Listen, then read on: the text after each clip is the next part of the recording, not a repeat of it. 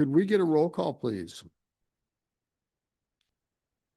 This is roll call for the Select Committee on Tribal Relations for Tuesday, June 16th. Senator Barlow, He's excused. Senator Salazar, Representative Guggenmoos, Representative Ottman, Co-Chairman Posey, Co-Chairman Posey, Chairman Go. Case. present. Mr. Chairman, you have a quorum. Thank you very much. Well, everybody, we have a shorter day today, and thank you for your attention yesterday and the great leadership by Mr. Co-Chairman. The first item for our agenda is a healthcare update from Wind River Cares. And who's here to address us on that?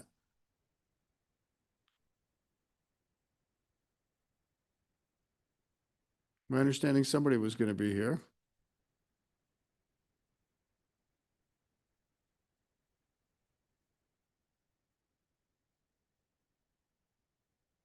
Wind River Family and Community Healthcare? How about Warm Valley Healthcare? Hooray! I think Dr. McAlpin told me you'd be here. How are you? Good morning. Please introduce yourself. The microphone, there's a button you push and it gets a green light. There you go. Good morning, everyone. My name is Max Matson. I'm an internal medicine doctor and currently the chief medical officer at Warm Valley Healthcare. Welcome. Tell us what's going on.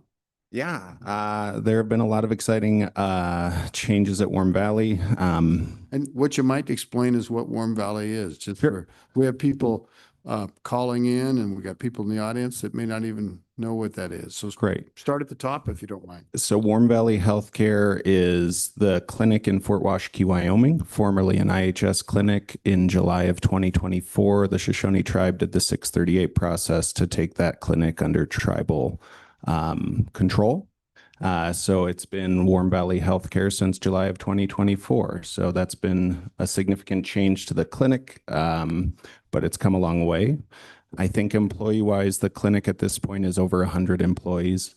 Some of the more recent changes happening at Warm Valley. So we recently expanded the building. This is a project that had been ongoing for many years, but we expanded clinic space from 14 rooms to 26 rooms.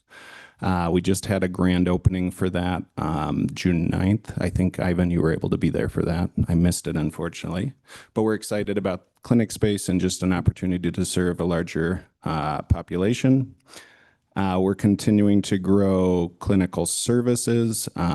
So, kind of regular services are family medicine, internal medicine, OB care, pediatrics. We have a behavioral health team, dental optometry. But we're excited about, we just got a cardiac stress test machine, so we're rolling out the ability to do treadmill stress tests in the clinic. We also are doing spirometry in the clinic, which we had not had for some time, and then looking to add infusion services at the clinic.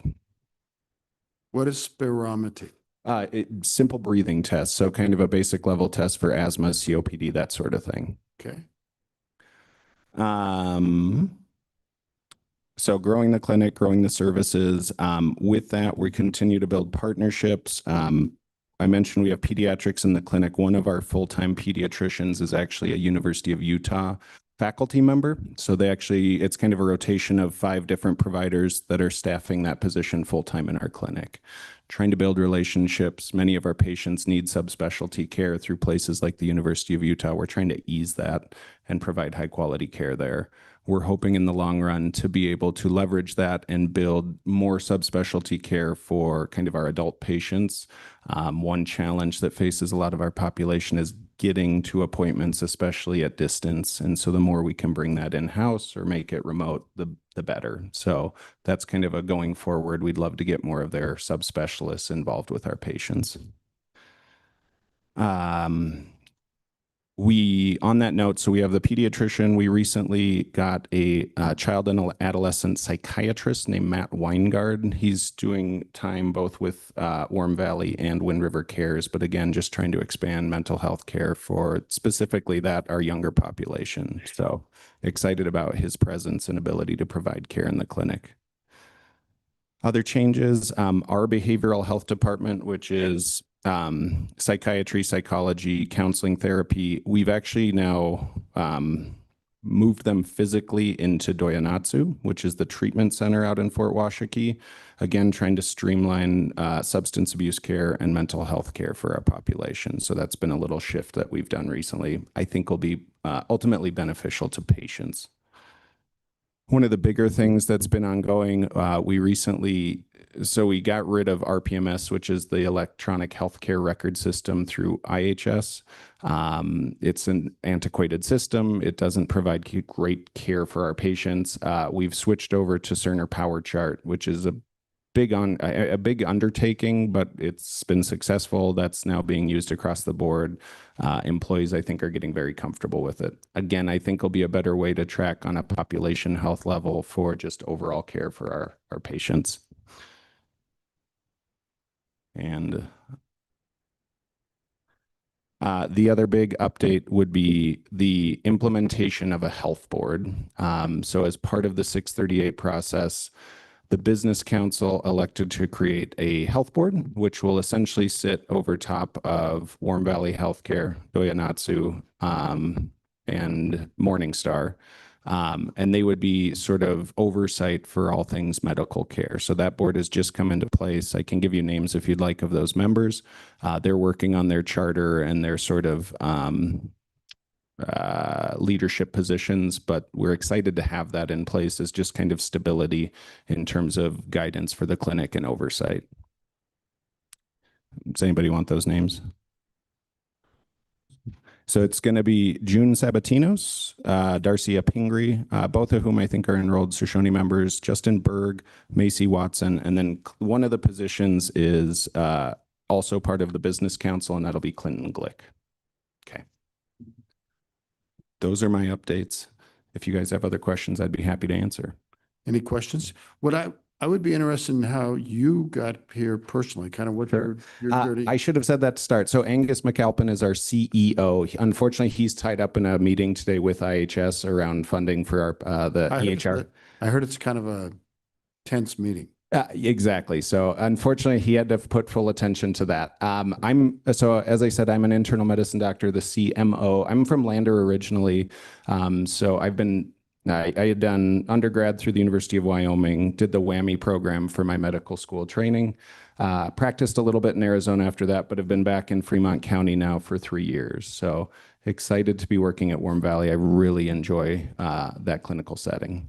And you grew up in Wyoming? I grew up in Lander, born and raised. Very cool. Yeah. This is very cool. Yeah. And WWAMI worked out for you. It's an amazing program. Really, really a great thing for the state. That's great to hear. Yeah. Committee, please. Any questions? Representative Ottman. Thank you, Mr. Chairman. Could you give me your name again? Yeah, no problem. I'm sorry. It's Max, M-A-X, Matson, M-A-T-S-O-N. Okay. And Dr. Matson, this is really exciting. I did not realize that all that was going on over there at IHS or now Warm Valley. Is this like a kind of like a mini hospital? I mean, could you just kind of? Yeah, it's not technically. So we don't do inpatient care, right? So nobody's there sort of overnight and that sort of thing. But I mean, the reality is it's a primary care clinic, but it's also a pseudo urgent care clinic. So we have the ability to do some IV fluids. You know, if someone came in a true emergency, we can do ACLS and that sort of thing. Ultimately, our goal would be to stabilize and then get them to the local ER, which is typically Lander. But yeah, so then as a clinic and for the people that can use that clinic, the more services we can provide in-house, the better. Ultimately, again, I think once, a lot of the residents are trying to get care outside of our clinic, things can break down. So we're really trying to optimize what we can do for patients right there. You bet. Also, does the clinic on 12th Street, is that in conjunction with the services there, and are there others? It's a great question. 12th Street in Riverton? Yep. So that's Wind River Cares. So two separate. So historically, IHS was all under IHS umbrella, and that I think originally was Fort Washakie and Arapahoe. The Arapahoe tribe did that 638 process a decade ago, and that is now 12th Street Clinic, the clinic in Arapahoe, the clinic in Ethity. So that's a separate group from Warm Valley. So it's sort of two separate tribal clinics at this point. No problem. Yeah, this one is very small compared to the other one. Correct. Yeah. Anybody else? Mr. Co-Chairman? Yes, I just wanted to touch on a couple points. Do you do both clinics share information? I mean, like what I mean is, I traditionally went to Fort Washakie, but sometimes it'd be easy to pick up my prescriptions or whatever. Do those things work out okay, or do they happen? It's a really good question. To your point, the population any patient who's enrolled can go to either clinic. So there's no delineation of if you're a certain tribal enrollment that you have to go to one clinic or the other. Unfortunately, there's not a direct sharing of medical records, right? So that's two separate electronic health records between Warm Valley and Wind River Cares.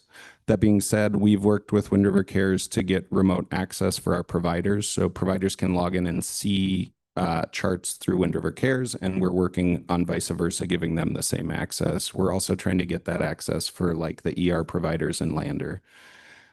I think on a broader level, it makes so much sense to share health records. I realize HIPAA gets in here, but ultimately it saves cost. It gets rid of duplicate testing and that sort of thing, and optimizes care for patients if it can be shared. But no, that's two separate at this point. Anybody else? Sure. Go ahead, Mr. Co-Chair. One more, Dr. Matson. I went to the grand opening of the extension of the clinic last week, but it's worth noting that it's the oldest facility in the system in the country. Yeah. So it's we'll keep adding on to it, but eventually, I know Chairman Large mentioned yesterday about the plans for a new facility. Yeah. To be built at the rodeo grounds or somewhere in that area. But I think that's a long time coming. I mean, that's a pretty over 150 years old, maybe 140 years old, that building. Yeah, it's early 1800s. It was a barrack for the like U.S. Cavalry, I think originally that building was. Agreed. I think even with the expansion as a whole, as the clinic grows, we need more space. There is a long-standing project called the Joint Venture Project, which ultimately would get IHS funding for staffing in order to build a new clinic facility, but that is not definitive at this point. It's not finalized. Anybody else? I'd like to ask kind of some operational questions. We got lots of time with you, No. if you don't mind. So Dr. McAlpin is a friend of mine, and I've learned a lot. So you mentioned, for example, that people can go to both clinics, for example, and I could see, I don't know how to explain this exactly, but in the school system, we often have families that are not happy with something that happens at a particular school, say a particular district, and then they'll go to another district and hopefully have a better experience. I'm sure healthcare I'm sure everybody does a great job in healthcare, don't get me wrong, but I'm sure that people sometimes feel maybe they can't get in fast enough, or they just have something, so they leave one place and go to another. But that sort of seems very duplicative, and as you mentioned, having to go through tests again, or and duplicative costs and all that. I can see those challenges which probably didn't happen before when it was an IHS system. Agreed. To your point, I think we see this similar where patients will be dissatisfied for a variety of reasons and ultimately choose to get care at a different clinic. On the one hand, I don't think there should be any restriction on that. People should go where they can where they want to get their health care, but it's detrimental to their own health care. It delays things and that sort of thing. I think the goal from our clinic standpoint is just to continue to meet the community needs so they don't feel like they have to go elsewhere for their care. And that's kind of why we're trying to build these service lines, kind of re-broaden our provider group, and ultimately have quality providers to do that care. You can't satisfy everybody, but we can keep working at it. Yes, I agree completely.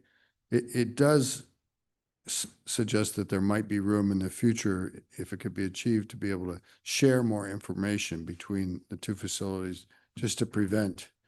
I mean, just for example, in the prescription realm, Yeah. people might end up on two different things for the same thing, or, yeah.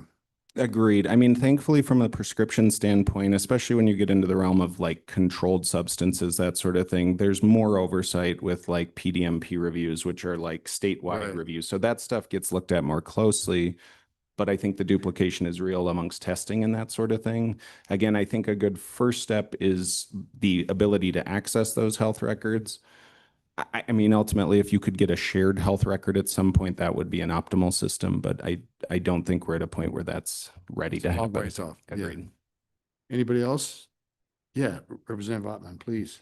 Thank you, Mr. Chairman. Again, thank you. This is so interesting and so makes hopeful. Two questions. First off, what is the pay mechanism that the patients can use? And secondly, this seems to me that this could be a very good model for others. I mean, Yeah. in the county and in the state and in the nation. I mean, it's a wonderful idea. I was so impressed that 4 years ago when I went over to 12th Street that you could go in there, the pharmacy was there and the dentist and eyeglass care and everything was right there for everybody. And I thought, wow, what a concept. So So the way it works, so as a tribal member, any care you receive under the roof of our clinic, and the same would be true for 12th Street or Ethity or Arapahoe, is free to the patient. So they're not paying anything for that care. We are billing where we are able to, which would be Medicaid is a large payer source for these clinics, Medicare to a degree, and then some private insurance. But again, no patient is paying sort of a copay or anything on those visits. That's all written off. It gets trickier for care outside of the clinic. So there's a funding mechanism called Purchase Referred Care, PRC is what they call it, which is funding from the federal government that is used to pay for care. Say you need to go get a hip replaced or something like that. There's specific qualifications. You need to be enrolled. You need to live within certain area in order to qualify for those fundings. But if you do, that money can be used to pay for that care outside of our clinic. But otherwise, if you don't qualify for purchase referred care, any care outside would be yours to pay with whatever insurance that you have. But that's the pay for at our clinic. And that's true for prescriptions. That's true for x-ray. That's true for any of the other services I mentioned. Yep. Anybody else? Doctor, I was going to ask, how about OBGYN? Tell me about that. Yes. So at our clinic, we have a family med OB provider. Her name is Dr. Amanda Kinley, another WWAMI graduate. She's from Jackson originally. She's an excellent provider. Our clinic, around the time that the 638 transition happened, we had one or two family med OB providers. There was a large turnover in the clinical staff with that transition. So there was a brief period where we actually did not have OB care through our clinic. It was high priority. Dr. Kinley's come in and it's been excellent. She does all of her prenatal care through the clinic. She does her deliveries through Sage West and Lander. And then Wind River Cares, I won't speak for them, but they also have OB care, but it's sort of a separate group. And does she live here or does she commute from Jackson? She lives in Lander. Great. Yep. And then final area, and please jump in if anybody's got anything. I used to be on the board of the hospital. Been quite a while now, I guess. But I was wondering how the relations are with the hospital, and I'm not trying. Yeah, I mean, I think they're relationships that depend on each other, right? We still, our patients utilize Sage West services all the time, whether it's for radiology services or ER services or surgical issues, that sort of thing. I think overall the relationship is positive. I think one area that is of tension is kind of around that whole PRC topic. Right. I think there's a lot of misunderstanding about what PRC is and how it functions. And I think that's true both with the population that's eligible for it, but also community members that are in healthcare.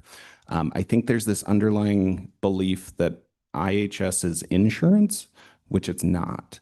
You don't, I mean, care outside of those clinic walls is not automatically paid for, and you have to be PRC eligible, and it has to be an eligible service. And this sometimes creates tension, specifically with the ER, in Right. terms of visits that aren't paid for through those funds.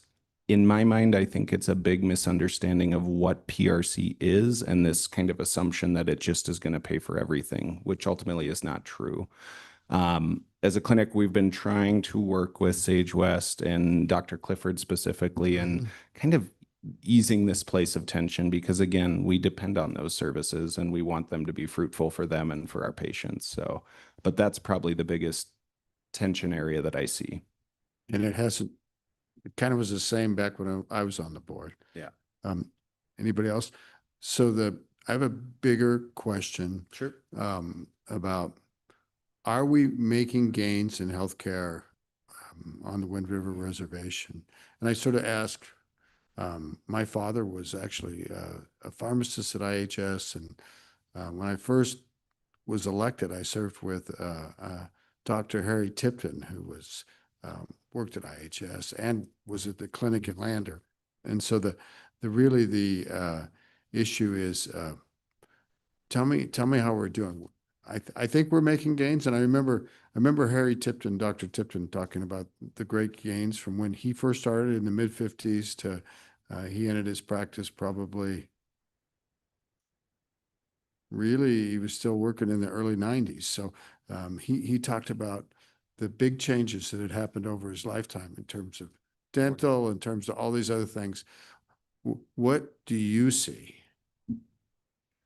I'll say I speak from not, I mean, 3 years of experience out there, but I think as a whole, there are gains being made in terms of healthcare on the Wind River Reservation. I think it reflects in, I was talking to Angus about this, and I think we're biased, but I think the greatest cluster of quality healthcare providers in this state sits in this county and specifically on that reservation. There are excellent providers in both clinics.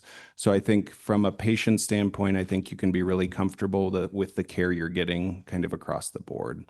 I think the other place that gains are making is just in the overall service capabilities. Again, just trying to expand more services for our population within our walls. And that's, I think both clinics are doing the same thing there.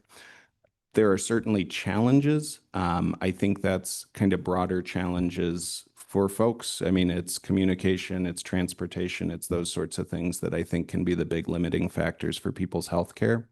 But I think the services that are being provided continue to grow in a really positive way. Are we making progress with chronic things like diabetes? Yes, I think that's true. I mean, I think, as with any part of the country, some of your, whether it's diabetes or substance abuse issues, they're going to continue to exist. I think it's creating programs that people can utilize and tap into to get past that. And I think those are a lot of the ongoing projects. So we're working closely with Tribal Health in terms of kind of diabetes and obesity management programs. Again, we're trying to expand that relationship with Doyanatsu around the substance abuse piece. I don't think it's realistic to get to zero here, but I think it's continuing to chip away at it. And I think that is happening. Some of the newer, I think, drugs on the market, which, are the GLP-1s, which are specific to diabetes and weight management, I think are really game changers. And I think will have a positive impact in this community as well as a broader community. So thank you. Representative Ottman, go right ahead. Thank you, Mr. Chairman. It's just so interesting. I've been seeing billboards with Doyanatsu, but I don't know what that means. Could you kind of touch on that? Doctor? Can't speak exactly to the meaning of Doyanatsu, but I'll say, so Doyanatsu was Eastern Shoshone Recovery, so it's the substance abuse treatment program out there. And again, so they're expanding their services. I don't know if they'll be here today. They're creating a recovery ranch nearby, which will be sort of housing for folks kind of in between treatment, which I think is a really positive thing. But their focus is the substance abuse side. Again, we moved our behavioral health team into that clinic so that we can further expand the mental health piece of that. So really trying to dovetail those services. Go ahead.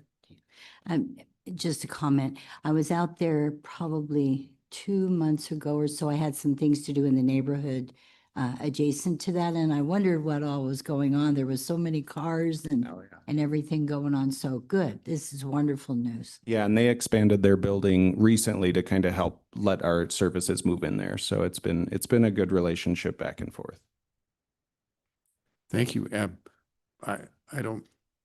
I'd appreciate it if you have a little bit of time, if you could stay as we talk with Wind River Cares, and there might be maybe there's something you could add to some of those discussions, and I'm interested in furthering a relationship there, and I know you already have one. Yeah, happy to stay. Thank you. And I see my good friend. Hello, Mr. Brannon. How are you? Morning. Good morning. Good to see you. Good to see you, and thank you for for giving us the open forum to discuss again the issues that are very important to our patients, to our tribal members, and for the future of the reservation, because our tribe is very young. Okay, I think the median age of our tribe is 21 years old. So we, as the Wind River Family Community Healthcare, we've been trying to develop more preventive health programs. And we're hoping that the children can receive health education, and then hopefully each successive generation will improve their health. But right now, what I'm looking for is what you call social determinants of health, which is housing. If a family has a home, that can contribute to 70% of the well-being, the health of a household. The IHS are, the compacts we have, we probably maybe contribute 15 or 20%.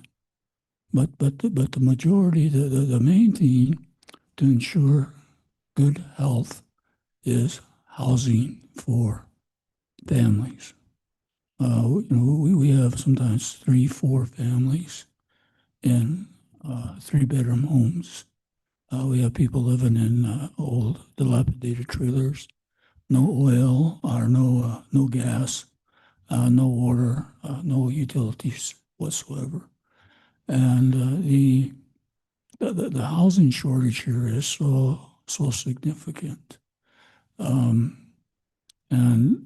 that's basically the Medicaid was taking that direction at one time, as looking at social determinants of health, because it's so important for the future health of individuals. I'd like to announce, yes, the diabetes program of the Indian Health Service is a success. I believe the Congress has given them $200 million, and I think they have appropriated another, I'm not sure, 50, 60 million, because it's a model program of preventing diabetes, how they work with people. And it's probably going to be a national program for the whole nation. And so, there is a lot of criticism for IHS, but there's a lot of innovation. There's a lot of good things happening. The problem is you don't have money. I always say I live by the equation: money equals healthcare. Zero money, zero healthcare. You have basically a very sick population people that die needlessly and die early. And but I'm so thankful to the state of Wyoming. Thank you for taking up for us. The last meeting we had was very interesting. I kind of enjoyed it myself, but it's the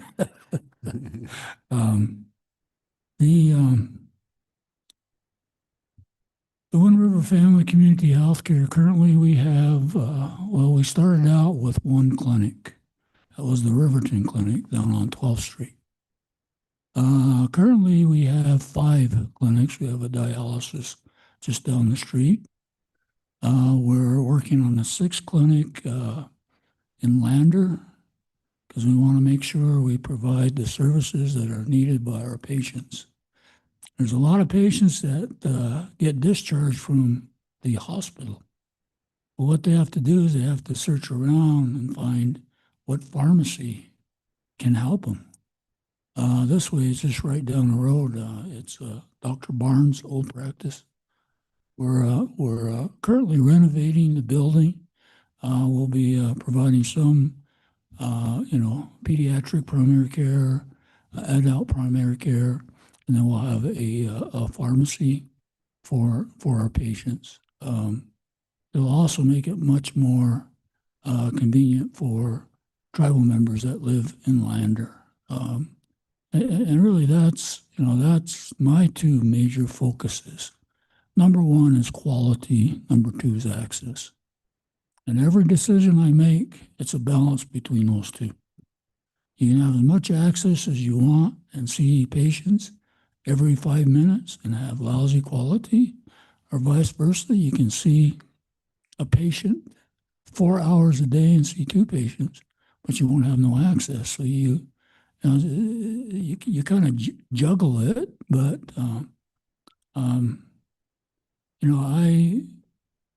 I'm very, very proud, and our people, Rapalas and Shoshone people, were able to determine our own destiny. All right. Okay, with what I get allocated by the IHS for appropriated funding, I'd be able to afford 18 positions. That's ridiculous. We're so underfunded, it's pathetic. And both tribes, basically what they do is they give us a pot of money, and then we're supposed to split it up as one tribe. So we basically get half of what we should get. And we've tried to work with the IHS, but they're not, they're pretty deaf, I guess. The other thing we're working on right now is there's a daycare was partially financed by new market tax credits. And what it is currently right now is a daycare. We're looking at converting it into a peds wellness preventive health center for, probably 10 years and younger. What we're doing right now is working on acquiring land by the casino, 40 acres. We'll have the teen center, I call, but it's actually a adolescent teen wellness center. But it's specifically designed for our teenagers. And there's going to be one specific room that's the only ones allowed in there are teenagers. Because teenagers, they want to hang out by themselves. You look around this community, there's no place for them to hang out. There's nothing for them to do. But if we put enough effort into it, we're gonna, have a gymnasium full, gymnasium. Want to have some soundproof rooms so they can, create their own songs or do whatever. But what I'd like to do is model it after Boondocks in Denver, with the go-karts and bowling alley. I foresee us expanding it by, 6, 7 lane bowling alley. And right now we have a wellness program. We signed an MOU with the Catholic Church, the St. Stephen's Church. The Cal Gym is probably, at least it's older than me, so it's pretty old. But what we did is we went in there and paid for the renovations. So it allowed us to at least have some impact on the community until we can get the actual wellness centers built. And then I guess the last project is the big one, the what do you call it, the hot dog or the whatever, I don't know. But it's a joint venture clinic. But our consultants basically put together a plan, and they said it has to be 170,000 square feet to adequately serve our population. The cost of building it, they estimated at $170,000. They asked me, what's your budget? I said about 60, 70 million. But we'll do it. Or he'll do it. He's the one that's done everything. I just ride in God's suitcase, and when he needs me, he pops me out. Then I do something, and then I hop back in there. I mean, it's faith. That's what Wind River Cares is built on, is hope and faith. That's it. And God has blessed us beyond our wildest dreams. And as part of the dreams is having all of you here representing us, helping us to make our patients healthier, giving us the resources, assisting us. I'm very thankful for that. So appreciate it. Oh.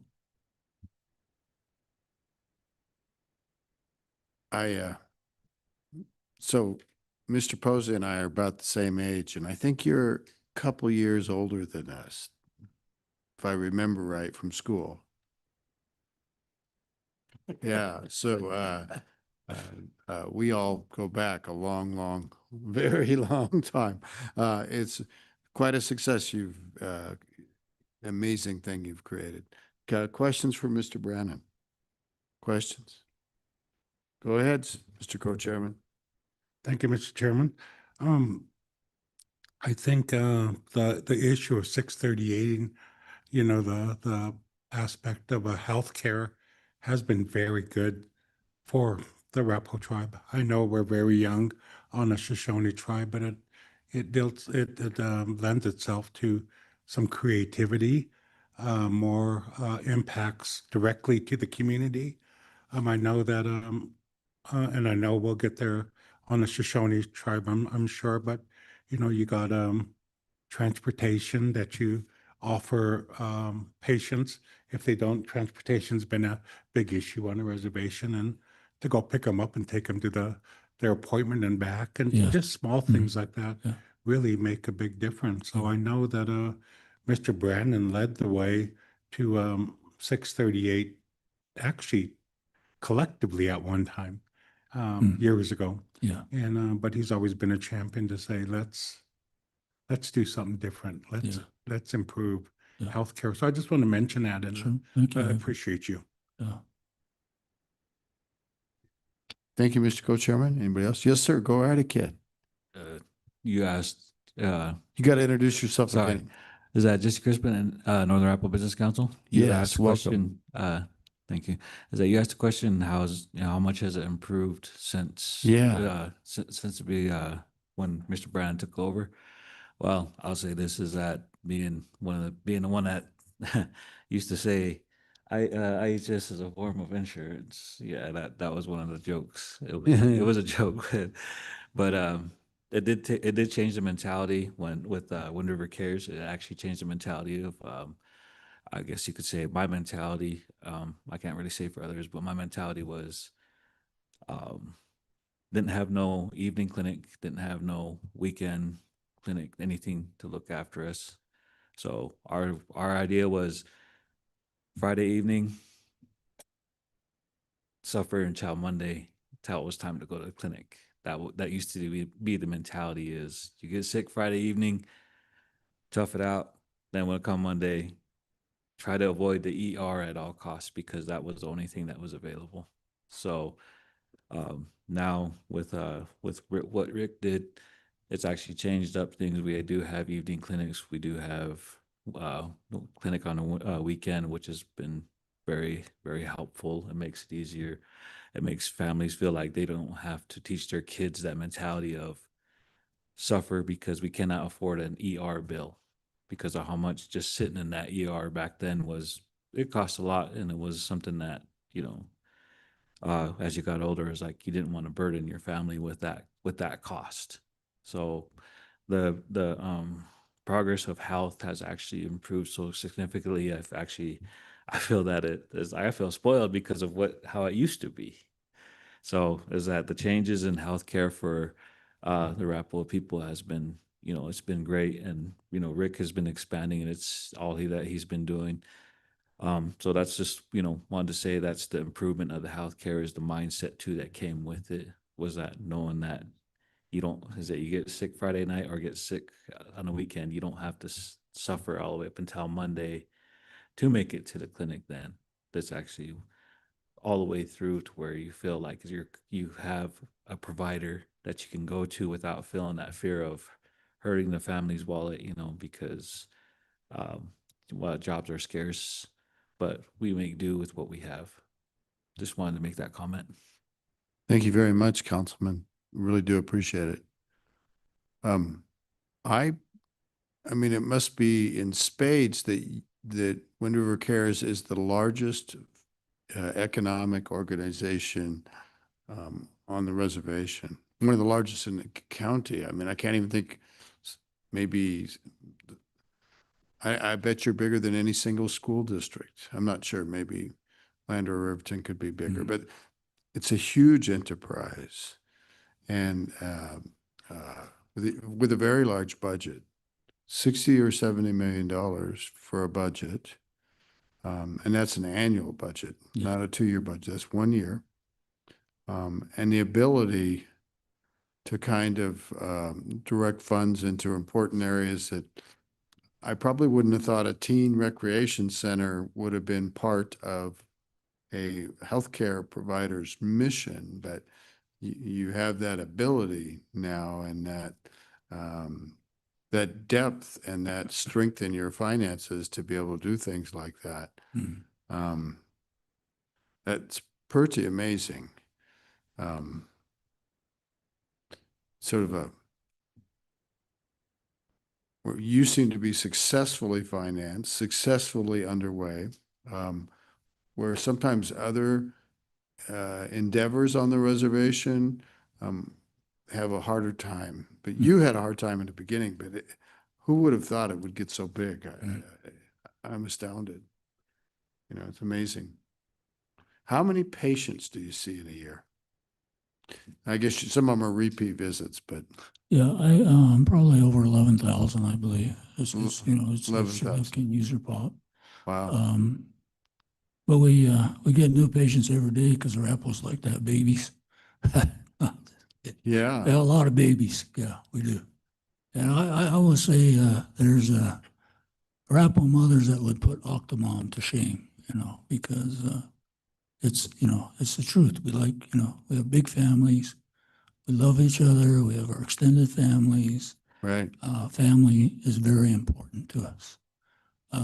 It's the love, the support, and mostly every Arapahoe tribal member that works does not just support their own family, they support their extended family. So it helps many, many more people than just, their immediate family. So it's, you know, it's helped significantly. I think we have about 550 employees. It usually goes about between 530 and 550. What the, what, you know, I'm always looking for, now, I heard the, Wyoming State, got what, 205 million for public health. I'm not sure if, you know, we could talk to the Department of Health or, you know, see if we could try to form some, you know, some type of partnership. What we did is we did a contract with the University of Wyoming, and they helped us with, you know, what it's an Alaska model. It's called CHAD, Community Health Aid Representatives, our techs, and they have like BHATs, behavioral health, you know, techs, and but it, you know, it seemed to work out pretty good, and we, you know, there's just so much to do, and there's not enough time. I think I got about between 74 and 84 programs I'm overseeing right now, and I don't have no time. I mean, you know, That's a lot of jumping out of that suitcase. that yeah, The Lord it's had. a lot. Yeah. Can I ask about OBGYN? And yeah. is there a specific doctor that you have that delivers a lot of the babies? Tell me about this. We have two obstetricians that can do cesarean sections. Yeah. What they do is they do a hospitalist. We have a hospitalist program with the Lander Sage West Hospital. Our providers take call based on different days, and they go on and take care of our patients. We have, I believe, 3 OBGYN doctors, and we have probably about maybe 4 or 5 pediatricians. That's nurse practitioners plus doctors, and then we, I guess, we fully fund or support the SART network in the county, which is a sexual assault response team.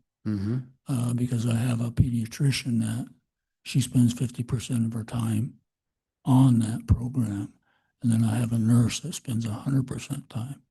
And then what they do is that with respect to like DFS and? Yeah, well, it's if say if a child's sexually molested, or if somebody's DFS, raped or whatever, what they do is they go to the hospital, you know, get the evidence and try to make it easier for the person that was attacked. So, so you have 3 OBGYNs. Yes. Warm Valley has 1. It's sort of hard to have coverage for one. How do you guys cooperate? Do any of those practitioners cooperate across the 2 programs? I'm interested in how the programs cooperate now and how they might cooperate in the future. Yeah, mainly right now is we have purchase referred care. It's currently managed by the IHS. We will include that into our compact October, the beginning of the fiscal year. The reason it's taken so long is I haven't found the staff that had the expertise and the knowledge to run that program. It's a constantly moving target. You can take 3 people get in a car wreck. You know, that's half a million of your funding, and you know, unfortunately, we get 6.2 million for that, and it's you know, it's never enough. And IHS, the area, they they play their little games, their funding games, switching accounts and stuff like that. So, but yeah, we used to have like a joint hospitalist program, but I'm not sure if I know within the PRC we do coordinate, because any Arapahoe patient that goes to Warren Valley is referred back to our clinic to pay for their services, and vice versa for Shoshone patients, because each tribe has a fixed amount of money, and it's kind of weird right now. But I don't know. Cindy, any thoughts on that? Yeah, I'll say so right now, I don't think there's any overlap of call sharing between the OB groups at the two different clinics. Dr. Kinley has had, as she's grown her practice, I think she's had the ability to essentially cover all of her deliveries. Mhm. Her backup would be more of like the hospital backup, which I'm going to draw a blank on the OB provider in Lander at the moment. But no, there hasn't been a share of that OB call. Gotcha. I'm just kind of inquiring here. In the very big picture, of course, we have two sovereign tribes, of course, and but the very big picture of providing healthcare for all across Wyoming is like, how often do you need two separate programs when or two separate programs providing the full coverage of services versus, is there a way to share? Is there any incentive to share, or not? You know, just the good Rick Brannon mentioned the $205 million. We should talk about that. I don't mean to. We need to talk about that a little bit. But back to the original. I agree. I mean, I think when you boil it down, goal across the board is good patient care. And I think if you share that, you're going to get better patient care. I can't speak to the historical separation that happened between when Wind River Cares split in the 638 and Warm Valley was still IHS. I think that was kind of a dividing point there. I don't think it's fully ever come back together. Yeah. It's not easy. You have two separate governments and they choose different directions for good reasons, but maybe more could happen in the future. I mean, the RAPO program is the biggest economic activity that's happening in Fremont County right now. I mean, it's huge.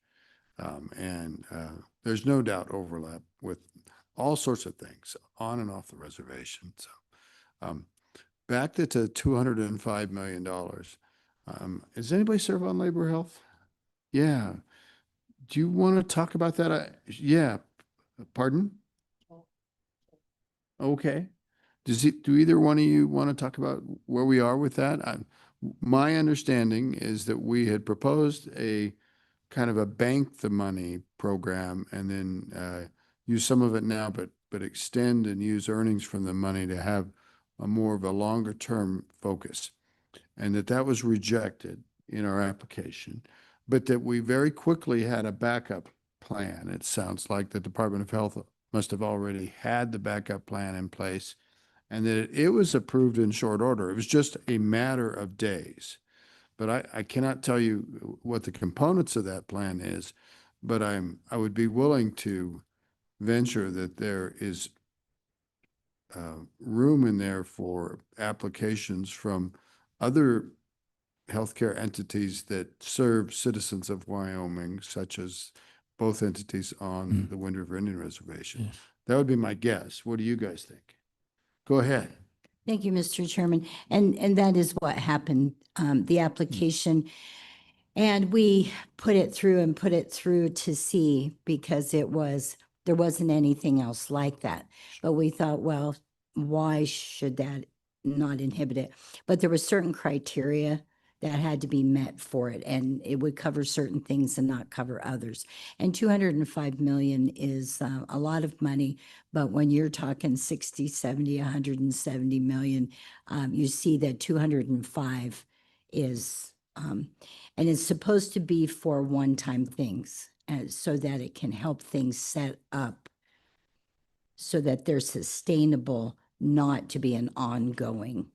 And last I talked to Director Johansson, they had not put out the app for the applications yet, but I sure can check on it.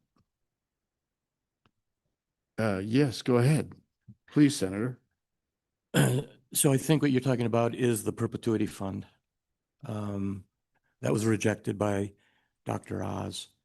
And I think that the Department of Health is still working exactly what the final details of how that money can be funded. But I do have a question for the folks here.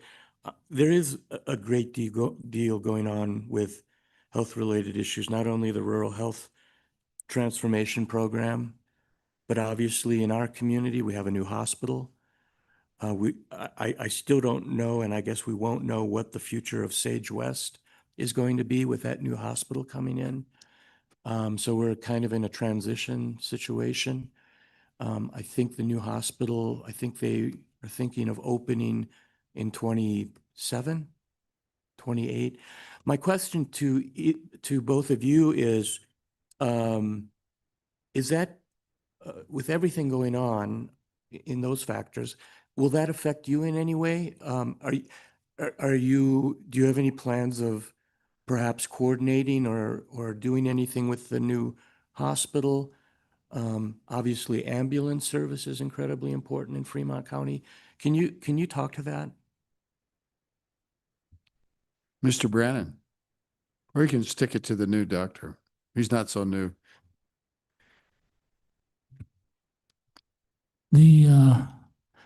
Well, actually, it's very nice to see a competitor to Sage West because they've had a monopoly here and they've been able to do what they, excuse the language, what they damn well please.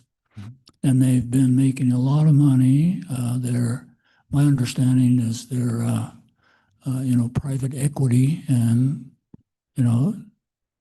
all I worry about is profits. A lot of times, we've called Sage West a Band-Aid station. What we do is we send our patients there, and pretty soon they're life-flighted to either Denver, Salt Lake, or Billings. And they say, or Casper, and they say, well, we don't have the expertise to handle this. I would like to, work with the local hospital, but within any type of business, there's always competition. There's always negotiations for the best price, best quality of service, and I'm hoping the quality of service and the healthcare with a new clinic or new hospital will significantly improve the hospitals or the healthcare that's provided by the hospitals.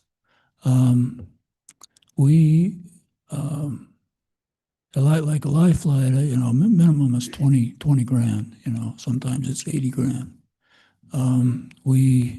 That comes out of our purchase referred care. A lot of times we, rely on Medicaid, which is our bread and butter. Sometimes our patients have private insurance. Others have Medicare. It just kind of varies. But I look forward to another hospital. I think it'd be good for the community.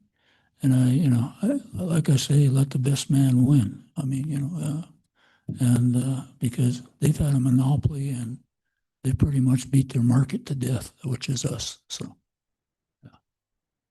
What about the ambulance part? Is there's some potential for a cooperative provision of ambulance services by pooling all the entities. You know, a lot of places, hospitals provide ambulance service. Here, we're really struggling to figure this out, and there's a pretty big funding crunch, and there's a Yeah. cliff coming, actually. So I think the contract's up end of June, I think. But is there potential for a model where all entities participate in providing ambulance, maybe government and non-government? What are your thoughts on that? We, before the Fremont County Ambulance was managed by the county, Yeah. we were working with them to build an ambulance barn at Ethity Mm-hmm. and have an ambulance crew stationed there. Good. Because with, you know, with ambulances, you have the 1 hour, the golden hour, Right. and you have to get them to the hospital within an hour. So the plan was basically to serve DuBois, Pavilion, Kinnear, Fort Wasky, because they said the response time would be cut in half, or at least by 30 minutes. And it kind of all fell apart when it was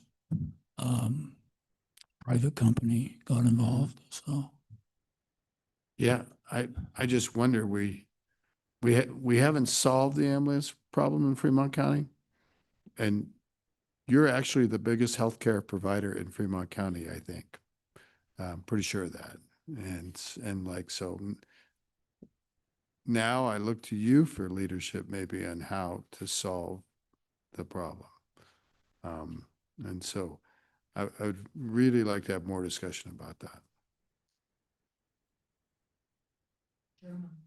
Is your mic on? I think it might have got on. Mr. Chairman, we're willing to partner with anybody. We're willing to do whatever's necessary because ambulance service is very critical Yeah. for especially a large area like Fremont Rural. County. Yeah. And so, once, okay, we do our joint venture clinic, basically the design of our clinic is we're going to have our own EMS or EM Mhm. service. And then we will be, I guess, the IHS will have us serve the Fort Wasky clinic. So we're going to have to get our Warm Valley.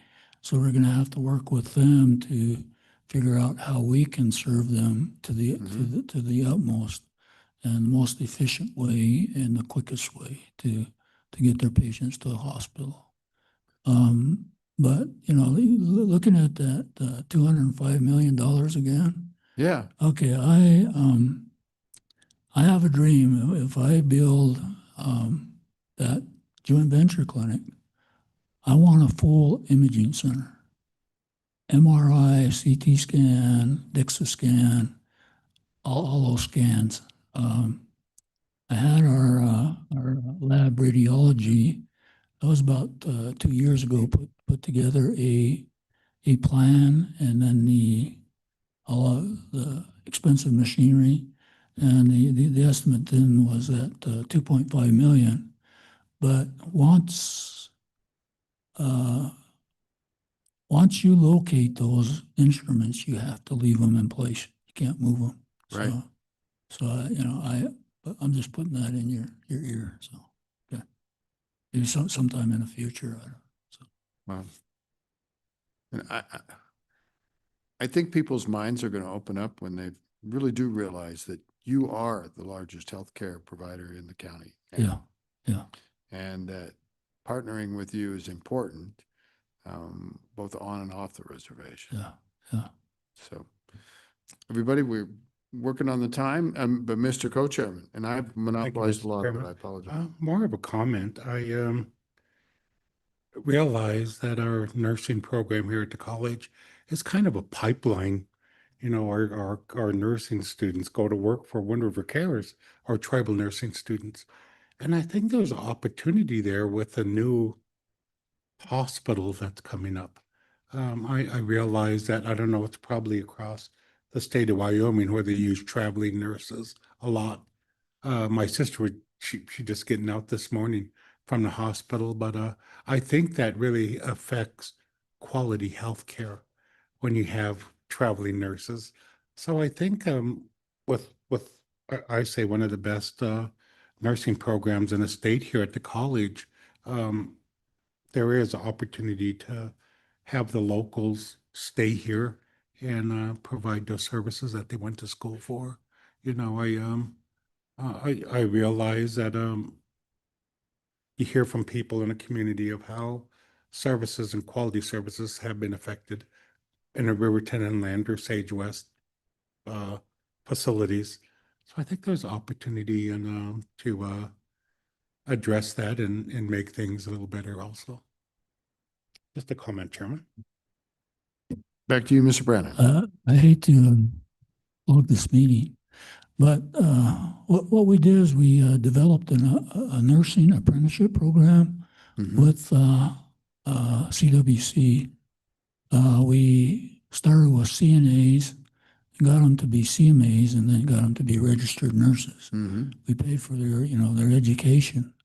The college here said that it wasn't economically feasible to have a nursing apprenticeship program, but our director of nursing, she's an Arapaho tribal member, and she's one of the graduates of that apprenticeship program. So and you have to figure a way how to grow your own, how to grow people that really want to stay within your organization, because the key of a healthcare organization is retention of employees.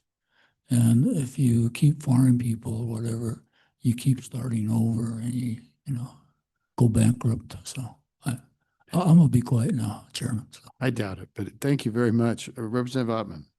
Thank you, Mr. Chairman. And just to piggyback on that, I went to a meeting with the Hospital Association here a few weeks ago, and that was exactly one of the things that the board members and the CEOs brought up, was that there's no consistency in that, I'm lacking the word, but to go from one step to another. And they were saying, well, in order to be an LPN, you had to really go for a registered nurse. Well, some people would like to stay in the LPN realm. And so to have those steps of access and to further your education and to know that this step could lead to this step was something that was a very big part of that conversation. So it is happening and justifiably. So it would be a lot of speaking with the board and getting the regulations and the policies changed. So they are working on it. It's a good idea for sure. Great. So if there's nothing else for these gentlemen, we should take some public comment on the issue of healthcare, and then we'll take a break. You guys might want to stick around for the public comment. Maybe stay really close. Appreciate you very much. No, it's always good to listen to the public. Do you have anything else to add, any of you? Just thank you, but I got to give all the glory and the credit to God Almighty. He's the one Amen. that did it. And if I didn't do that, then I would be selling him short, but he's the one that did it, not me. I'm just a rider in a suitcase. So, I'm glad that the good Lord's got that suitcase, I'll tell you, yeah. with you inside it. So Yeah. thank you. And thank you all. Anybody who'd like to make public comment on the issue of healthcare with respect to the Wind River Reservation? Ms. Mitchell, of course. Welcome. Love those socks. You're welcome.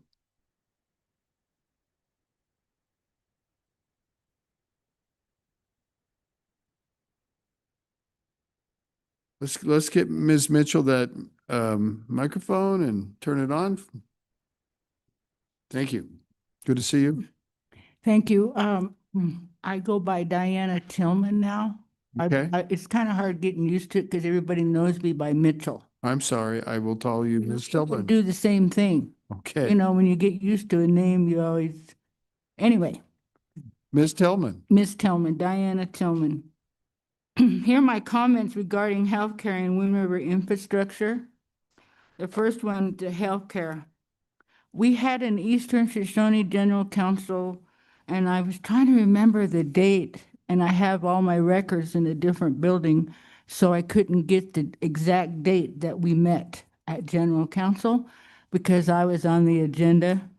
It was quite a very like real tough atmosphere at the time because I was on the agenda first, and then I was not nicely told to, we're not going to discuss that or get out because we have a resolution. I can move forward with my agenda item. But anyway, that was the setting of the council. Anyway, they discussed the contract 630 healthcare. The past business councils, John St. Clair, all the councils that were on previously, in my opinion, ramrodded and forced the people to accept contract 638, not giving the people any time to comment or voice their concerns. They were in there, like Sarah Robinson wanted to speak and she couldn't. I've been asking for the minutes for this general council for years and haven't gotten it. But that's another story. There was no plan for health care at that time when they went over to their contract 638. The people suffered with a lot of anxiety and stress. The old people, they were concerned about, some were double transplants. They didn't have their, what's going to happen? Where's my doctor? We were losing dentists, that kind of thing. There was no plan. So for healthcare, as I stated earlier, the Eastern Shoshone have always had healthcare. I grew up having healthcare. Article 10, 1868 treaty. The contract 638 I'm very familiar with, could be used for like referrals, emergency health care. This is something that the government needs to stand up to in their obligation of the treaty. Article 10, tribal health care, Shoshone health care. And I have a important star here. There must be full accountability and forensic audits, regular financial audits conducted, and reports given to Shoshone General Council. We haven't had a General Council for a long time. That's the basis of our government, as Ivan knows, our traditional government. The reports, the Wind River infrastructure. First of all, there's been no reports given to Shoshone General Council on any kind of EPA, the Solid Waste Department, no financial reports. As people have probably seen, heard, that we haven't even got a housing audit yet. And we've been on that for years. They've been attacking old people, sending them to court over this. It's got to stop. People got to recognize Shoshone General Council is supreme law of the land. There has been no reports to Eastern Shoshone General Council about electricity or gas or the oil company. That was my agenda item I've been harping on for years, wanting that oil company to give us a plan, accountability, financial audits, tell us what's going on. We don't know what's going on. We have to hear it from the newspapers. Really now, that's not our Shoshone way. Again, the 1868 treaty provides for economic development. It does. If you read the treaty, you see that we have things like the mill. We could be sustainable on our own land. We could provide jobs for our people. We wouldn't be sitting there having this, if you don't know the right person, you get a job, or, you know, stuff like that. And on the education, how come our council doesn't have a plan with the education department where when a tribal member wants to go to school, go CWC, UW, they get a job after they get out of school and they give back to the tribe the grants that they got. That would provide economic development. The tribe would grow. You know, I hear too many of my old people saying, Fort Washake's dying. You know, what's happening? There's no economic development. Of course, there's no reports either. So, you know, there's a concern there. And I wanted to report this because we can't get anything done with our councils. They won't give us any information about finances. We've asked 5 audits. 5 audits, financial audits, no reports. And now we're in court over this general council election that we got new council. That's just really shameful. Chief Washke, we should be turning over in his grave, Ivan, for that.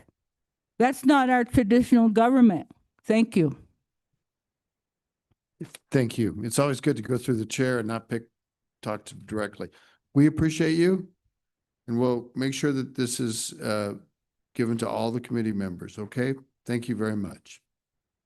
Well, I've been seeing a lot of suffering, and that's why I'm really emotional about it. And thank you know. for your time. We appreciate you. Thank you. Would anybody else like to address the committee about the healthcare issues? Anybody else? Anything online? Why don't we take... can we try to get back at 10:25 and take a little bit of a break? Okay. Thank you very much.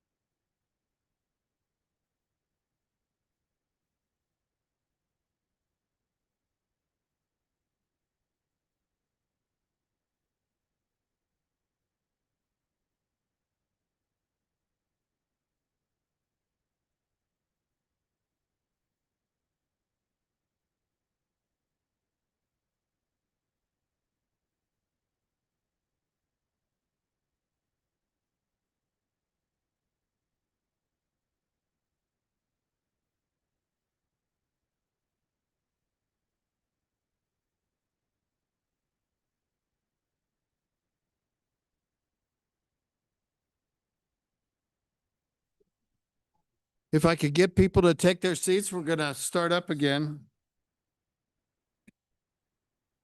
He's still here, I think. No, I guess he was outside in the hall.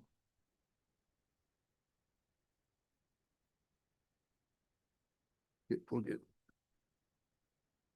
Chairman. So, ladies and gentlemen, we're having a little bit of technical issues with respect to the Zoom. We're broadcasting for the most part, and the audio is going out. But right at the moment, we lack the ability to admit someone on Zoom to testify to the committee. So that does affect the solid waste discussion a bit because the U.S. Environmental Protection Agency is going to testify by Zoom. And so they're kind of the first out of the gate. So what I'd like to propose is that we move to the electricity and gas portions of the infrastructure discussion and work through that. And I know that there also are people that want to participate by Zoom with that. So we're going to backtrack and pick up people as we can. I do note that they can hear us. So they have the ability to be on top of the discussion, but they can't participate at this moment. So I'm just making this decision to go with the utilities, electricity, and gas. So if we could have maybe High Plains and Black Hills come forward. I don't know if there's anybody from Rocky here. Oh, I see a young man from Rocky. You can always tell by the ties. Let's gather around the table and we'll talk about electricity and gas service on the Wind River Reservation. And if I remember right, the Public Service Commission was hoping to talk on the electricity and gas. So that's who's stuck in Cheyenne as well. All right. So this is what we're going to do, just kind of cobbling things together. So who would like to start? You guys all have such great smiling faces. Ladies first. Good morning, Chairman and committee members. My name is Rachel Cisneros. I'm the General Manager for Operations in Wyoming for Black Hills Energy. Welcome, Ms. Cisneros. Good morning. My name is Corey Vogelsang. I'm a staking technician in the engineering department for High Plains Power. Welcome. Thank you very much. Morning, Mr. Chairman, committee members. My name is Brock Roberts. I am the engineering and substation superintendent for High Plains. So sorry. Thank you. Yeah. Bless you. Good morning, everyone. I'm Colin McKee. I'm Vice President of Customer and Community Affairs with Rocky Mountain Power. Okay. And do we have anybody from Black Hills? Oh, I'm sorry. You were at Black Hills. I should have wrote that down. Yeah, I'm sure you're used to Dave Bush, so that's probably why. Well, actually, I'm pretty grateful that you're here. I'll No, pass it sorry, on. Dave. I know you're listening. You're fine. I apologize for that. And I was looking back at Mr. Kaysen and I thought, we're just going to leave him in the back row, and that's probably a good place for him. So Black Hills provides natural gas service in this area, all the communities, as well as in places on the Wind River Reservation. And a few years ago, when it was a different company, it was Source Gas, I believe, we had implemented a program where there was a new tariff for extending service, and Source Gas was working very hard to find underserved areas on the reservation or non-served areas to try to extend their facilities. And so that's what I was hoping we could get, maybe how Black Hills has moved forward from that. So Yes. thank you very much. Yes, Mr. Chairman, thank you for having me. The tariff now is a statewide tariff for all of Black Hills Energy customers. So it's the same if you're a customer in Cody or you're a customer in Cheyenne or you're a customer on the reservation. We still have, as part of our tariff, line extension, service and main allowances and agreements that we help people get a new service line to their area or extend a main. So essentially, I'll talk about the service line portion first. If you're a new customer and there is a main running near your area, there's a construction allowance of almost $3,200 that we will contribute to get gas service to your home or to your business. The main extension policy is a little bit different. We look at that at economical perspective. So if you're going to extend a main and say in the future you think 10 houses are going to hook up or 20 houses are going to hook up, you as the extender of that main will then be eligible for a refundable portion of that construction amount that you put up in the beginning of the project. So as far as underserved territories, I don't think we have a current list of any underserved territories on the reservation that we are pursuing, but we are always open to new customers and helping them get through projects. So we've done about 40 main and service extensions in the last 4 or 5 years. One of our big projects that we are hopefully finishing up very soon is we had an easement renewal that we needed to do through some of the reservation, essentially from Arapahoe to Ethity, that we've worked with the BIA and the tribes to renew that easement for another 25 years as our transmission line goes through that area. Okay. Any questions at this point by the committee? Are there housing developments, the housing communities, there are several of them, many of them on the reservation that do not have natural gas now? Chairman, I'm not familiar with that, but I could definitely look that up and get that information to you of communities that are close to existing services. I'm going to guess that there are. Yes. So I think it might be useful for us to take a look at that because there has been expanded development and we might be able to pencil out where more gas could be brought forward. So our friends at High Plains Power do a great job, but for space heating, probably natural gas is a good option for most homes. Yes. They may be pushing heat pumps. We'll find out. But I just can't imagine that there's not more work we could do to bring natural gas service. And of course, there are some people on the Wind River Reservation that still heat with wood.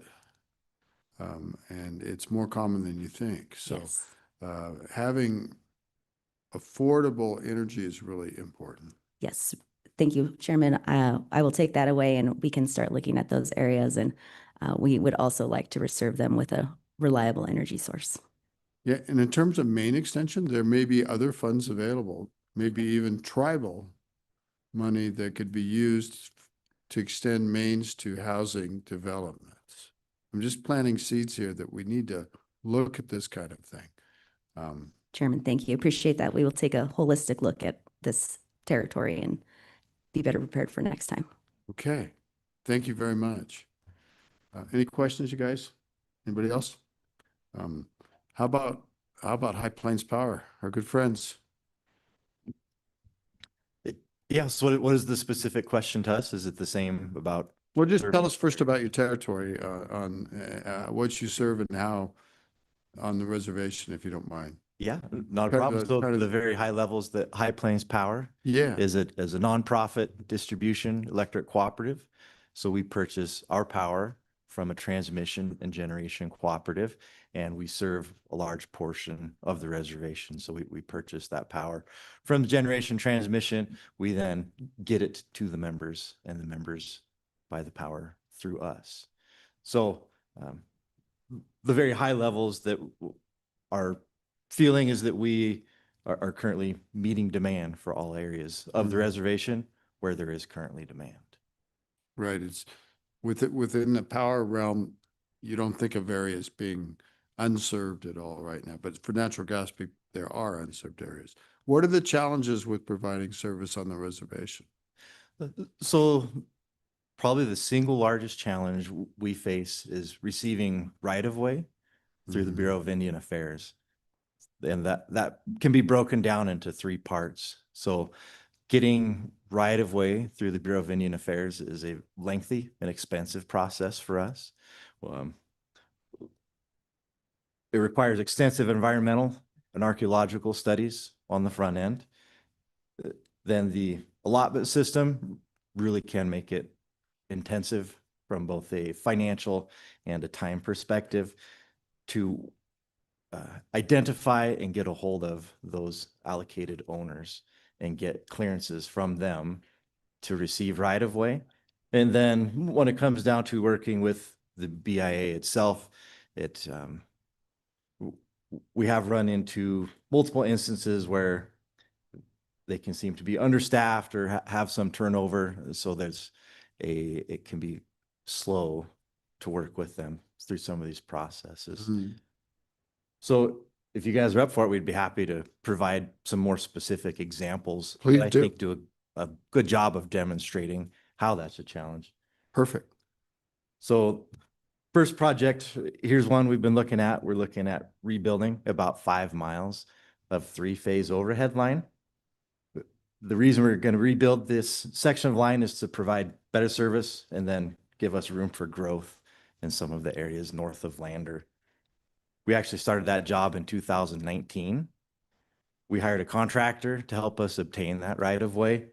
And that contractor has been unable to get consents from the required minimum 51% allocated owners for some of those properties. So that project, we've spent upwards of $86,000 trying to get right of way since 2019. Project is stalled. We can't get the 51%. We can't move forward. Can we stop right there for just a second and ask about that specific? Yeah, gladly. So are you seeking more area on the ground, or are you upgrading the facilities within the same footprint? Yeah, so I'm going to let Corey answer some of those Okay. specifics. Corey, you're on, buddy. Yeah, so thank you. This is an existing power line. It's been in use for 60 to 70 years. And the idea was to rebuild it bigger to be able to expand, especially in the Fort Washakie area. The power line runs from the Ray Lake area into Fort Washakie. And because of the age of the power line, we could not find any existing right-of-way. So it was a new right-of-way process for an existing line. And started in 2019, and we've gotten the majority of the allotment consents. There is one allotment that they will not respond to any attempts through certified mail, and they're out of state. And so our contractors have been unable to gain that 51% of the interest landowners on that allotment. Wow. So let me try to understand this better, everybody. It's an existing 60-year-old line, and you're basically replacing poles and putting new conductors on. Would that be fair? That's correct. Okay. In the same footprint, though. In the exact same alignment, yes. Yeah. So you're not moving over. You're just staying right there. And so it is interpreted, and maybe the original right-of-way specified that you couldn't do this, but sometimes right-of-ways allow for the improvement of facilities. You don't have to go back and get a new agreement to put in taller poles, for example, or replace a pole. But this agreement, people feel it doesn't allow for the improvements. We couldn't find an existing agreement. Oh, so there was no agreement. There was no right of way in the first place. That's correct. Yeah. Oh, interesting. Do you think there wasn't any right of way, or you just think it was lost? From my understanding, that there's quite a few lines on the reservation that do not have original agreements. They were done just to get people power 60, 70 years ago. So. Wow. Okay. Kind of the co-op mentality everybody pitched in. Mr. Co-Chair. Mr. Chairman, thank you. And I think you're correct. A lot of the perceived right-of-ways never had approval, and that which obviously affects your project right there. And I understand, with working through the bureau is a cumbersome process. You're dealing with a lot T's and obviously tribal land, joint tribal land, sometimes individual tribal land. But yeah, I'm aware that many of those areas don't have legal right-of-ways. Thank you, Mr. Chairman. Well, thank you. That actually is kind of surprising, but to me at first, but I guess I understand it. So you not having, how long have you been working on this? Since 2019. 2019. So this is your 7th year. Yes, sir. And so, and how many customers does this affect? And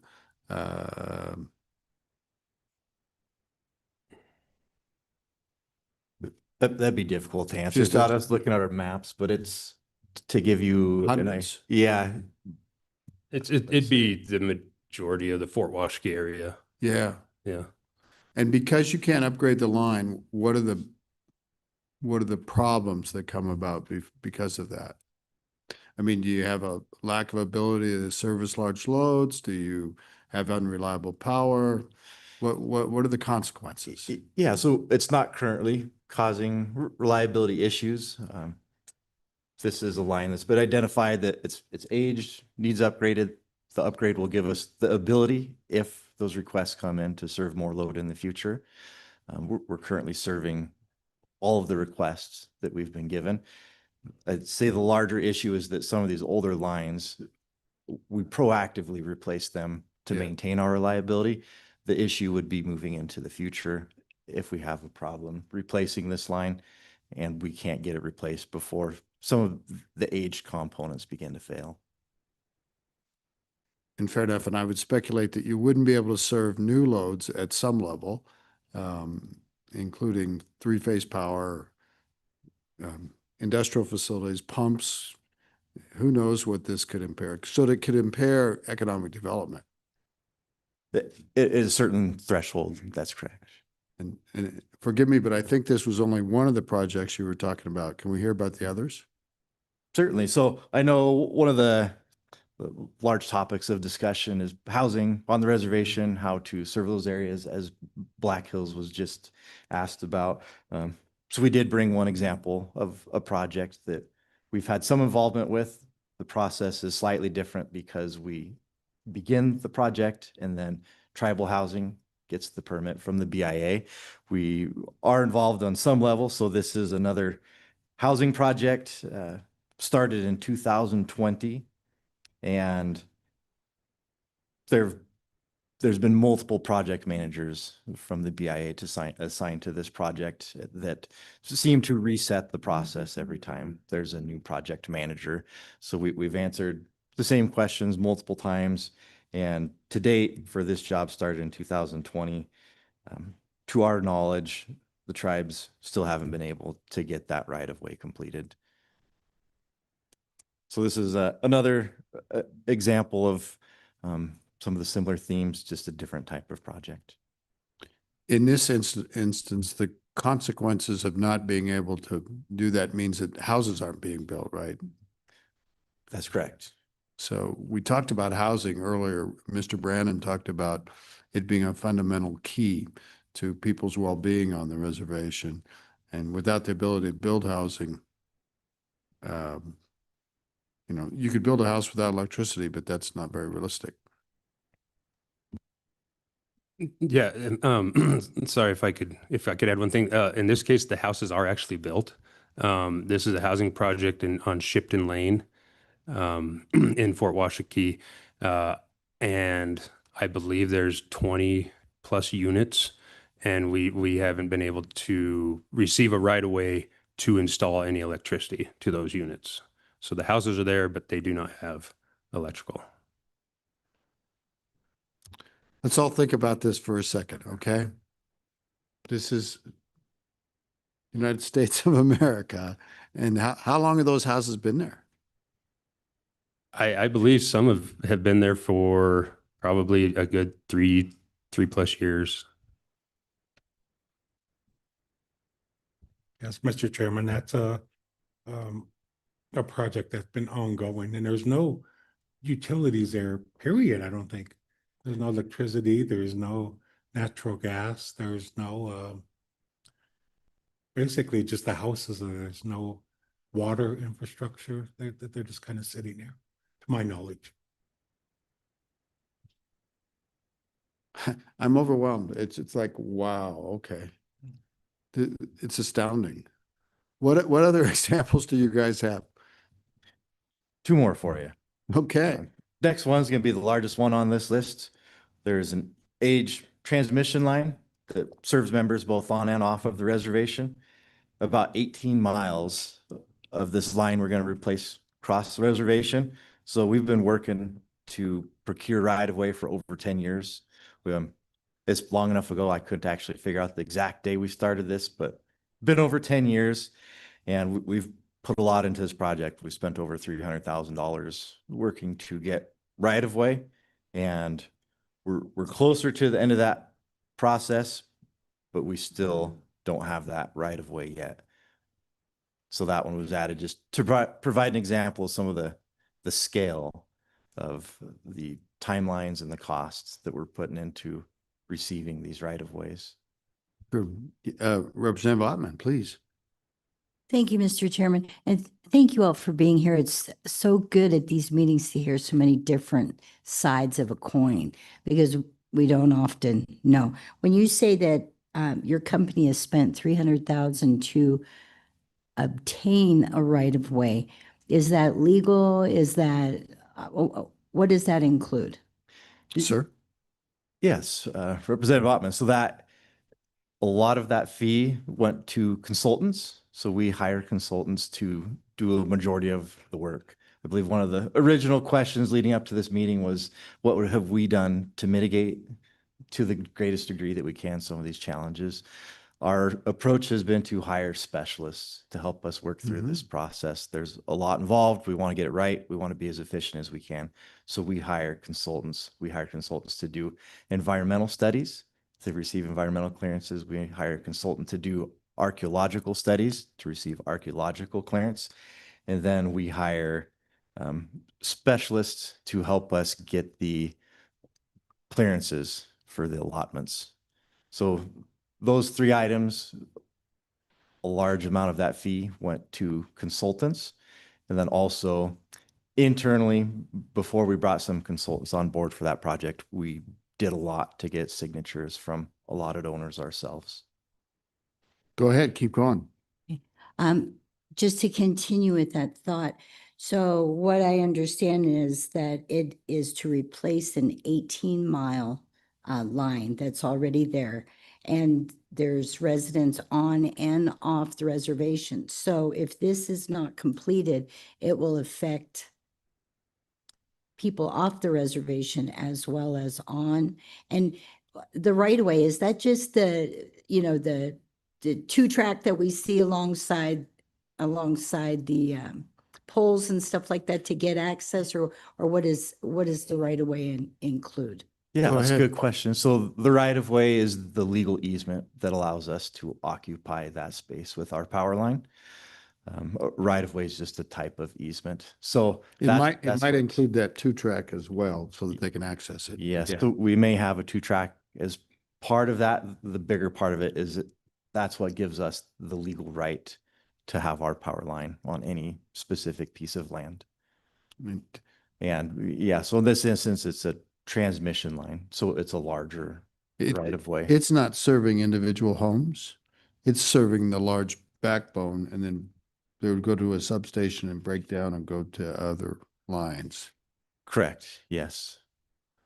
But I think the question was, does it serve reservation and off the reservation? Yes, it does. So this particular one is going to serve a lot of our load west of Pilot Butte Reservoir. So this affects tribal and non-tribal members from Pilot Butte Reservoir all the way to Du Bois. Okay. Pilot Butte to Du Bois. Yeah. So this is a line that we place emphasis on in our system. And what's the voltage? It is 69 kV. Okay. What was the voltage on the other one? The other ones have been distribution lines. I couldn't tell you the exact voltage. Thanks.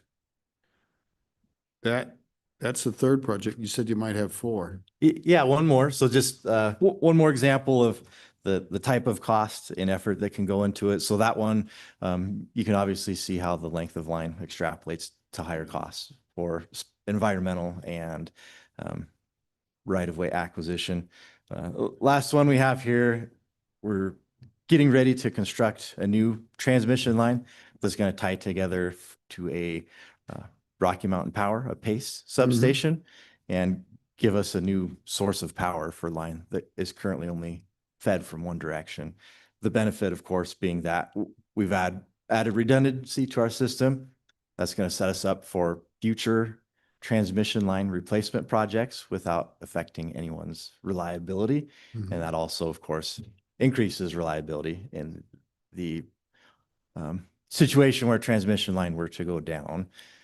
If there's not a second way to feed that, everybody on that transmission line loses power. So we add reliability by adding another source of power to this area. So we've only been working on this project since 2023. It has been going along pretty well. But in that short amount of time, only 0.8 miles of this line crossed reservation. And we've spent $90,000 getting right of way to cross this 0.8 miles. How long is the line in total? The total line is 3.5 miles long. 3.5? Yeah. Okay. So a little under a mile is just on the reservation. It's cost you $80,000 so far? 90,000. 90,000. Yep. So we've been working on this for about 3 years. So And it's new construction, not over an existing right of way. This is a little bit unique. There's a line there already. This is an existing line. The existing line is going to get upgraded. Oh, you're gonna. So the two lines that are there at the moment. So it's a single pole. We call it a double circuit. Yep. 2 different circuits out of the substation on this one pole line. We're going to add a 3rd circuit. So there's a short section that's new. The rest of it is in the same alignment as the existing line. But you need new poles, don't you? We do. We're actually going to move this line underground. Oh, wow. Yeah. That's amazing. There's not a lot of underground going on. That's great. Yeah. Yes, that's the last one. So obviously not near the length of time put into getting right of way for that one, but still from the time that we identify a need or we receive requests for some of these projects, we're multiple years out and we're looking at investing a significant amount of money to receive right of way to do these different projects. But say from our perspective, we love bringing on new members. We're member owned. Serving our members is what we do. We have a passion for it. We are ready. We're willing. We're able to serve these different loads, these different requests. This definitely poses a challenge for us when we have to get BIA right of way. Representative Ottman. Thank you, Mr. Chairman. Just to clarify some of this in my mind. So is the delay in like EPA and things like that, and the archaeological studies and who does them and the time factor there?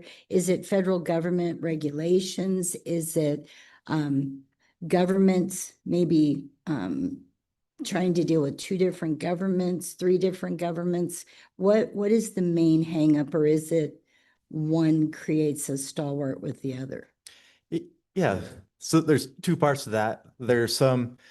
It's an inherently slow process when you have to go and do all these studies. So compared to serving a different portion of our system, say if we were on private ground, we wouldn't have clearance that we have to meet at all. So that adds a time component to it. The second part of that is just working through the process. So as we work on environmental, for example, we work with the BIA the entire time, and there's some back and forth, making sure that we're meeting all of their requests, that everything is where it needs to be. We have all of the correct paperwork. So there are delays in multiple stages of the process when you're working with those people for environmental. Then we work with them the same way for archaeological, and then just the time spent trying to get clearances from allocated owners is a huge part of what we're running into. So a lot of it isn't, there's multiple opportunities along the path for delay. Corey, you had something to say on that too? You're good. Okay. Back to you, Representative Ottman. Thank you, Mr. Chairman. Just a quick follow-up. So with the allocated owners, is it private or entity-owned lands? Is it private property that these owners are? Is it governmental? Is it tribal? Who are the owners? So in this case, it's the allottees. Deeds on the reservation frequently will have multiple names on it, maybe more than 100, maybe more than that. And I think the requirement is that they have to have signatures of 51%. And these are lands that came about kind of during the homestead era on the reservation, where land went from being collectively owned to being privately owned. And they pass down through families and acquire more heirs on the deed. It's hard and complicated. There are various types of land on the reservation. We should get a primer on that sometimes about tribal land, trust land, allotted land, and it's all a different kind of situation. But I do believe the archaeological surveys have to be performed on all. Is that correct?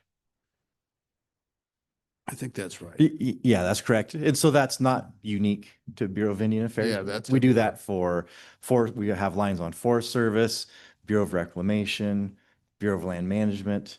Those rules exist for a reason. We follow them. We don't run into the same level of delay that we do when we get a line, say for example, on the BLM.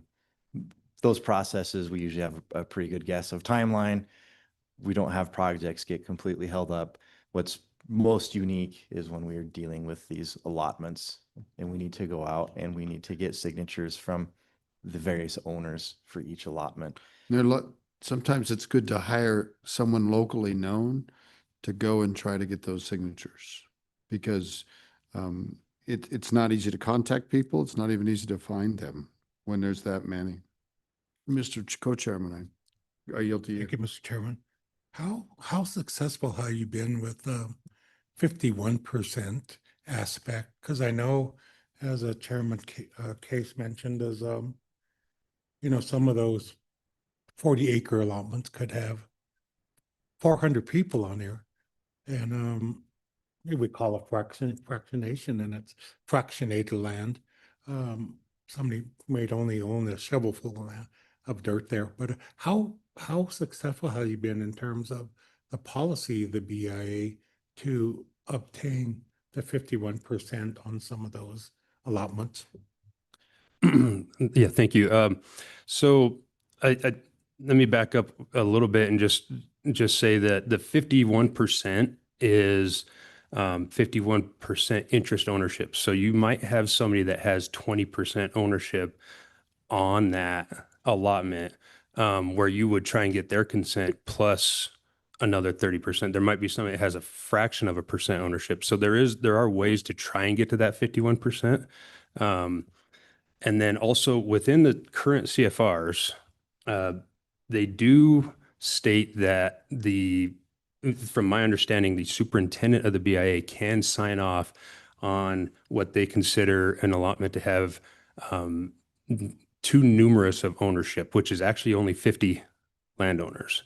So if an allotment has over 50 landowners, the superintendent can sign their consent if they approve of the other conditions as far as compensation and those things. One of the problems with the Ray Lake project that I was discussing earlier is the allotment that we're having a problem with does not have 50 landowners. It only has, I think, 24. And so the superintendent therefore cannot sign due to the CFRs, cannot give us consent to proceed with that project because the CFR specifically state the 50 landowner rule. So sorry to answer your question, go back to yours. It's hit or miss. We do have some success, but it really depends on the availability of the landowners. Some are out of state, so some people own percentage interest of a piece of land here, and they might live in Oklahoma and Washington. So they're really hard to get hold of. And so, yeah, it's, some people don't respond to certified mail. They just, they're not sure what it is. They don't want to respond to it. So it can, sorry. Go ahead. You're learning, aren't you? Yes, yes, for sure. My mind just keeps working. So ultimately, I mean, you have a service area. Do you have an obligation that if this goes on for so long that you just say, we're going to move on? Or, I mean, how does that work? What can you do? Well, these facilities serve, they're long distance facilities that are like in a highway where you're missing a piece in the center of it. It's like having interstate system and you don't have the section from Laramie to Rawlins. And so you're sunk basically, but I yield to you guys. So the one path forward we have is if it becomes an emergency, if there's a safety reason that requires us to move forward, that's the point in time when we would consider doing so. Up until that point, if we are talking about, we're trying to stave off potential future reliability issues, or we're trying to increase capacity, we would follow the CFRs to the letter, and we would not move forward until we had that permit, that right of way in place. Yeah, go right ahead. Okay, one more follow-up. So, and this is just a question. So as you go on with your business, serving these communities, and all of these things are costing hundreds of thousands of dollars, does that then take away from your co-op and the other owners, and the price that services cost everybody? So the costs are ultimately borne by the membership. We're large enough. I don't believe any single cost that we've discussed today would really be felt by our members, but certainly it's ultimately cost that's covered by the cooperative. Maybe even a bigger cost is that the system can't grow and evolve over time. So you don't have the most efficient way to provide power or reliability or interconnections to another power provider for redundancy. You wouldn't have that. And often, and normally utilities enjoy, at least as a backstop, eminent domain. It's enshrined in our law. And so that makes it a little easier. They rarely ever use eminent domain. It almost never happens. But it kind of encourages people to come to the table and negotiate. Here, it's very, very, very difficult. And can I ask a question about how much power you're going to get from Rocky Mountain Power? Or is that just a redundant line for emergencies? Or are you actually going to begin to purchase power from Rocky Mountain Power? So our G&T generation transmission supplier, Tri-State, will have an agreement. Oh, it'd be through Tri-State. PACE. So ultimately, Tri-State will purchase from PACE at our new delivery point. The exact amount, I'm not sure. There is a 20 megawatt transformer in place there. I don't think we'll come close to using that up anytime soon, but it'll ultimately likely be our normal feed for our members on the north side of Lander all the way to the Fort Washakie area. Gotcha.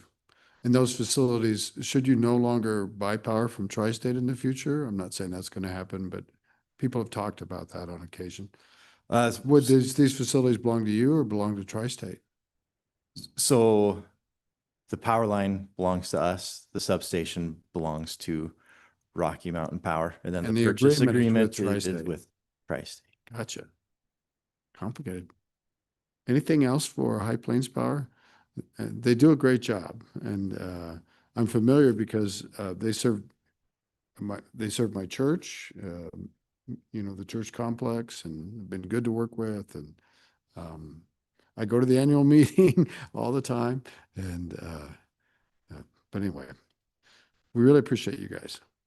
Thank you. We appreciate the opportunity to be here, and any opportunity we get to improve things for our members, we definitely appreciate that. I bet you thought I was going to ask about net metering too, but I'm not going to do that. Oh. Thank you. Thank you. How about big power? Rocky.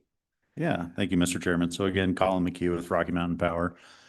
So Rocky serves just a very small portion of the reservation, and it's maybe a few square miles south of Riverton off of Highway 789. Mhm. It is small by land area, but we think that we have some good facilities that we serve down there, including the St. Stephen's Elementary School, St. Stephen's Mission, the Wind River Casino.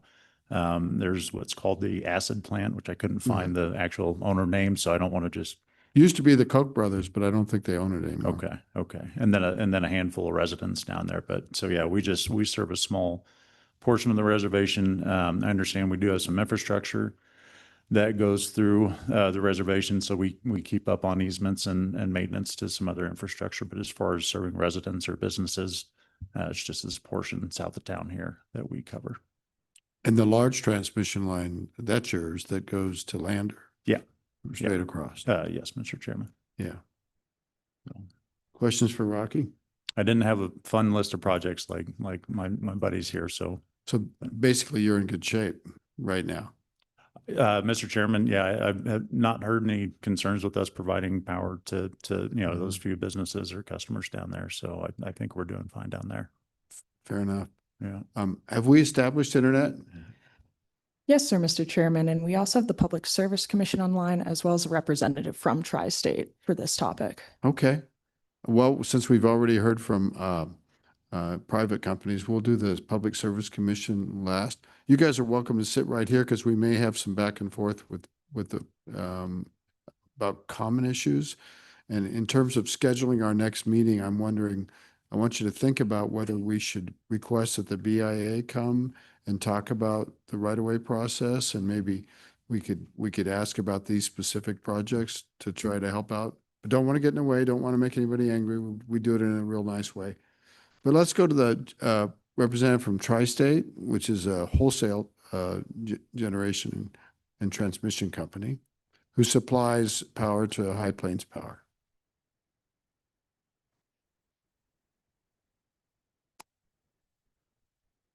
He is online now, Mr. Chairman. Okay. Who do we have? Welcome. Hi, Mr. Chairman. We hear you. All right. Thanks, Mr. Chairman. I don't have any prepared testimony. I wanted to be online to support our member, High Plains. Certainly, if you all have any questions about our power supply or transmission services. I'm Evan Jerkovich. I'm the Vice President of Government Relations. So I may know some of the answers. I'd certainly try. If not, can certainly take down some notes and get back to you all with detailed responses as needed. But really wanted to be here to support our member, High Plains, who we agree with you, Mr. Chairman, does a tremendous job of serving the area, is a great member and a great co-op for Wyoming and the tribes. You bet. And can you say your name again, sir? Of course, it's Evan Jerkovich. Okay. And you're in Colorado, I'm going to guess? I am, yes, based out of our headquarters, just a little bit north of Denver, correct, Westminster. Right. You heard the discussion of the facilities they're trying to build to interconnect with Rocky Mountain Power, that you're going to hold the contract for that. We'd like to get that done as well. So is this typical? Are the problems of you serve co-ops that serve other reservations? Do you think the problems here at Wind River are more or less, or is it kind of the same all over? That was a loaded question, so you could even decline. Yeah, you saved the easy questions for me, Mr. Chairman. I appreciate that. We serve some tribes throughout our service territory. Obviously, Wind River with our member in Wyoming. We also serve a few tribes in Colorado, and we actually serve numerous tribes in New Mexico through our member systems. Mr. Chairman, I would say working with every tribe is a really important issue for us and our members, and we really defer to those relationships that our members have on that local level in terms of those engagements. But from what we hear, some of those easement issues, some of those challenges of working through BIA, especially where we're working through federal land and things like that, can be challenging. So I don't think those are unique to our member or to this situation. But I would say we hear some of the same, the ability to serve, ensuring we want to serve, making sure that we have the reliability and redundancy to the tribal areas is a really important area for us and our members. So I think there's a lot of similarities and parallels to what John mentioned today, kind of with you all. So appreciate that perspective. It's not, I wouldn't say all the problems are the same everywhere, but we do hear some of those similar thread lines and things like that. And we really, again, rely on our members who are really those points of contact for the tribes and those local relationships to drive and certainly work with our members to do the best job we can to serve those areas. Thank you for that. Are there any questions for Mr. Jurkovich? Any questions? Thank you very much, sir. We appreciate you calling in and being patient with our technical difficulties today. No, absolutely. Thanks so much for the time, Mr. Chairman. And please, if you or any other members of the committee have any follow-up questions, please send them my way, or if you get with High Plains and get them to us, we'd be delighted to respond. So thanks for the opportunity to join you today, and thanks for the discussion. You bet. Thank you. Can we try to get the Public Service Commission with us? They are actually online now. Okay. Who do we have? Oh, I recognize everybody. Well, welcome. I hope you've been able to hear our discussion. We've had some technical difficulties and appreciate your patience, but I feel like I'm in a castle looking down at you on the ground, kind of with this perspective. But you all look very formidable. I will say that. So, who would like to go first, Mr. Chairman? Would you like to start? Yes. Good morning, Mr. Chairman, members of the committee. We have been able to hear the conversation today. First, I want to introduce, to my right is the Deputy Chairman, Chris Petrie, and on the far right is Commissioner Chris Boswell. And we're happy to be here today. Having heard the discussion, what I'm going to do, well, I would note that since I've been on the commission since 2019, the only infrastructure issue that, has come up really before the commission is the telecommunications, which, I know is not the topic today. So what I'm going to do is turn it over to the Deputy Commissioner, who has past experience with some of the natural gas issues, service issues on the reservation, and he provides some, I believe, additional context from the conversation earlier. That sounds great, Mr. Chairman. And really, I think the issue of telecommunications service on the reservation by a certified provider is kind of moot now. I think kind of all parties kind of vacated the ground. It wasn't something I was very happy about and still remain, but it proved to be so difficult to do business that one provider left. And a tribally owned provider is doing the work now. I will note that there are still people that do not have service who lost their service in that incident. Those several incidents where facilities were cut by one utility of another utility, and there's no resolution, and it's very unsatisfactory. But with that, I've given up on the issue. I don't think all parties were necessarily forthcoming at the last time we discussed this issue, and I think there's nothing left to be said. So I appreciate that. And Mr. Petrie, welcome. You've been around long enough to remember our natural gas issues here, and it sounds like we still have potential. Yes, thank you, Mr. Chairman. Thanks for having us today. Just real quick, the Wyoming Public Service Commission is 3 commissioners appointed by the governor for staggered 6-year terms. Our job is to make sure that there's safe, adequate, and reliable service at just and reasonable rates throughout Wyoming. And as you've already heard, the major utilities providing service on the reservation are High Plains Power for electricity. That's a cooperative over which we have a more limited regulatory role. They set their own retail rates. We're only responsible for their other terms of service. And Black Hills Wyoming Gas, a traditionally regulated natural gas distribution company that is an investor-owned utility. So we set their rates upon their application and the proof that they come forth with.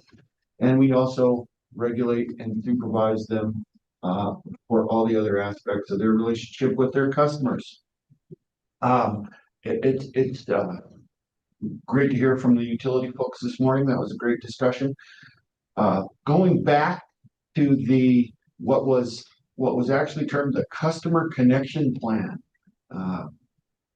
touched on already. That goes back to 2006 when the commission directed Kinder Morgan to implement this customer connection plan because of unserved areas and customers that existed on the reservation at the time.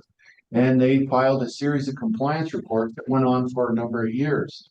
Our last examination of the program is reflected in a 2018 memo, and between 2006 and 2018, the number of residential, I believe residential, there may have been some business, but I think it was all residential, natural gas services on the reservation increased from 557 to 837, which is just a tad over a 50% increase. That's big. As I said, it began with Kinder Morgan. Then that company was acquired by Source Gas, that I think you mentioned already. And then in about 2016, Source Gas was acquired by Black Hills, and the company that we now know as Black Hills Wyoming Gas took up that operation. As that's also approximately the time that we ceased requiring the status reports on that customer connection plan. As the company has already indicated, the tariff still exists on a statewide basis. I think that perhaps the difference now, as opposed to 2006 through 2016 or 17, is that in that period there was direct mail, radio advertisements to publicize the availability of the service connection allowance and the additional connection cost assistance that's available. And that's essentially a loan from the utility that is put out to customers at the authorized rate of return of the utility, which is generally a pretty favorable rate for any kind of consumer loan. Last I think it's in the 7-8% range, and so that is still available. It may be a great time to sort of revisit that customer connection program. We'd be happy to speak to Black Hills about that. It sounds like they've already made a commitment to look into it themselves. And I'm certainly available for any questions. Sounds great. Any questions for Mr. Petrie? He's Vice Chairman of the Public Service Commission. Anybody? Mr. Petrie, I appreciate the attention the company's responded with today. And so I'm kind of excited that we're going to take a look at it, maybe informally, without requiring any action or asking the commission to do anything. Maybe do it more informally to review the areas that potentially could be desirable to serve or economic to serve. Appreciate your input and looking over it. On another note, did you hear the discussion about an entire housing development that has been in existence for 3 years and doesn't have any utility service whatsoever? Mr. Chairman, I did hear that discussion. That's a little bit distressing from the Public Service Commission's point of view. As I said, the idea is that we want this safe, adequate, and reliable service available everywhere in Wyoming, and certainly a new housing development. We'd normally expect the utilities to arrive as soon as the project was completed or in early phases of the project. I will say that as we pursued this customer connection plan and otherwise, right away difficulties are a constant theme. It's been a hang up and a hold up all along. And I suppose that this new housing development, if I had to guess what the nature of the hang up was, I'd say that it's probably some kind of a right of way issue. And I would concur. By asking you to comment on it, I just wanted to watch your amazement more than anything. I know it's not a jurisdictional issue with regard to the Public Service Commission, but you guys do have your pulse on everything in Wyoming. I appreciate it. And Mr. Chairman, there definitely was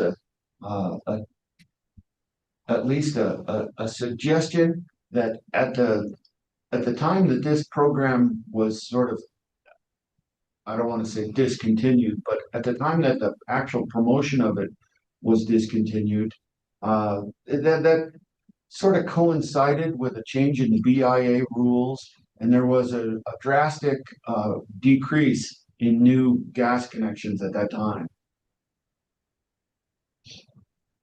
Yeah, I'm wondering if we could somehow be of assistance. I don't know. I'm thinking we might want to learn more about right-of-way issues at our next meeting, and perhaps get the BIA here as well. But were you going to let, is there anything else from Mr. Petrie? Were we going to let Commissioner Boswell say hello? Mr. Chairman, good morning, and I'll just add, since you asked for it from the perspective of a new member of the commission, there was plenty of amazement on my part to some of the discussion this morning, especially about that housing that did not have service. But I really don't have anything to add beyond that. And thank you, Mr. Chairman. Well, certainly, my friend, it's good to see you. He looks very young, but he's actually about as old as I am because we started together in the legislature. And Mr. Harris back there, Senator Harris at the time, was already in the legislature. So anyway, it's very good to see you. These issues, like, we have a great state, and there are, upwards of 15,000 or more people that live in the Wind River Indian Reservation. And yet basic services are not available, and we can't look forward to upgraded electrical service. We try to house people, to provide housing, and we can't even supply basic utilities. And it's not the fault of the tribal governments. It seems to be, they built these houses. It's really institutional bureaucratic environment that kind of harms people here. And I hope we can work together to maybe try to address some of these issues. I feel like we sort of did some good with the line extension for natural gas before, and maybe it's kind of time to relook at the utility issue, and not just natural gas. So anyway, I'm hoping the PSC will ride on our shoulders a little bit. Absolutely, Mr. Chairman. See, they couldn't say anything else, could they? We really appreciate you guys. Anything else for the Public Service Commission? Anything else from you guys? Anything you want to add? What do you think of the idea of asking the Bureau of Indian Affairs to come talk to the committee at our next meeting about right-of-way issues and particularly these pending requests? You know, and if you think that would be counterproductive, tell us. We want to respect what you're thinking. I think that'd take a little more thought on our end. That'd be something I'd take back to our CEO and see what we thought was the best approach. They're a partner we are going to work with from now until forever. So that's a relationship that we definitely want to be mindful of. So that'd be a question for our CEO, but we'd be glad to get back to you on that. And that's why I give it to you. I think it has to be done in consultation. We could do it in a more generic sense and leave any particular company out of it, for example, or something. But we'll wait to hear more back from you on that.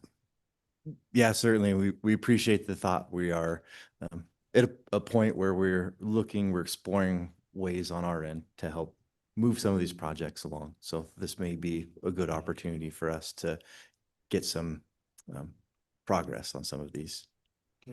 Mr. Chairman, I was just going to say, I can work with these gentlemen a little bit behind the scenes too, because I know that we have the same desires as well. So we'll come up with a good game plan on how to address that issue. Appreciate it. We will have one more meeting, probably sometime in the fall.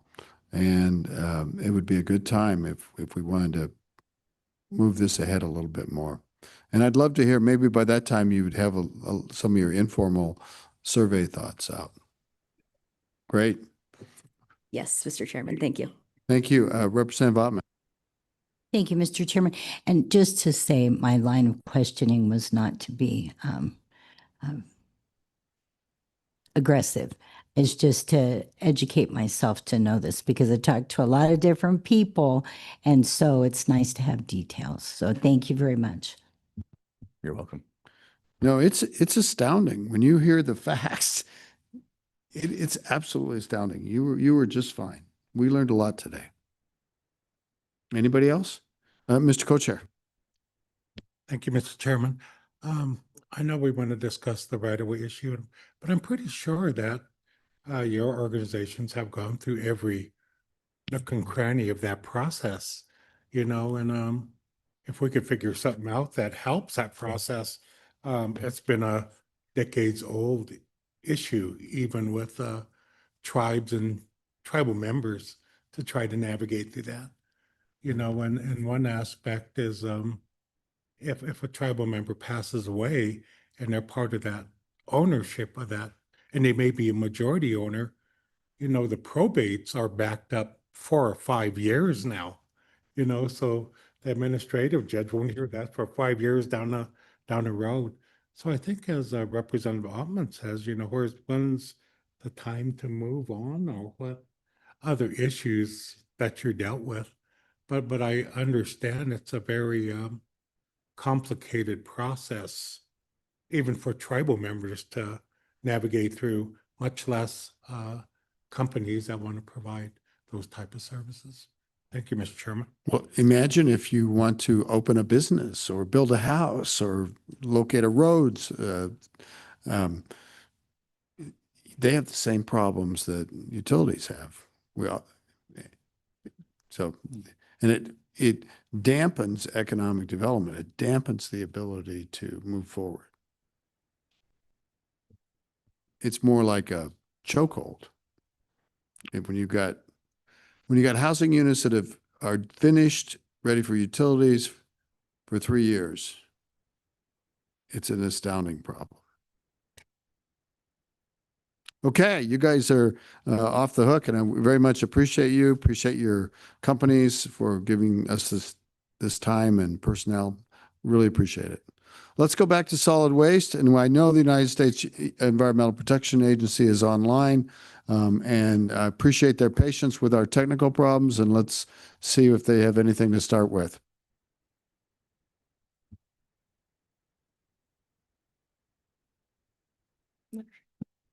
Hello, hi, this is Mr. Chairman. Got cut off from hearing what you'd said a moment ago, but I think you just introduced us. I'm Allison Ruse with EPA Region 8. Hello, welcome. Yeah, probably you were being admitted at the same time that, so I was just suggesting we appreciate your patience with our technical difficulties. We're going to start a discussion of solid waste, and we kind of wanted to give you the first opportunity. You're welcome to remain online and active throughout the discussion. So I'm very grateful to you. You've been very, very good to come talk to us on more than one occasion, and we appreciate you. So I yield to you. Oh, well, thank you, Mr. Chairman. I did have a few colleagues that I also solicited to come because this has been a group effort on the EPA side. And so I thought too, since it's been a while since we've been on with a lot that's going on, hopefully my colleagues, Amy Swanson and Rick Buell, were also granted panelist permission to speak. I don't know. I Our can't tell staff if is they're nodding.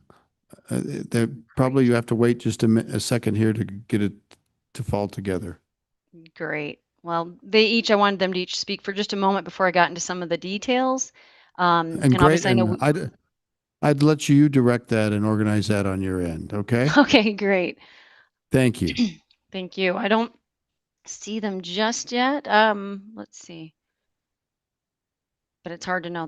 There's okay, great. There's looks like Amy Swanson, you came in as Monia, which is fine, but it's good to see your face there. And then I think Rick will be on in a moment too.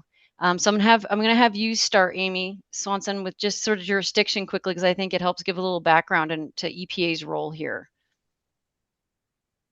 Sure, Mr. And Coach. you Mr. don't have to Chairman. wait for me. I'm just going to let you guys handle this yourselves. Wonderful. Well, good day to you all, Mr. Chairman, Mr. Co-Chair, committee members, members of the Eastern Shoshone and Northern Arapaho Tribal Solid Waste Programs and public. Hello, thank you for inviting us.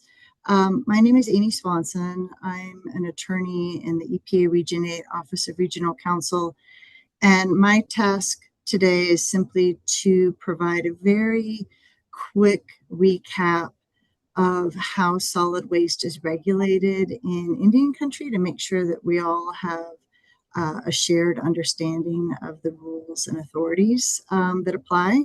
So if you'll permit me, I'm going to speak for about a minute, and then I will turn it over to the EPA Region 8 Division Director, Rick Buell, for the Land, Chemicals, and Redevelopment Division. So I'll just get started. Solid waste in Indian country is tricky, as probably most of you know, because Congress intended states to regulate solid waste when it adopted and subsequently amended the Solid Waste Disposal Act. The options for addressing solid waste in Indian country are limited. For starters, states do not have authority to regulate solid waste in Indian country, and EPA does not have enforceable federal solid waste regulations in Indian country. Furthermore, EPA is unable to treat tribes in the same manner as states for purposes of regulating solid waste.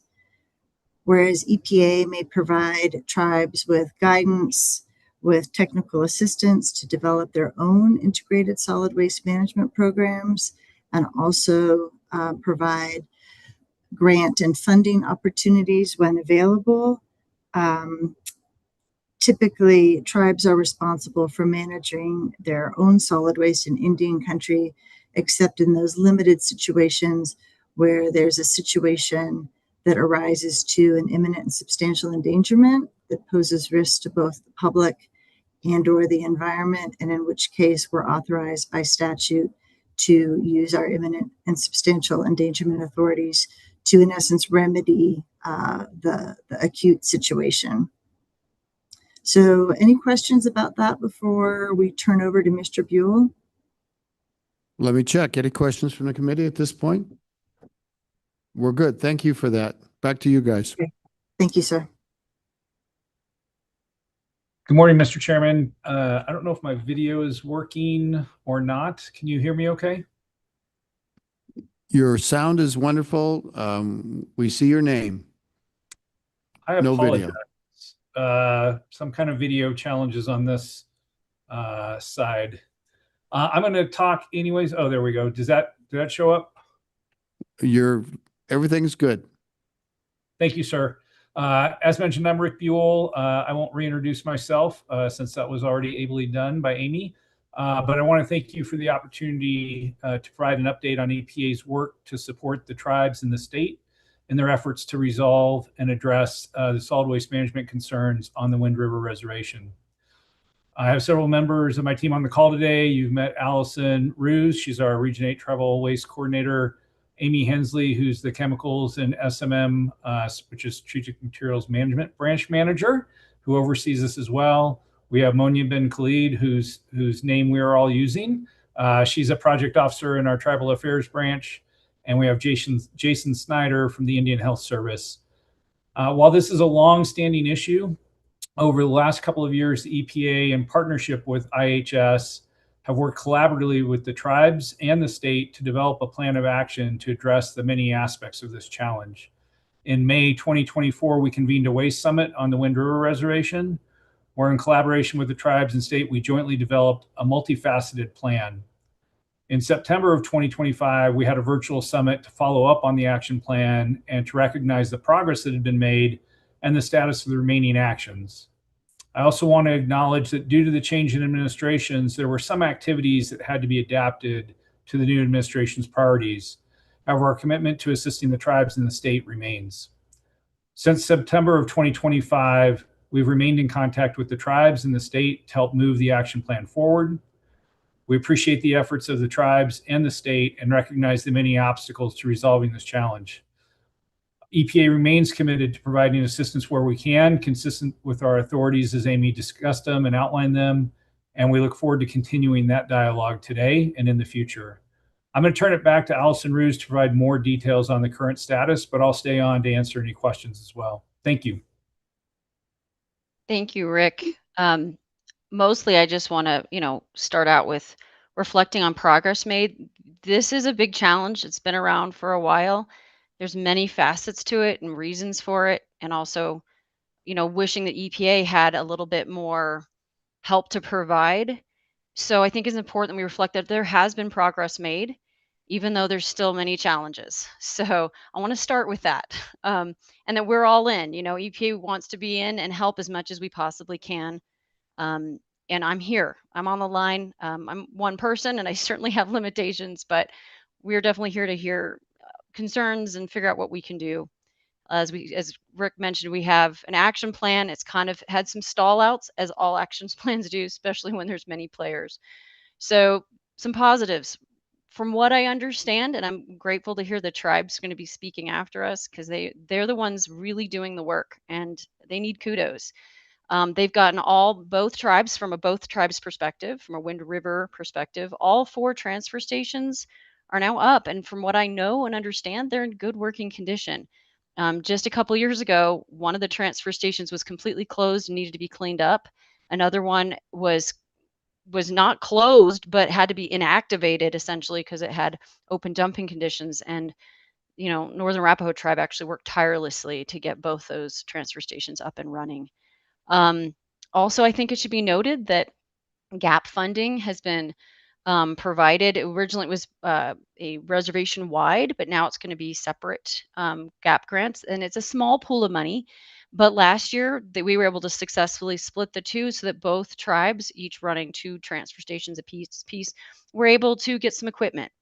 It scratches the surface, but it's something. And I was really impressed with how quickly they pulled that together and worked together to do that.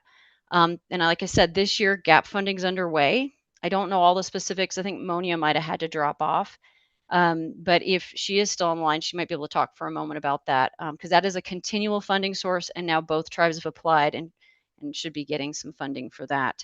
I think now we'll just quickly go between the 2 tribes. I just want to point out Northern Arapaho tribe. They cleaned up Ethity transfer station. It was some tremendous effort. They've been working with a contractor to write an integrated waste management plan. IHS gave a small amount of money towards that, which was great. Thank you, IHS. And then they're also trying to put together SOPs for their transfer station operations. which is great. I hope to work more with them on that because it's, it needs to be tailored to what they're actually doing. And I also know they applied for a competitive Swiffer grant, which is the Solid Waste Infrastructure and Recycling Grant. We should know more about that in July as to whether or not they got awarded. Fingers crossed. They definitely are in need, and I'd love to see them get it. On the Eastern Shoshone side, they too have been working tirelessly. They've hired an office support, and I'm sure Verlin, who's there, can speak to that. Wonderful lady. So now they're in a position where they can actually start applying for grants. It was just too much for a one-man show who's trying to run the whole operation. We also got IHS still on the line with some funding to give them support for integrated waste management plan writing, because you need to have these plans in place to get a lot of the IHS funds for upgrading, equipment and repairs, and also to help with open dumps potentially. So I also know that they're going to want to work with me to coordinate with USDA to get some funding, hopefully. But I do want to point out that the challenges still continue. Both tribes reported that the open dumping is persistent, maybe even a little bit worse. So I will be handing over the mic here in a minute to IHS, Jason Schneider, to talk about, what IHS is going to do in collaboration with us to try and to work towards figuring out the open dumps from our perspective, to our limited capability. But my big takeaway, I think the one thing I really wish I could see happen is a solid waste codes and ordinance put in place at the Wind River level, because it affects every citizen on the reservation. Having the codes there it's the structure by which we can then deal with some of the legalities with the open dumping. And it's their sovereign rights to do so. And so any way we can help with that, it's theirs though. So we support them. And I also clearly resources and funding are a big issue, and we're limited in what we have. So we're just do what we can.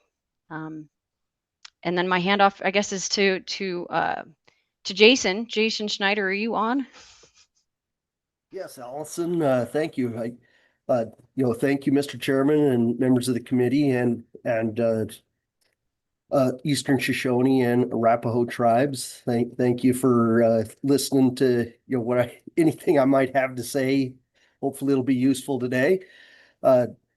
Well, and also thank you, Allison. You already covered one of the big things that I wanted to say, that yes, for our SDS system for solid waste projects to be able to move forward, yeah, we really need to have those integrated solid waste management plans, done. And, definitely a shout out to Sean and the folks over at Arapaho First, for being proactive on that and moving forward in that direction already. And yes, we're very happy to be helping them in that effort.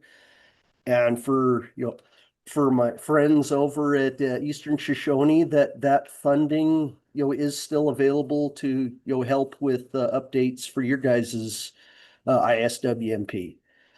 And then that really is the keystone for us moving forward on any kind of solid waste project, getting it funded so that we can make improvements or repairs at any of the transfer stations. And and also help with potentially getting equipment, which would need to go in tandem, but that's getting too much in the weeds, on this for this meeting. And then I guess really the final thing is we're tentatively scheduled for me to come back out to the reservation probably August or September to update the open dumps inventory. And that'll be myself and Rob, who's also an EPA employee but not here today. It's really the main reason for getting that inventory updated is so that we know what's out there, and IHS can help to bring funding to clean those things up. It's always data. If we don't have good data, how can we make a good plan? Well, so yeah, I know I've been a little aloof and haven't paid a visit to you in a while, but that is going to change here in a couple of months. Thank you, Jason. We're going to look forward to seeing you. Oh, well, I'll try and behave myself, Mr. Chairman.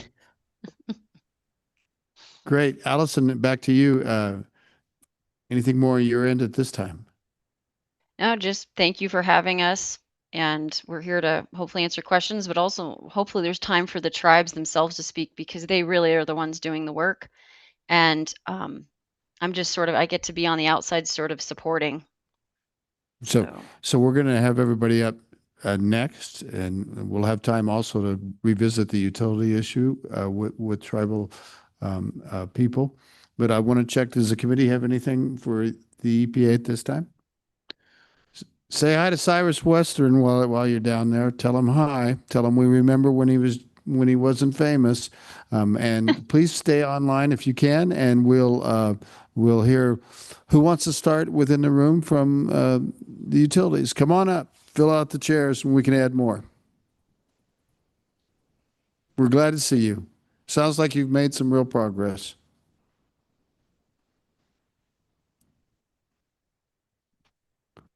Welcome.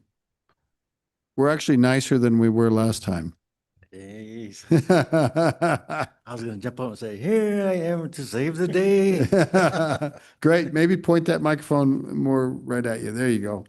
Yeah. Okay. Tell us all about you. Hello, Mr. Chairman and Vice Chair. I'm Burlington Banner from the Shoshone Solid Waste Program. And I just been, right now, I've been talking to Allison. And we've been keeping up, do the upkeep on maintenance and all that stuff on solid waste department, solid waste transfer sites, and trying to keep people happy. That's the hard part. Is our hard part. I've been talking to some past leaders on the SBCs. What do you do to fix this problem about trash, people dumping, and all that? And they never give me an answer. They don't want to. It's complicated, I think. Too complicated. I didn't ask Ivan though. And other than that, like I said, and then we applied for them.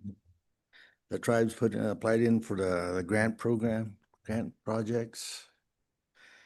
And we got a front end loader. That's about the only thing we got for right now.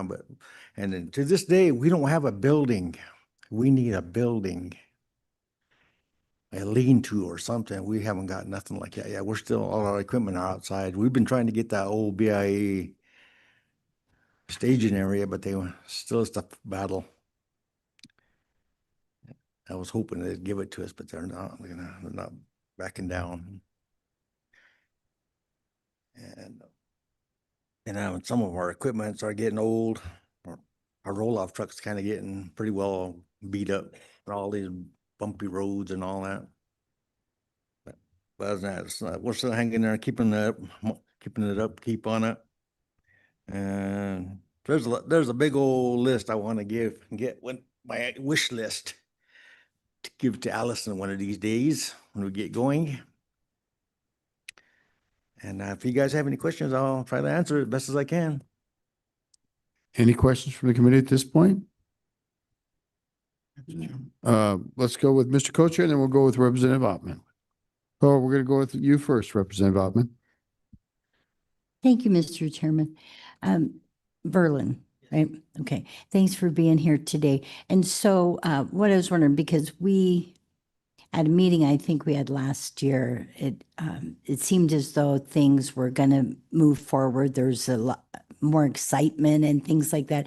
But it sounds to me like you're running up against the ability to get permission or okays or something to move forward. Who do you answer to, or who is in charge above you with the solid waste? Oh, put your microphone on. There you go. It just came on. See, when you didn't do it, the guy in the back did it, but make sure it's on. Okay, go ahead.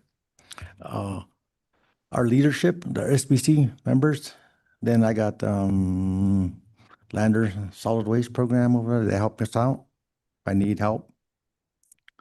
That's who our biggest, our leaders are, is our bosses are SBC. Mr. Co-Chair? Thank you, Mr. Chairman. And obviously you do Fort Washakie and Crowheart, right? But you just take household trash. Okay, and I noticed that Leave yours on. Yeah. Household trash only. yes, and I realized down E3D you take washers and dryers and tires. Is there a reason just because of the cost? It's just, there's just three of us because there's got one person that's going to be keeping an eye on people, what they dump. Then I got a driver that's hauling. Then we go up Crowheart. So we're just, I don't know, but we're closed on Tuesdays, I mean, Wednesday and Thursdays at Fort Washington, but we're open Monday, Tuesday, and Friday and Saturday. But we get, when Ethit's closed, we get about 100, over 100 some people at Fort Washington dump sites. If they're not open, we get about 60 something people. But everybody's pretty cool about it. They were having no problems. And because they called me and said, Ethit dump open? I said, I don't know. And then they asked me who to call. I told them Sean Brown. But other than that, it's been going pretty good. People are pretty good about it. They haven't been arguing with me or anything. Not as bad as when we first started out. Or did you want to have open dumping like what we did past? You know what was happening in the past. See how big piles of trash there used to be. And then we didn't know what people were dumping in there. All the hazardous waste, even our tribal departments were throwing away mosquito sprays. And then what happens? Those gallon jugs, and what would happen if they caught on fire? People inhale all that smoke. So we close up. That's the same thing when we were running ETT. It'd be the same way. We don't know what was in there. I wouldn't even send my guys over there out of safety reasons. I think one thing, Mr. Timbana, that I was made aware of recently is, they put dumpsters in the housing units. I don't know if they do a ETD, but I think like at Taigi, they call it the Taigi transfer station because everybody goes there and fills their trash and loads up there. But I guess that's a good thing. They're not illegal dumping. Yeah. But I guess the housing's paying for that. They were before, like a long time ago. I mean, they pulled them away from there. I think Hope was working at housing before. And then, because I asked Chuck, can we put canisters over here and then you guys pay for it when we haul it into town? He says, no, we don't have no money. So we didn't put no bins there for them. Other than that, so I was willing to work with them. And so the housing units don't have the dumpsters anymore, sounds like. I don't know what they have anymore. Okay, well, to figure that out. Yeah. It's more convenient for people that live there to be able to walk out and pick your trash. Yeah. Any other questions? Once they dump, Mr. Chairman, Go ahead. They dump the dumpsters, I think on Thursdays, at least in Taigi, Friday or Saturday, they're already full. Yep. Because people It'll come take and very dump long. all the trash. You mean other than the residents of the Taigi Village? Not the residents. Yeah, more people. It's a community. Yeah. And then we had dumpsters at the powwow grounds on weekends, but it got out of hand. People were dumping everything in there. From truck parts, couches, refrigerators, washers, everything. And then pretty soon it started people just throwing them in front of the bins. And then I think April something, the tribe had to clean up day. And I got a memo from the business council. It'll be the last time after that cleanup day that we're going to have bins out there. I said, okay. It was getting pretty tough trying to keep it clean. And so we pulled away from there. But we had them at the cemeteries during Memorial Day and all that for their cleanups. We try to help people as best as we can because we don't charge people yet. Eventually it's going to happen because the way the economy is right now, $50 per caps. that ain't enough. Pretty rough. Yep. And Pretty rough on all the know how people. people are. I was there one time, so I know how it is. Mhm. But the hardest part is just people keeping sitting there watching everybody what they dump. But we tell contractors, sorry, no construction waste here. Right. We take them to go to Lander. Mhm. But we have a little metal bin over there. We got a metal bin where we take care of metals. Mhm. Could washers and dryers could be considered that too. Okay. Any other questions for the committee? Let's hear from other side. Who's going to address us about repo? How you guys doing? We're glad to have you. So introduce yourself. You can turn that microphone on. You might just stay with us. Maybe we You can introduce yourself. Hello, committee and Mr. Chair. My name is Hope Dolphus. I am the manager at Rapo for Solid Waste and Propane. Hello, my name is Sean Brown. I'm with Rapo First. Get started. tell us how it's going. Oh, quick update. It has been roughly about 1.5 years since we began addressing this issue. Personally, myself, since we stepped into this role. Back in December of 2024, I was approached by Keenan Grossbeck, our current chairman, and he asked if Rapo First was willing to manage the ET transfer station. And that's when the discussion started, was back in December 2024. And then that's when we started meeting with the joint. And at that time, the transfer station at Ethe was in very, very poor condition. One of our first priorities was to clean up the site. During the first initial cleanup, we removed 504 tons from that location there. 504 tons. Mm-hmm. And at $80 a ton, so it was quite a cleanup. It was expensive. Yeah. And before that, earlier that summer, there was a fire that was started there at the transfer station, and it burned clear down almost to the rivers, roughly I'd say about 20 acres or so. It burned. And Allison was the one that informed me of that when I first started. But yeah, those some of the issues there. And the cleanup took place in October 2024. And then, like I said, we didn't take control of the transfer station until December of 2025. I'm sorry. Yeah.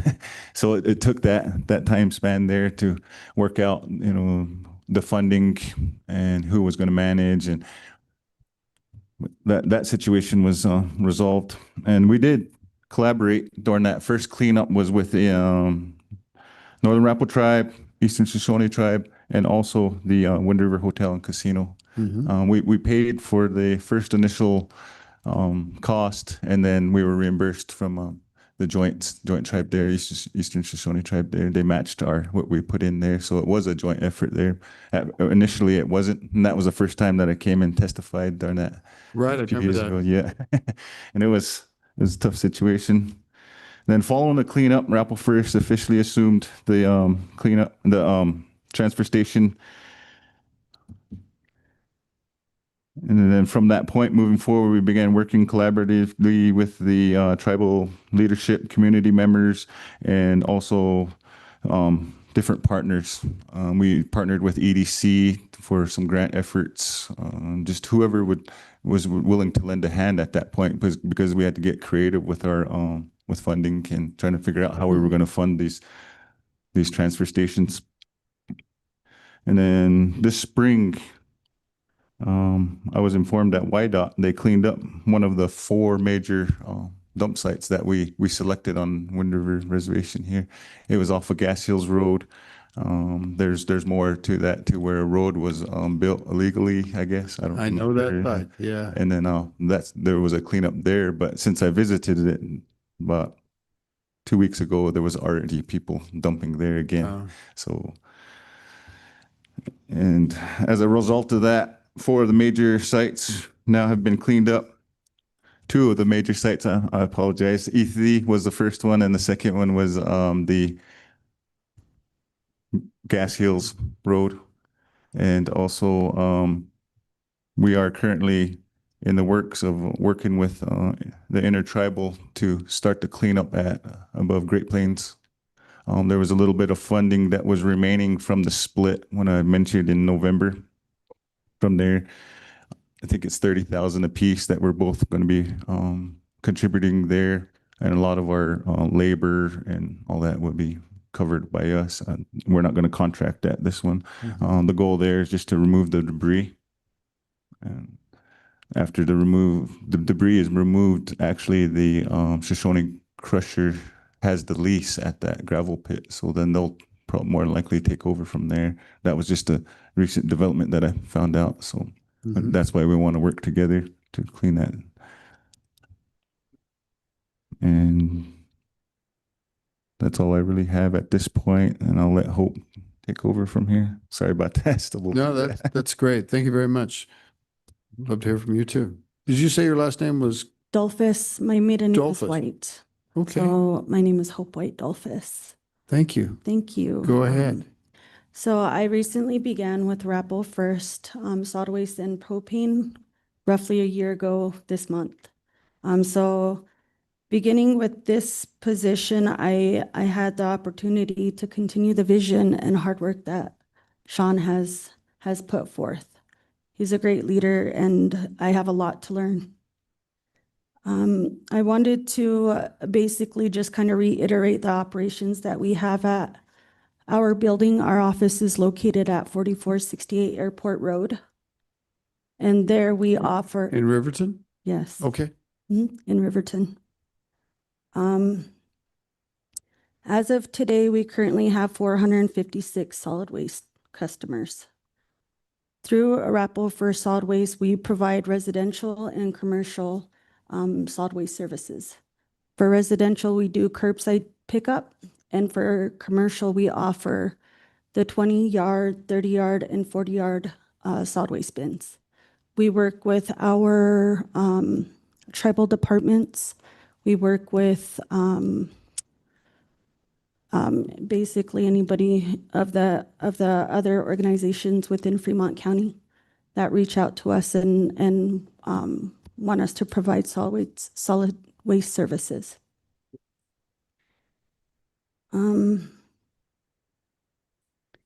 So as Sean mentioned, we did just recently open the Arapahoe transfer station, and we opened that November 10th of 2025. And how we opened the Arapahoe transfer station was based off of our own revenue in order to open the Arapahoe transfer station. We operate and manage the Ethity transfer station and Arapahoe transfer station beginning from Wednesday to Sunday. Monday, we're closed due to the landfill being closed. So currently we just started our summer hours, which began this last Saturday. And our summer hours are going to start from 11 a.m. to 1 p.m. with a 1-hour close of lunch, beginning again at 2 p.m. and closing at 7 p.m. And these summer hours are to accommodate our Arapahoe and Ethity communities, and of course, our working families. At both transfer stations, we take household, solid waste, construction, and demo debris. We do not take commercial waste. Commercial waste would be at the hand of the customer to go to the landfill. One of the other things I wanted to mention is we don't just only offer solid waste services, we also provide propane, potable water, and septic services. As of today, let me see. As of today, in total with all of our customers, we have roughly 1,357 customers. We service all of Fremont County. Everybody's welcome. And how many employees? Maybe you were already going to tell us. I was just getting to that. I'll shut up. So I have a seven member team. I have 6 solid waste six CDL drivers and 1 lady in office. So we have a very large workload, but our team is excellent. They're punctual and professional. Wow. Good. Mhm.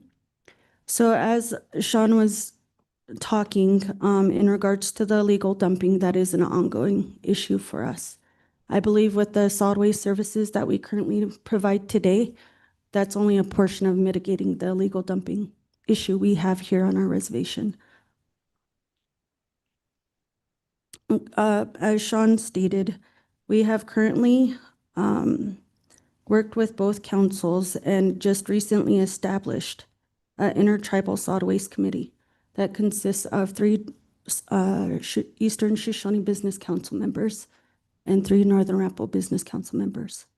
So with that intertribal committee meeting, when is our next meeting? Yeah, so we meet twice a month, and our next meeting is at the end of the month. And through the intertribal committees meetings, we hope to meet and solidify basically our initiatives and goals in regards to mitigating the illegal dumping. I'm sorry.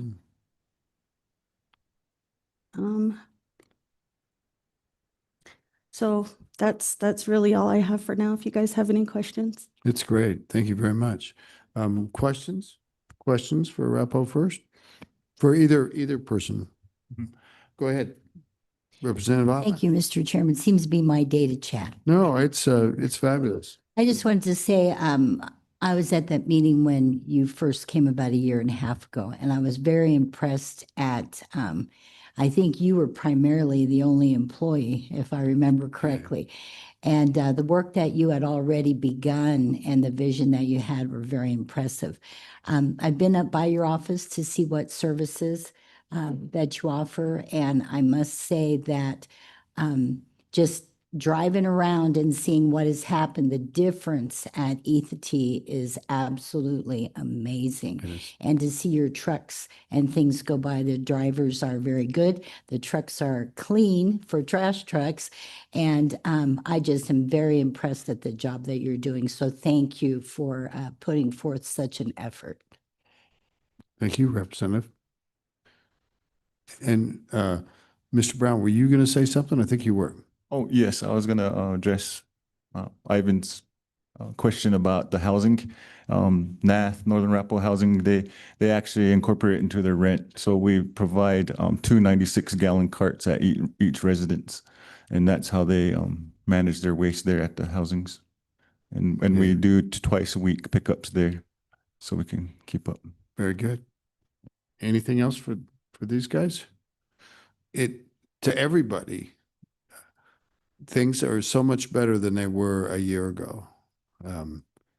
It really is. And I hope we don't lose the one out at Gas Hills, because you hate it when it starts over again. And it snowballs, once people know about the place, they all go there. So I know there was suggestions there where we were going to remove the approach and completely fencing it off, because that was a suggestion from YDOT. That particular section there, that was actually 19 acres when we measured it roughly a year ago. Yeah. Berlin. Yeah, I think we are way a lot better from a few years ago when we first started. It was coming on 7 years, 8 years now. Yeah. And from where it first started, there was mountains of trash, both ETT and Fort Wasky. When I first come on, there were mountains. People were just dumping everything.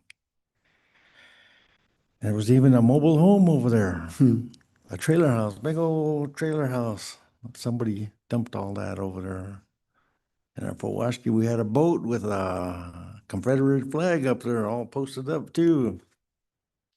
Other than that, it's all good. If you go up there and look at it, we even had a gentleman come up. Can we have meetings, our Shoshone language meetings, to have it up there at the dump? I said, well, I can build he said he wants to build a tent, have a tent up there and have a little class up there. I said, yeah, it's up to you, because most of us talk Shoshone up there anyway.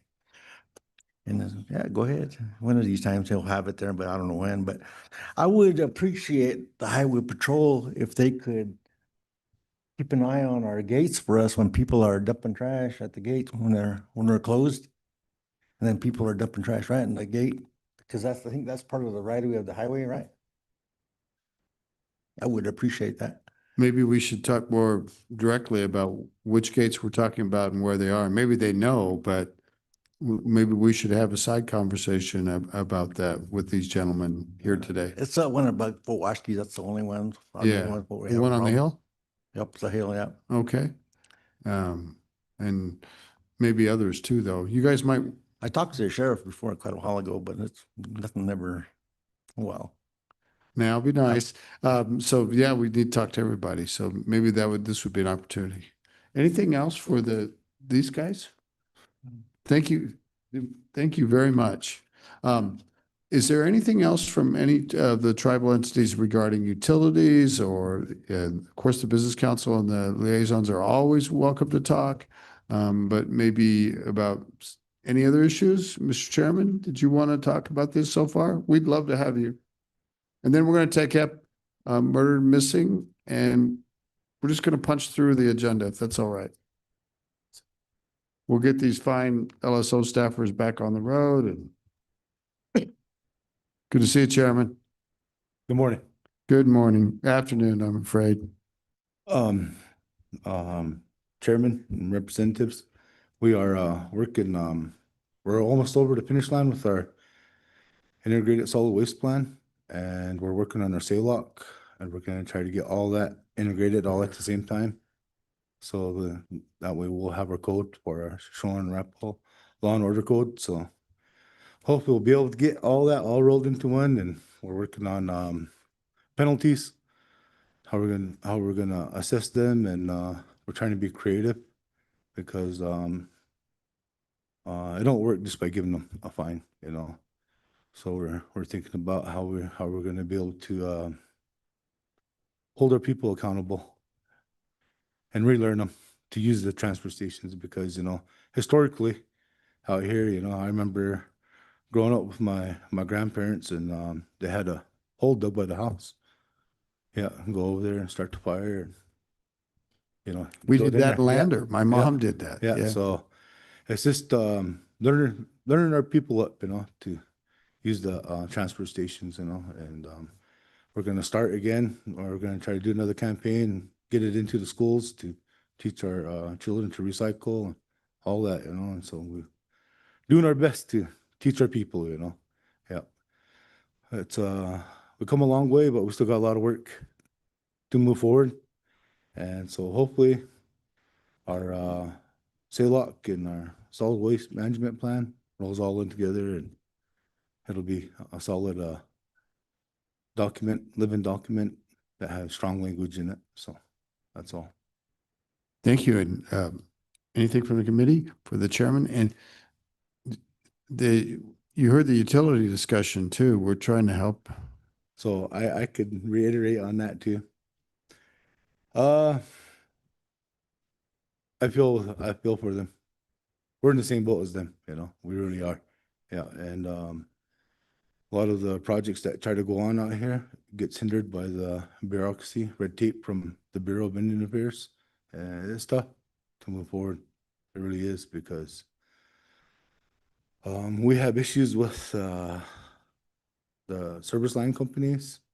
We have problems on our side with the internet, you know, rights of ways, all of it. And it's a headache, you know, at the end of the day. But we are being proactive. We're starting up our own planning committee for public development, making sure that our utilities, YDOT, our roads department, our water department are going to be able to work with individuals and the housings and other entities to plan the infrastructure.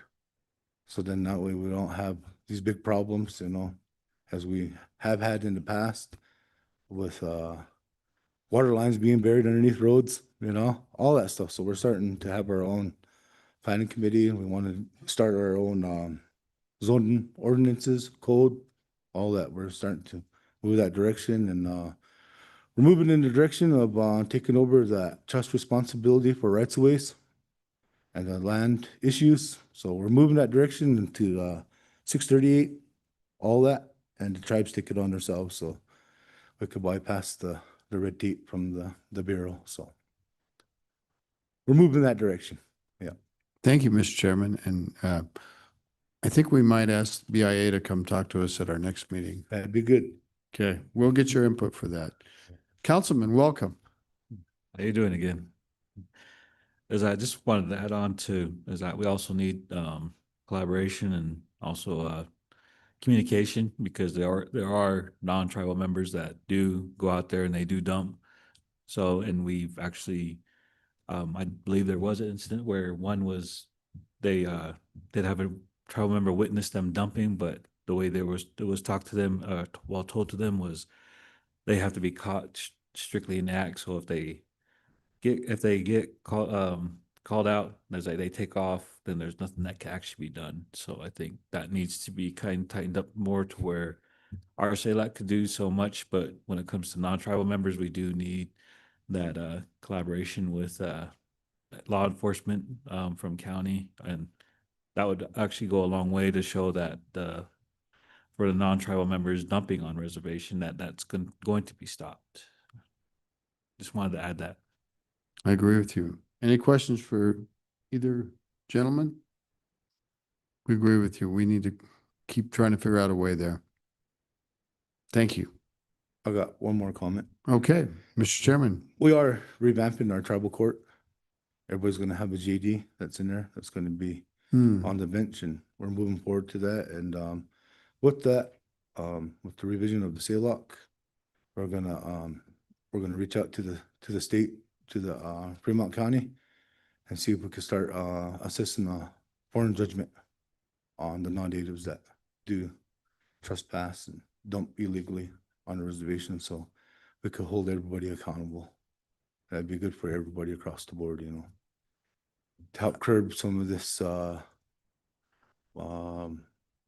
contractor mess that we got going on out here, you know, contractors coming out here and dumping illegally. Because I hunt and I fish, and you go on the hills and you draw, there it is, you know. It's not good for nobody.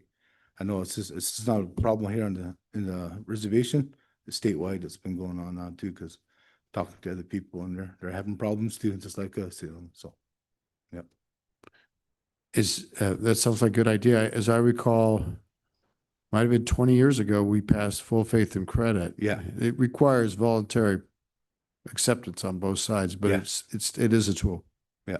So we're trying to get that relationship going, and we're trying to get our relationship going again with the Sheriff's Department, Highway Patrol, both municipality, police, with our new chief of police. She's starting that all back up again, so we could collaborate and work better together to provide safety for our people out here on the reservation and in Fremont County. Very good. Yeah. Thank you, Mr. Chairman. Any questions for the chairman? Thank you. Let us know what we can do to help. All right. Thank you. I think, is there any other public comment on the solid waste and the infrastructure stuff? Please come forward, and then we're going to move to MMIP. Ms. Roman, welcome. Good morning, or good afternoon, probably now. It is. Anita Roman, Anita Roman, Tribal Liaison to the Northern Arapaho Tribe out of Governor Mark Gordon's office. I just wanted to emphasize that when I started with the governor's office, I had a lot of naysayers from a lot of different areas saying that this couldn't be done. And, Chairman Keenan Grossback, as well as Sean Brown at the time at Arapaho First, were committed to making some really big progress. And so, they do have a solid waste integration plan. It did fall through due to funding, but they'll continue, and they're committed to working on that. I think that for the state, we're going to continue to explore how we can support the illegal dumping on the reservation, as well as on non-state land or on state lands, regarding what that looks like. So I'll keep looking onto it. And I just wanted to emphasize that 3 years ago, nobody believed that this could be done, and it's being done. And it's something that is I think a really big attribution to the tribes. We want to give them that shout out. I think that's totally appropriate. Any questions for Ms. Roman? We agree with you. We've seen really huge significance since we started talking about this. Thank you. Anybody else like to provide public comment about the events this morning? Mr. Brown? Yeah, just an update on our integrated solid waste plan. It'll be complete this summer at the end of July, and that's a plan. July 20th is hopefully we'll have that done. And Good luck. Thank you. Very good. And that was from Jason, some of his 50,000 that he contributed there, and working with. He's been part of the planning committee too. Jason has with IHS, and Allison too. She was the one that brought the funding. Made us aware of it. So I thank her too. So thanks to Allison. She's still on, so she heard you. Very good. Thank you, Sean. You're doing a great job. Keep up the good work. Thank you, Allison. Anybody else? Anybody else want to address the issue of infrastructure issues? Okay. Well, let's move on to missing and murdered Indigenous people. And I appreciate everybody joining us. Allison, you can sign off with your crew, and we appreciate you very much. Thank you so much. Appreciate you.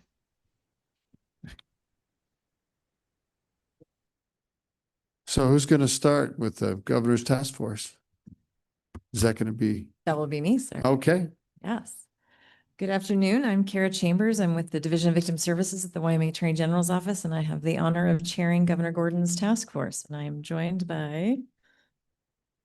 Hi, I'm Emily Grant. I'm a senior research scientist at the University of Wyoming, and I provide data and research support to the task force. I think I've only seen you on TV. Right. This is your first time maybe here in person, or maybe I missed it. This isn't my first time in person, but I am often on the TV. Yes. Very good. Thank you. Well, I'm actually going to start with Dr. Grant, and then we will move to DC. If you wanted to introduce yourself real quick. Please. Sure. My name is Ryan Cox. I'm a commander with the Wyoming Division of Criminal Investigation. Good to see all you both. Ms. Chambers. Actually, I will turn it over to Dr. Grant. We have a hopefully quick update for you. Dr. Grant. Thank you. Thank you for having me here today. And actually, I was here in person at the last meeting like this. And I'm probably just an idiot. So no, these are hard meetings. You know that? They are. But the only reason I bring that up is because at the end of our presentation last time, you asked a question to us of if we're making a real difference here. So when I come to these meetings, whether I'm on the TV or not, I usually talk about the data. So I bring charts and percentages and trend lines and things like that. But to start with that at that point, are we making a difference? Yes, we are. But to understand that, we need to go back to where we started and go forward. So while I usually talk about all that data, if we think back to 2019, we didn't have that data. There was no way to bring forth percentages, trend lines, and things like that. The MMIP issue came to light through people and the conversations and stories of loved ones that were lost. The families gathered together, students and advocates came together, they marched and raised awareness, and they asked Wyoming to look into something that had been invisible for far too long. And what they were saying was Indigenous people are going missing and being murdered here in Wyoming, and we are not responding in the way that we should. So Governor Gordon heard that message and created the task force on missing and murdered Indigenous people.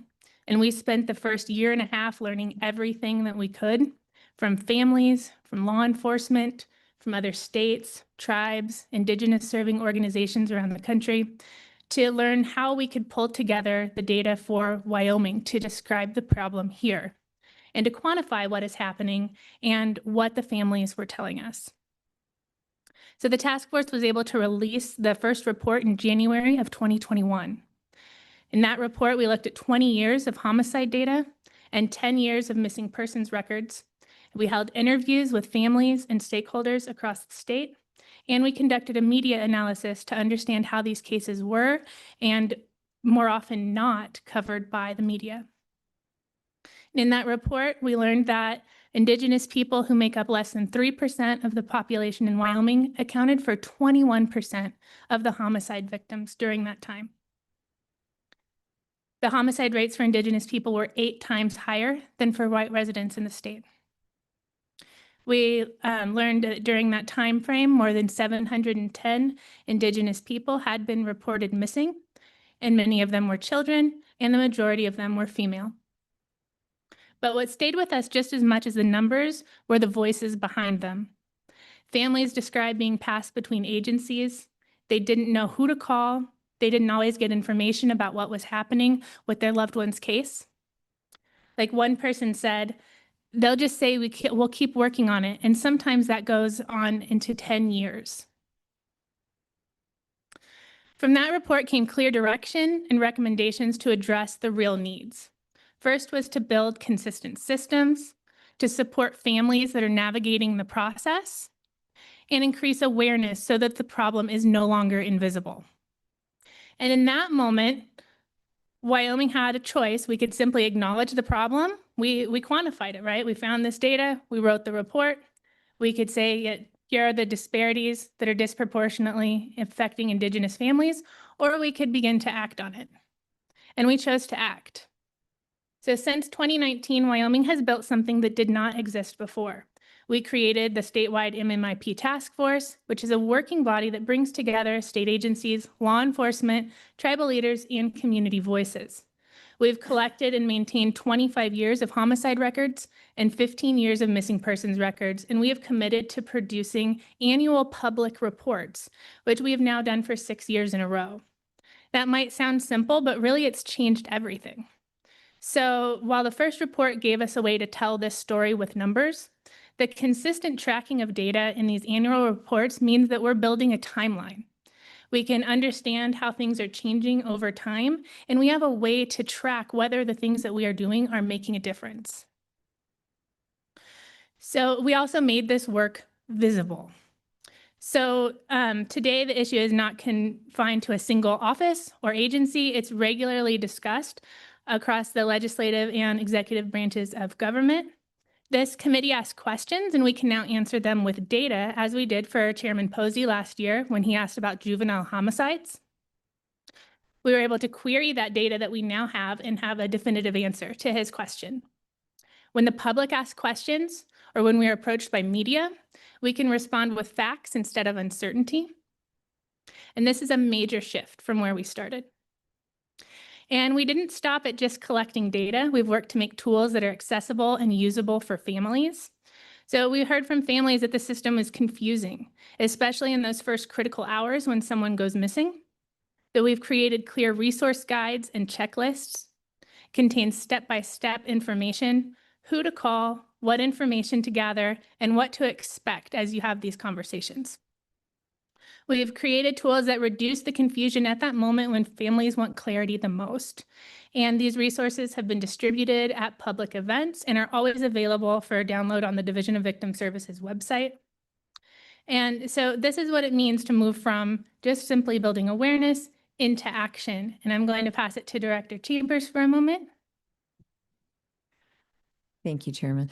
I just wanted to mention some of the real tangible policy things that we've done, especially with the legislature. In 2020, we had Senate File 8, which was the Missing and Murdered Indigenous Persons Agency Collaboration. And that's really the framework that included DCI, Homeland Security, my office, Highway Patrol, and others, and it was simply adding the word tribal to that to create that framework. And with that, there was also House Joint Resolution 3 that was supporting the federal missing and murdered initiatives. I did have a moment of, apparently we did not pass legislation in 21 and 22, but AI assures me that we were quite busy doing things like gathering this data, but also promoting the film Who She Is, which hopefully most of you have seen. It has had nationwide circulation on PBS, and that was a product of the task force, and that highlights 5 families' actual stories from this reservation. But then in 23, we were able to pass House Bill 18, which was the Missing Persons Alert System, which you might hear a little bit more from Highway Patrol, also known as the Ashanti Alert, which was a huge lift and a huge change.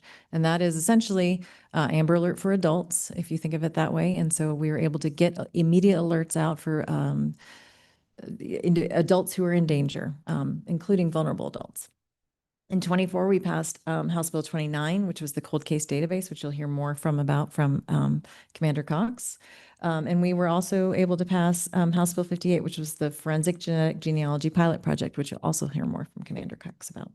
And then in 25, we were able to pass Senate File 114, which was the missing persons reporting requirement, which really kind of expanded what it means for law enforcement to take a missing person report on an adult, and really kind of narrowed it to limit when they can say, so you have to, like, all routes lead to saying yes to taking a report.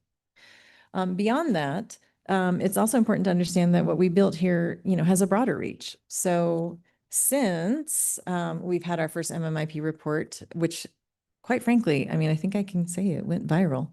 Unfortunately, with the tragedy with Gabby Petito in our state, other news outlets picked up on the work that was being done by this task force. And we couldn't handle all the media requests, but it was quite impressive that the work that WISAC was able to do is seen globally.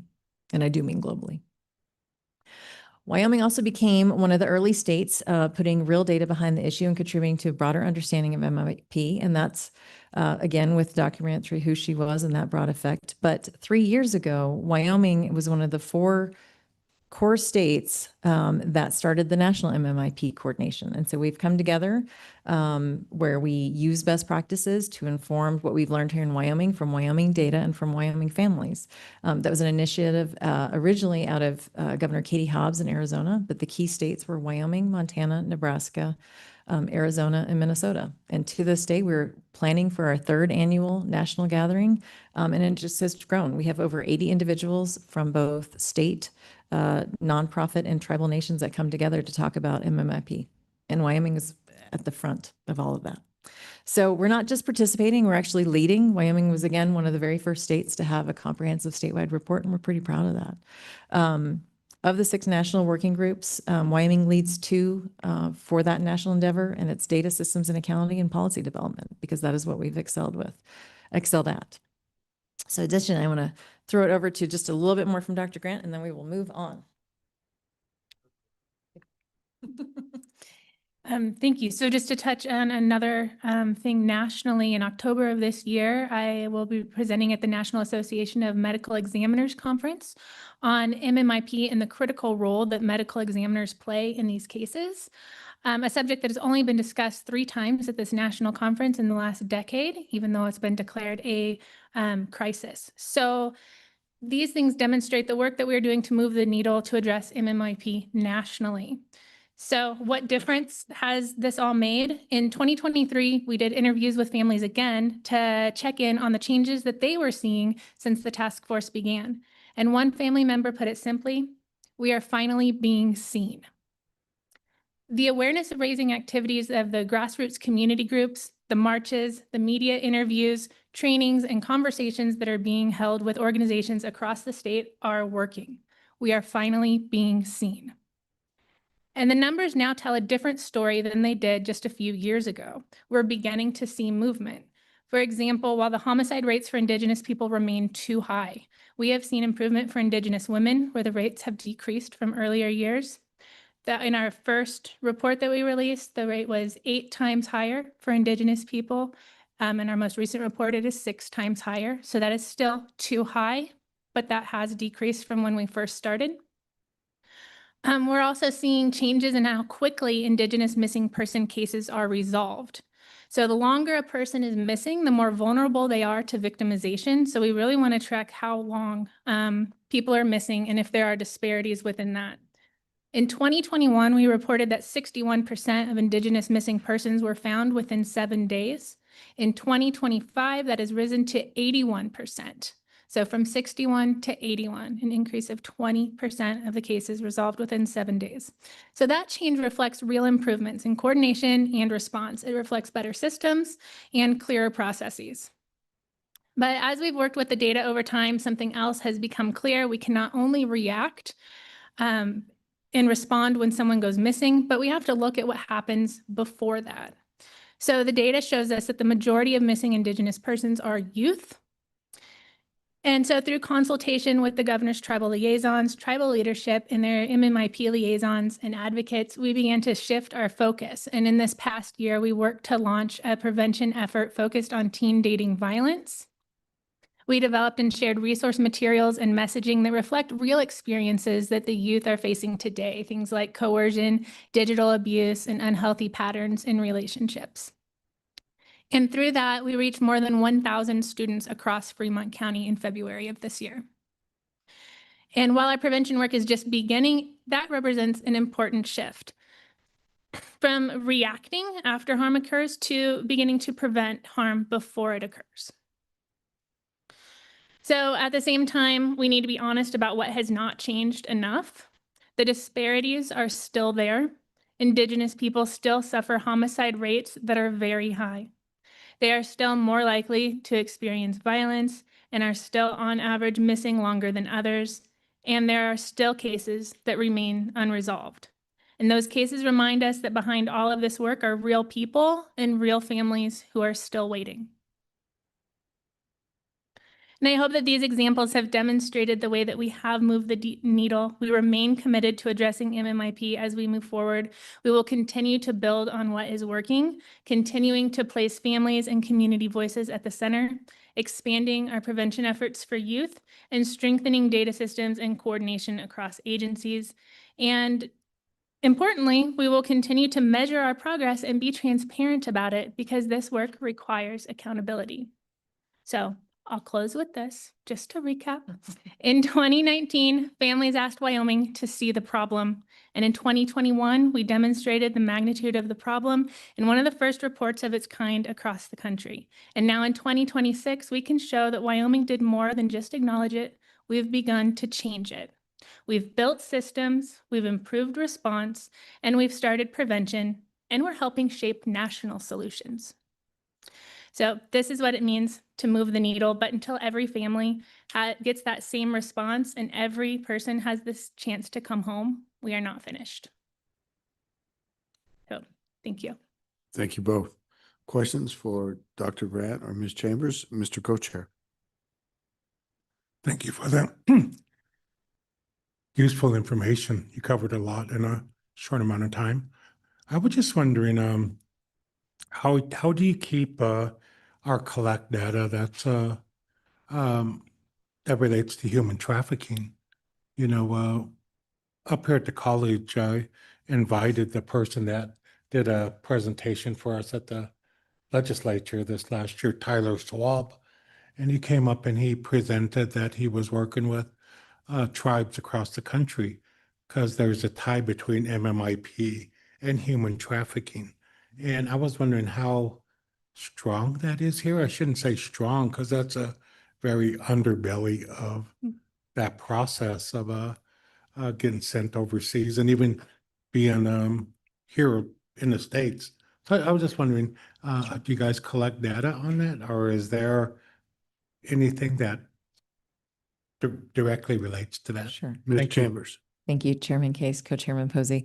So one of the reasons that I was asked by the governor to head up the MMIP task force is because I chair the Attorney General's Human Trafficking Task Force and have done so since 2016. So when the governor was asked in 2019 to start the MMIP task force, it was by an Indigenous run program called Not Our Native Daughters, which was addressing the human trafficking issue in tribal lands. So we do collect separate data for human trafficking and MMIP, but definitely there's a correlation between the two. And so that is sort of at the crux. And one of the reasons why I went to WISAC to develop the MMIP report is because they have since 2013 done all of the work for the Human Trafficking Task Force. Dr. Grant also did a comprehensive statewide survey of the status and understanding of our then new law in 2013. And then we've done follow-ups in 2018, but I would absolutely say that the work looking into human trafficking and looking into MMIP are absolutely correlated through our two offices and our endeavors. Now, data, some of the people that we do see missing, we do think that there is a human trafficking nexus, and I definitely think that is an issue specific to reservations. One thing that I've had law enforcement tell me is, perpetrators look for vulnerable communities, and I can't think of a more vulnerable community than having someone isolated on a reservation where there are other, concerns with poverty and access to resources. That makes it a tremendously vulnerable population. So yes, the nexus between human trafficking and MIP is something that we're definitely cognizant of. And I don't know if you wanted to add anything to that, but thank you. Thank you, Mr. Co-Chair. Representative Ottman. Thank you, Mr. Chairman. I'm so glad that we're getting on the side of prevention to tell people, be aware of your surroundings. I mean, even at my age, it is something that is so important because you just never know. So good for that. And the teen dating violence and digital, things that sometimes people just accept as the way it is and say, no, it isn't.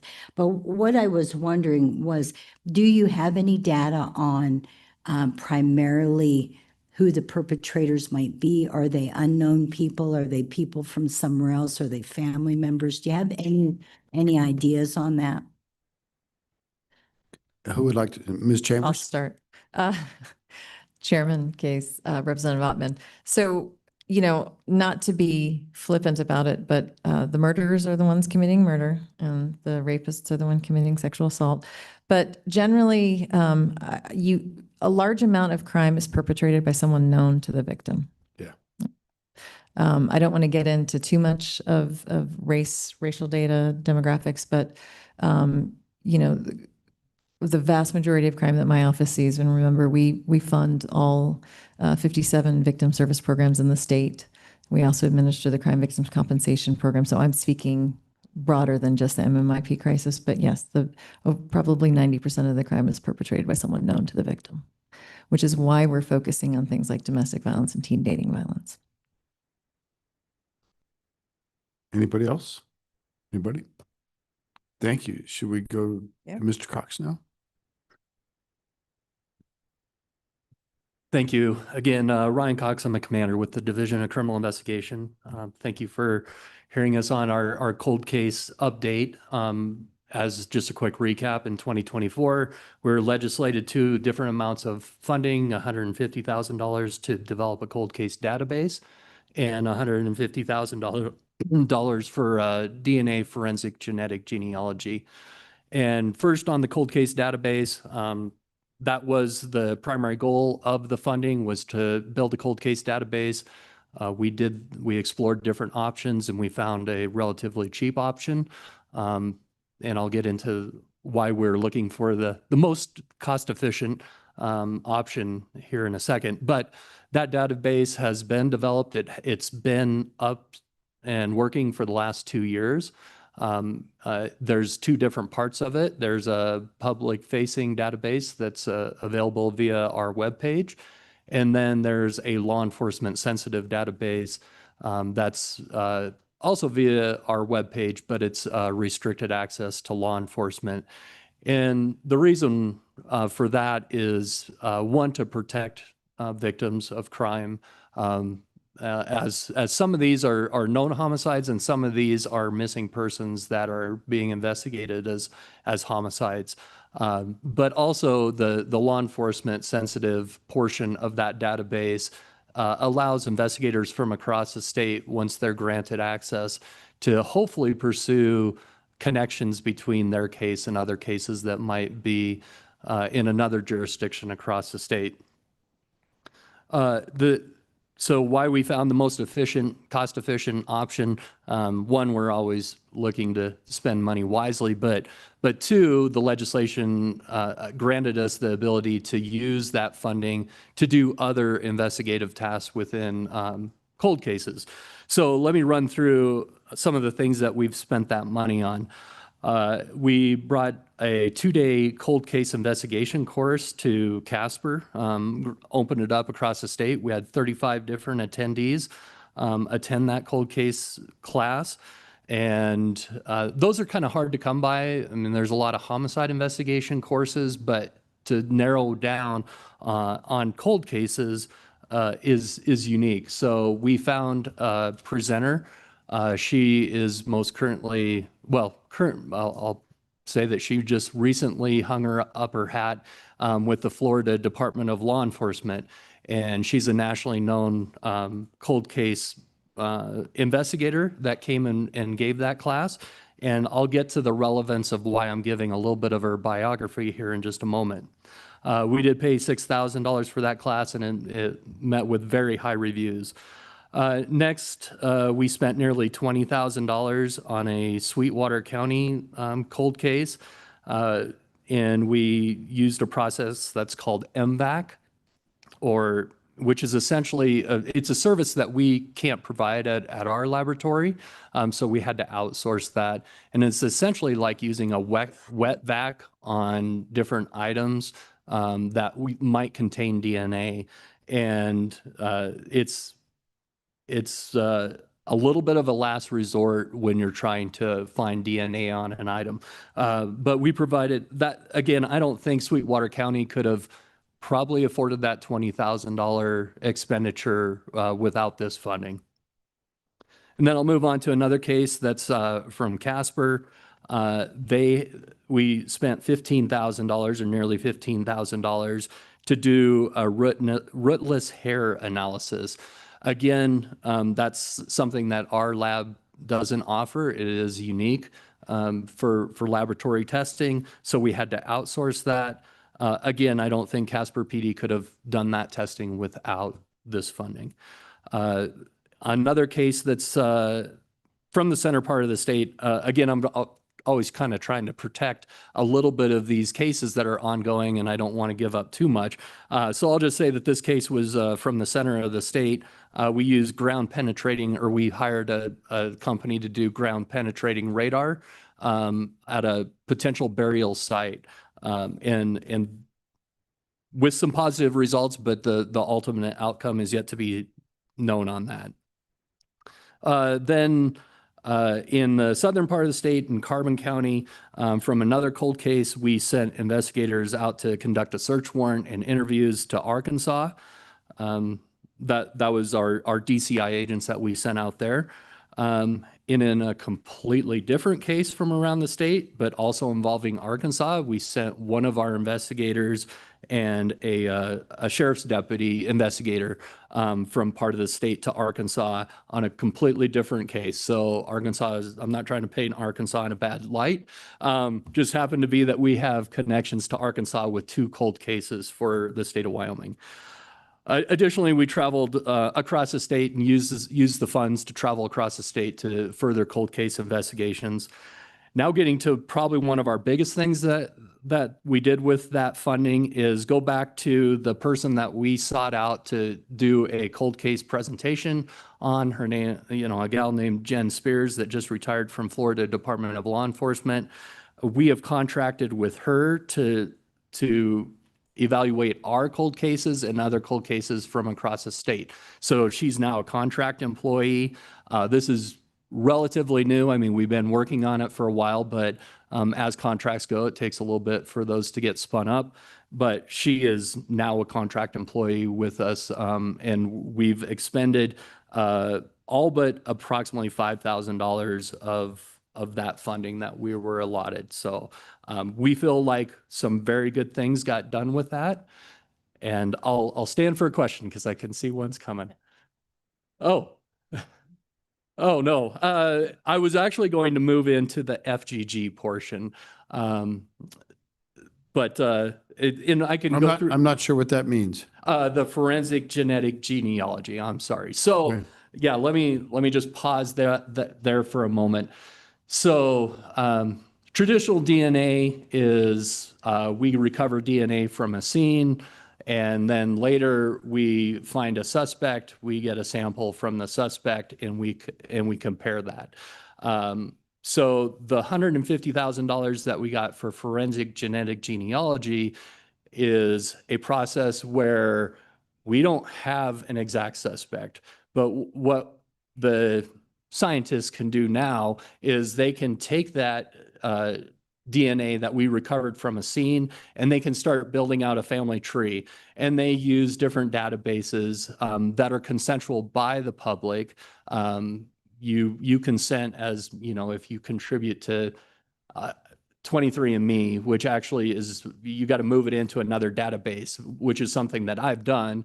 I did my DNA. I found out my family tree. I said, yes, I want to move that DNA over to GEDmatch, which is one of the databases that you voluntarily contribute to say, I want to help the greater community by putting my DNA in there and help law enforcement. It serves other purposes, but users that do that know that they're contributing to help law enforcement solve crimes. So the scientists start working on a family tree, and they continually work on that by getting different samples. What happens is they reach out to us as investigators and say, please go and talk to this person because they're somewhere in the family line. They're not your suspect, but they can start by getting their DNA consensually. We'll start moving closer to the suspect. And that's can take some amount of time. We've been working one case for, I want to say, over 2 years, where we have repetitively gone out to different family members, consensually got DNA samples, and we keep moving closer, and you can see it in the numbers. The centimorgans is what it's called, but you can see that centimorgan number grow, and you're getting closer and closer, but it takes a substantial amount of time. Well, in one of the cases that I'll talk about, again, I'll keep a little bit of this not so overt to protect the case, but from the middle part of the state, we agreed to fund the DNA forensic genetics genealogy in a case, and it was surprising because this case just pointed right to our suspect immediately, which is, I hadn't seen that done yet. I think that that's very unique, but it does prove that the funding comes in very handy, very useful, and it is making results. So those funds don't actually revert until 2029. The cold case database, those funds revert here at the end of the month. And with that, I think that's my summary, and I'll stand for any questions. Questions for the committee for Mr. Cox? Questions? Give me a license. So the Cowboy State Daily had an article about Shafter Jane Doe. Do you know what I'm talking about? The catch title is, a detective was about to fly to Wisconsin to arrest the lead suspect in a 32-year-old cold case of a woman whose nude body was dumped along I-80 when he got the news that the suspect was dead. Do you know about that one? Ms. Chambers, you got some help? You know what I'm talking about? I do, because I read Cowboy State Daily, but I'm trying to jog the investigator's mind. I believe you were involved, and I believe Othram was also involved. And so found in the 70s, but the suspect was... Or was it in the 70s or the 80s? I can't recall. Let's look here. They were able to identify her, and they did identify the suspect. However, he is now deceased.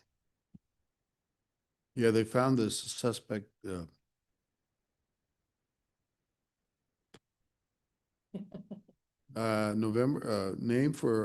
She was found in November 1993. For decades, she was only known as Shafter Jane Doe, named for the highway exit where she was found in November 1993. And she was, they identified her as, her last name is Alexander, a 25-year-old German immigrant who had been living in Salt Lake when she crossed paths with this perpetrator. And I know I'm being unfair. I apologize. I thought I do really good on keeping up with the cold case events from across the state, and I have not seen that article.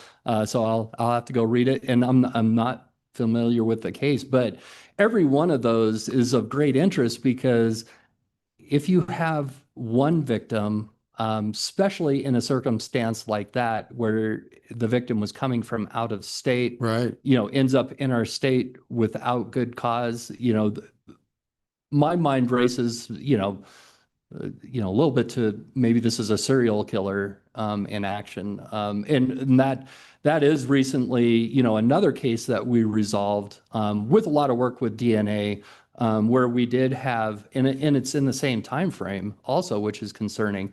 1992 and 1993, we had bodies on both I-80 and I-90. Yeah. Where and in Tennessee, where that suspect actually went to trial in Tennessee, was convicted for the murder out there, and was coming back to Wyoming when he died in custody out there. Wow. Of natural causes. So just a little bit more about the forensic work done here.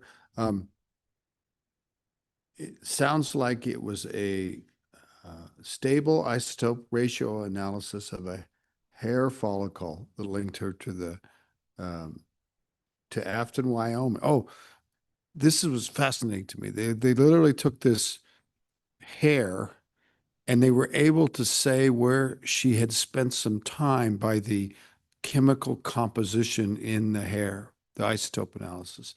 And I was like, that blows my mind. And then there was more. They had a little bit from a root canal. Anyway, they did find it's an amazing story, but it may not be exactly on point. But I think it's pretty close. And Ms. Chambers says you were involved, but anyway. Mr. Chairman, you have now jogged my memory. I do remember speaking with, actually, I think it was probably written by Jen Coker, the article. And I believe I remember the conversations now with her, but not actually reading the article. There you go. Chairman, I did want to point out that the cold case legislation allows DCI to go back to cases from January 1 of 72. Right. So you might remember that discussion also from some time ago. I mean, that's phenomenal. And think what that does for a family. You can't give them much after all these years, but you can give them a little bit. How about the $150,000? Is that funding just gone now? Obviously, if it reverts, it's over. Do we need to think about that?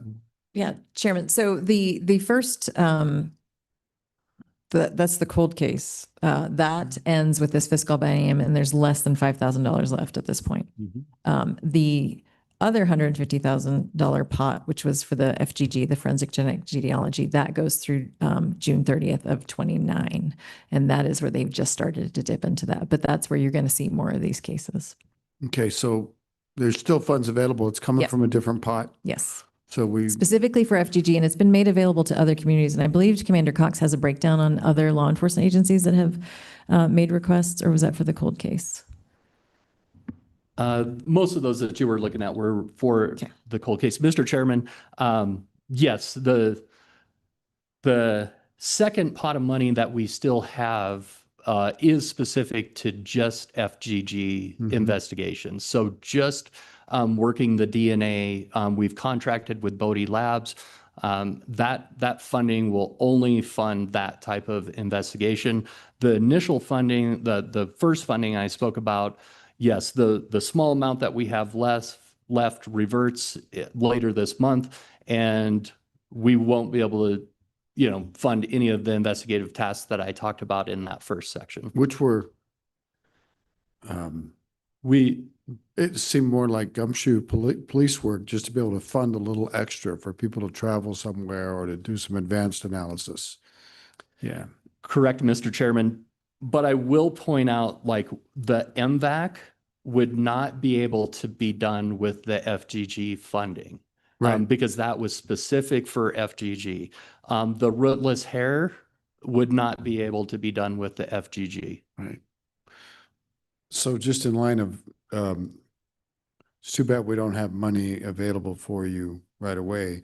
And there's nothing this committee can do except for possibly do a budget amendment. We can do things like that or recommend, but we're going to meet again in the fall, and maybe we could be helpful then if there was another suggestion about money. But you should also, governor's office, get it in the budget, appropriations committee, you got a chairman right here. it'd be nice if we could continue the work. Thank you, sir. Representative Ottman. Thank you, Mr. Chairman. And thank all of you. Yeah, very much. What I was wondering was there's the DCI, let me see, Wyoming DCI.wyo.gov website. How do common people, I mean, how is that used and how do people know where to contact or report or whatever? Go ahead, Mr. Cox. Mr. Chairman, Representative, yes.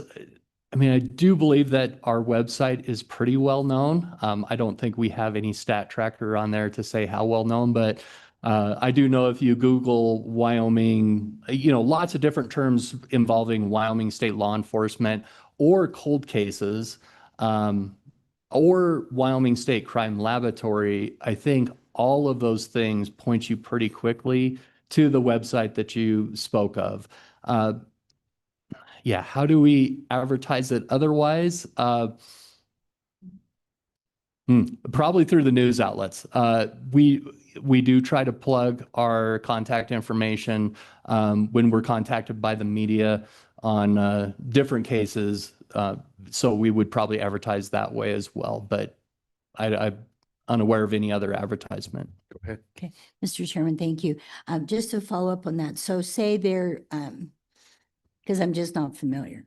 So say there is an incident, somebody is missing, and so I call 911 normally. And then how does do I ever get in contact with your department, or is that law enforcement's place, or how does that system work? Who wants to help with that? You get it. It's your data. This gentleman built the database, so I think he's very equipped to answer that question. Mr. Chairman, Representative, yes. So that is ran by technically a different section of our DCI. So I'm in operations, and our cold case database or our missing person database, since you pointed us that direction, is ran by our CJIS section.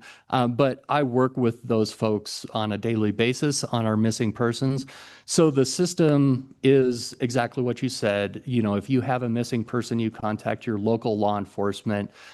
They enter it into the National Crime Information Center, NCIC. That comes to our CJIS people, who take that information and enter it into the public-facing database for our missing persons. So that's what you see on our webpage, is the NCIC information that gets received by us and re-entered to display on that database on our webpage. Go ahead. Okay. Thank you, Mr. Chairman. Just to follow up on that, and then you had said, Dr. Grant, about letting people know. So after, this department is working on things and cold cases and things, then how do people that have contacted law enforcement, how do they follow up? Because you don't want to be calling every day and keep the phone line. So how does that work to where you can actually know what you should be doing or what is being done? Dr. Grant? Thank you, Chairman, Representative.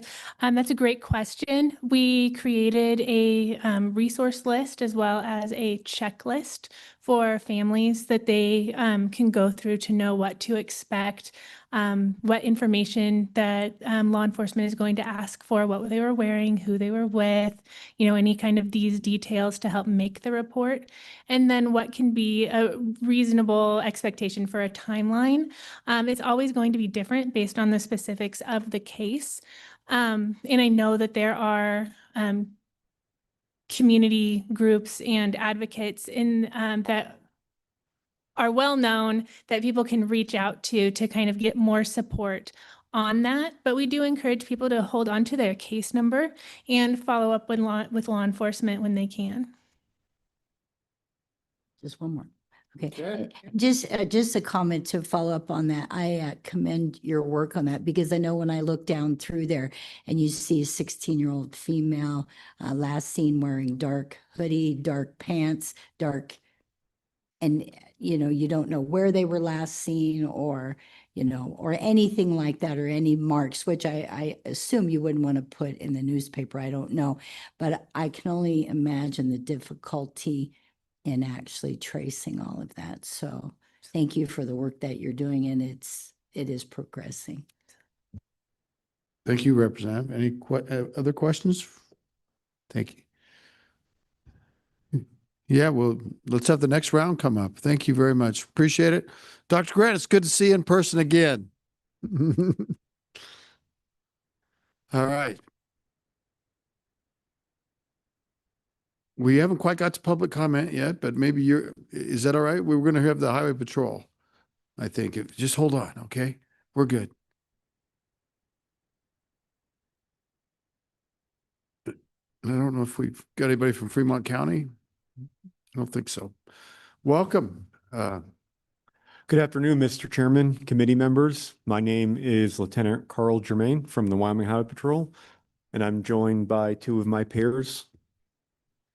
I'm Captain Eric Jorgensen with Wyoming Highway Patrol. I'm the district commander for this area, so I supervise all of the employees in the Fremont County area, as well as the Bighorn Basin and Sheridan and Johnson County. Good to see you both. Hi, my name is Brian Kent. I'm with Highway Patrol Dispatch.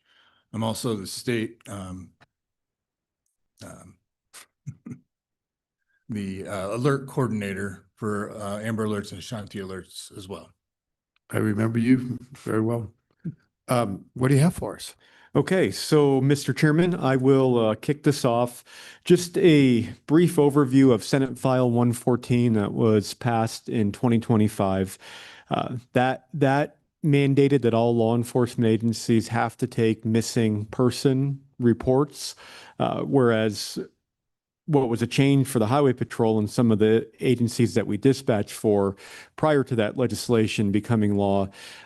If I, as a trooper, came in contact with someone that was wanting to file a missing persons report, my only mechanism to do that was to have them contact local law enforcement, sheriff's department, a federal agency. So when that became law, it mandated that all law enforcement officers in Wyoming had to take the missing person report. And the Highway Patrol took immediate steps based upon that legislation to ensure that our communication officers, our dispatchers, were able and had the knowledge how to take a missing person report, get it entered into NCIC.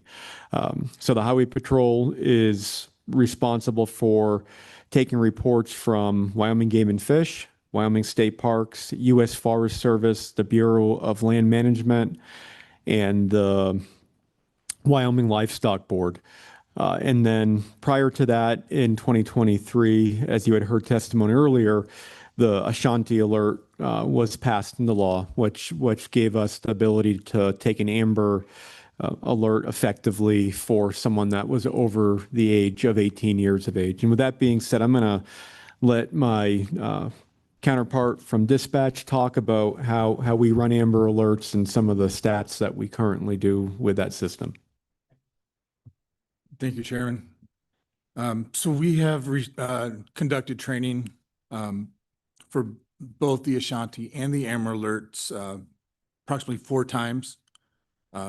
We've done 2 Amber Alert tabletop exercises.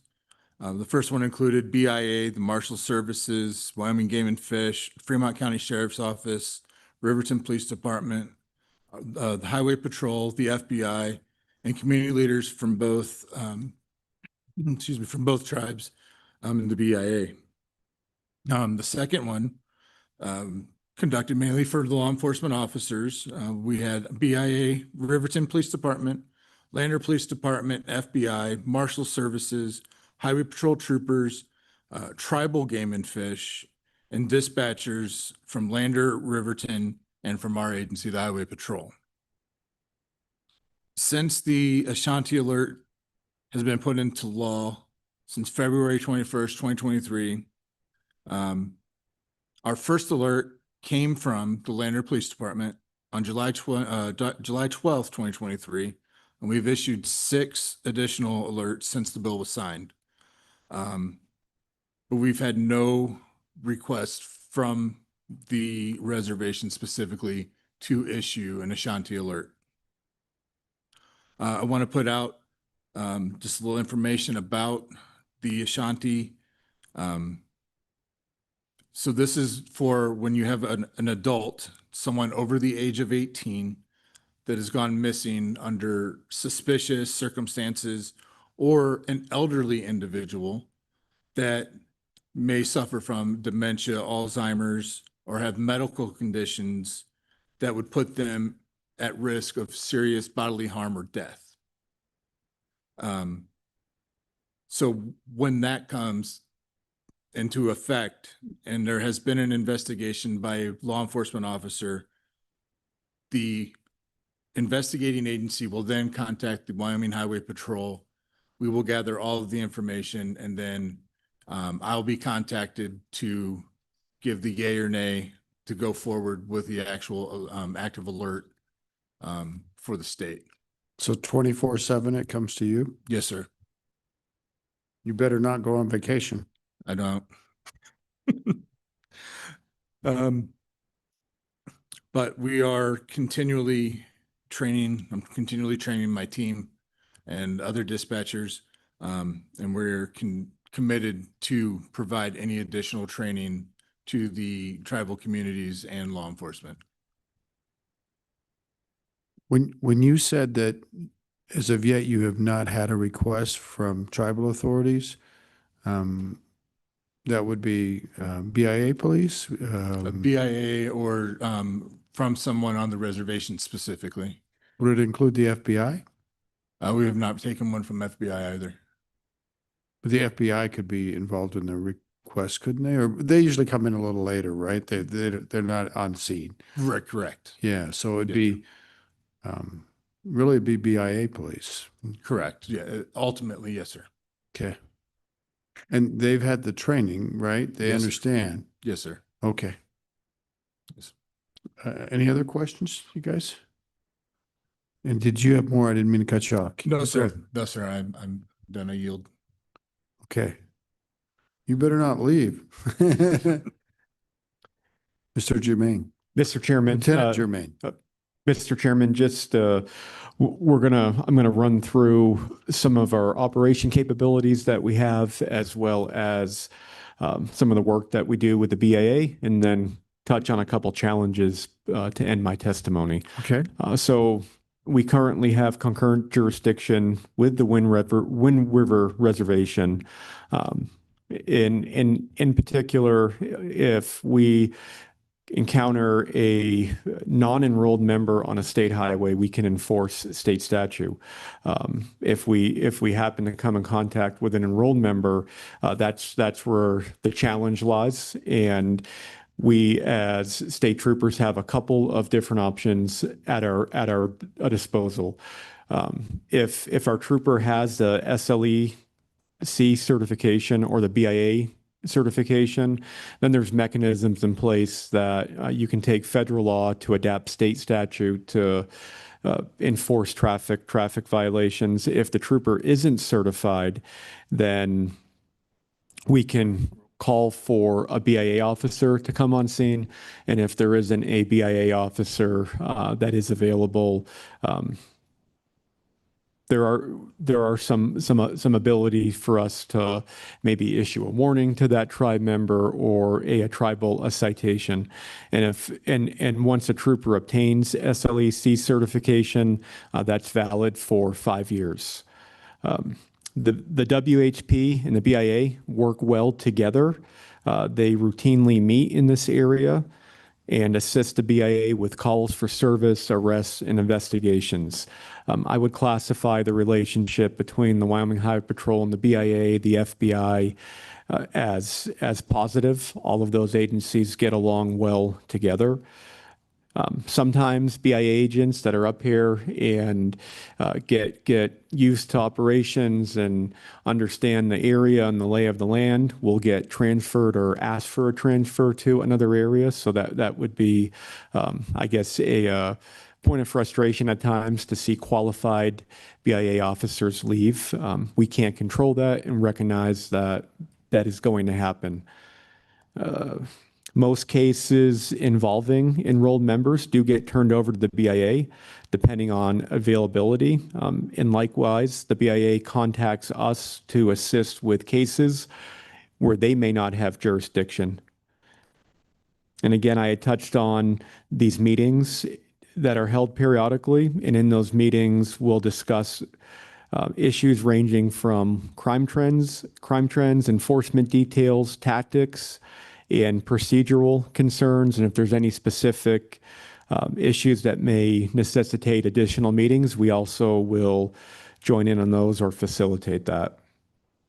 WHP in particular provides expert crash investigation, reconstruction, interdiction efforts, and impaired driving on the reservation. Some specialized equipment that we've obtained over the last few years that could help with missing persons would be some drone capabilities, night vision for some of the troopers in the area. WYDOT has a Cessna aircraft that was upfitted with an MX-15 camera. So WYDOT owns the plane. Homeland Security purchased the camera and transferred that camera to WYDOT, and the Wyoming Highway Patrol trains the troopers to operate the camera. There is some limited funding that was provided by Homeland Security to use the camera. So in the event, I'll use the example of a missing person in this area, they could call for the camera as a resource if there's a pilot that's available. BIA is working with WYDOT and the patrol to put up LPR cameras or vehicle identification cameras. Those are obviously helpful for a number of reasons. And, I fully recognize some of the privacy concerns with that. But if we're talking about a missing person case or an Amber Alert, they can be invaluable to help recover that person in a timely manner. There aren't a lot of cameras in Wyoming right now, but if the reservation is able to put those up, it's just another tool at disposal for law enforcement.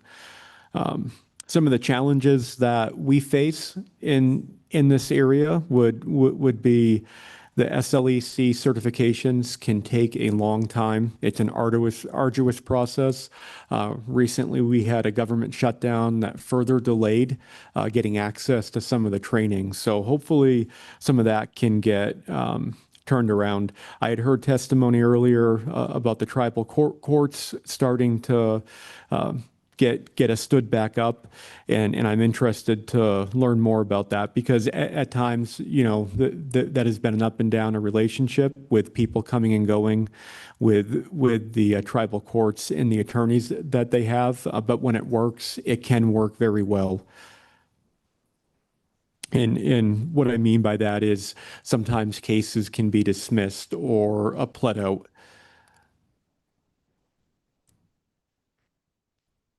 Since the last meeting that we testified at, 3 troopers have received their BIA certification. 2 troopers are awaiting their background check to be completed, and we have several troopers that are lined up and just waiting for the training to take place. And we do have a couple of troopers whose certification is about to expire. It's an easier process to renew their credentials.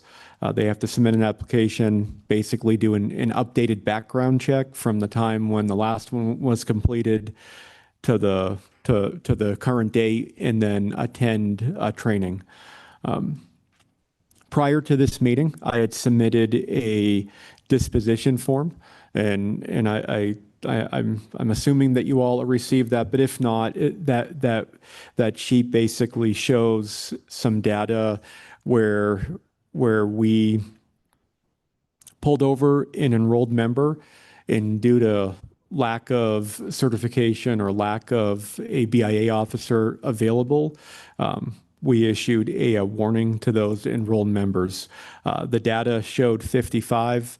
Captain Jorgensen informed me that he had reviewed the data and it should actually be 50 because 5 of those were mistakes that the trooper had inputted when they were clearing the traffic stop.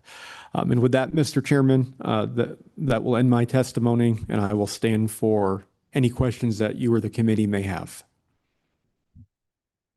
Thank you very much, Lieutenant. Mr. Co-Chair. Thank you, Mr. Chairman. You talked about the CLAC training, I guess that's what it's called. And you said there's a bottleneck there. But I know even law enforcement that took that training, and it's federal training to kind of relates to the reservation and the federal side of it. But I know there was a bottleneck of just getting the cards. Is that still an issue yet? I mean, the officers may even go through the training, but to get the card that says you're trained in this and it provides some type of liability, is that still an issue? Yes, Mr. Chairman, Mr. Co-Chair, I personally went through the training back in 2016. And so I'm familiar with how that process works. And it was some time. As a matter of fact, I had went through the training, passed the test, and it was about 6 months later when I actually received my credentials. I don't know what the time frame is now, but there is time from when you take the week-long training, you have to pass tests, get certified until those credentials actually show up. And I would be curious if, and I don't know the answer to it, but I'm just asking it out loud. Sometimes with these federal trainings, your certificate of passing the class is your credential, and I don't know if that's the case for the BIA certification or not. Yes, I would think, Mr. Chairman, I would think it could cause some hesitancy in terms of response. But I think, as we talked earlier informally, law enforcement is going to help each other regardless and work that other stuff with the mucky mucks, as I said. But I think that continues to be an issue in terms of it could cause somebody to be hesitant to provide response to the reservation. Thank you, Mr. Chairman. Thank you, Mr. Co-Chair. Anybody else? Anybody else? Could you give me a little flavor of, I don't remember the numbers from last time we visited on this very issue as to the number of troopers within this area that had the SLEC rating versus the ones that didn't, and then how does that compare from then to now? Are we getting more, or is it staying even with people leaving, or help me with that? Go ahead. So we're pretty much right about where we were last time. Yeah. With people leaving, with certifications that have expired, Mr. Chairman, we're kind of right there. So is it 50-50? 50%? It is about 50% of the area that has it. I just spoke with our background investigators this morning on this exact topic to find out where we're at with that, and asked them to throw my name in there too. Good job. Being the new supervisor here, I'm like, you know what, I'll do it with the guys and figure out what this process looks like. So maybe you can help point to where we can make it better. That's the hope, and we can maybe get this a little cleaner of a process. Very good. Anybody else? I have one more. I'll get you. Can a deputy sheriff take this training if a sheriff's department wanted to fund it? Mr. Chairman, yes. And you wouldn't know if Fremont County anybody's done it. Anybody know that?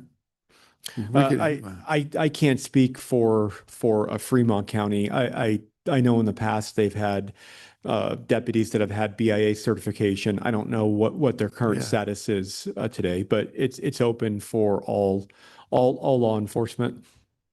We know there's a big sheriff selection going on right now, so we might ask a few questions. Appreciate that. It might be good if some deputies had it, for sure.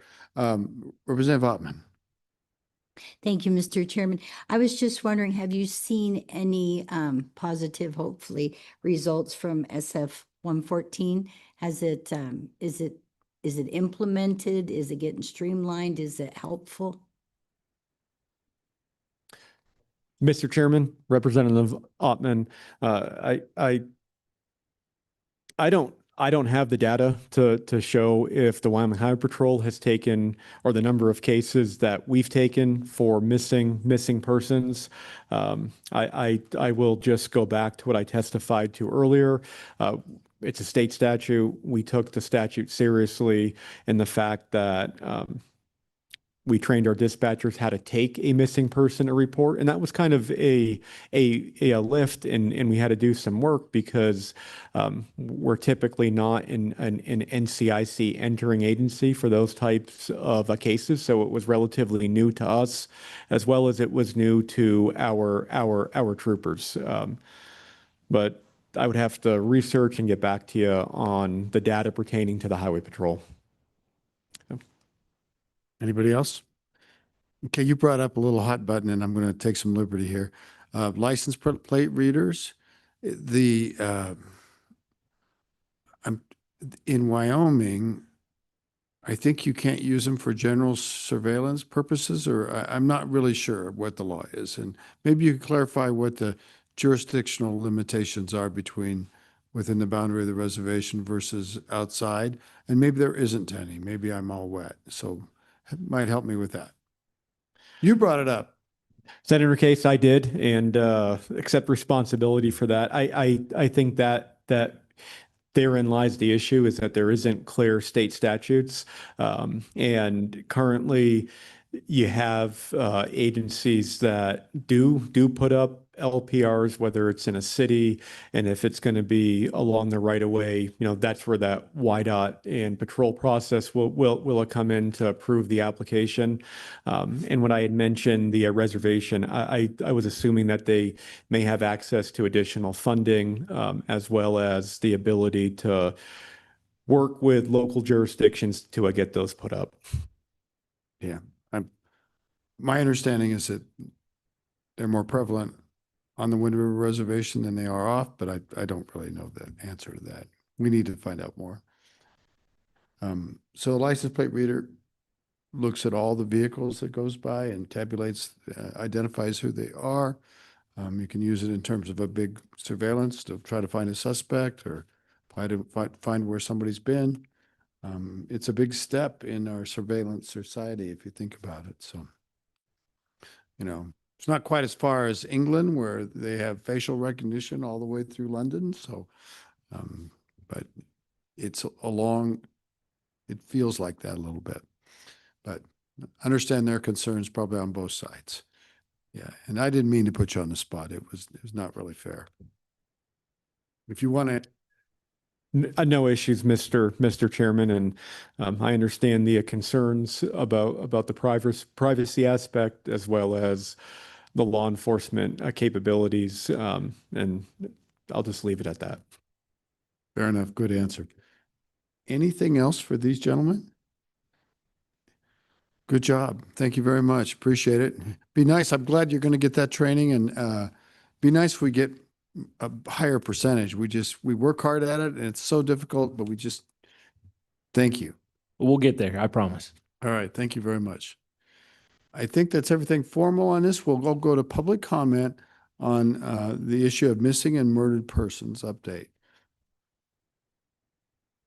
I don't know if anybody else, I asked if anybody wants to talk.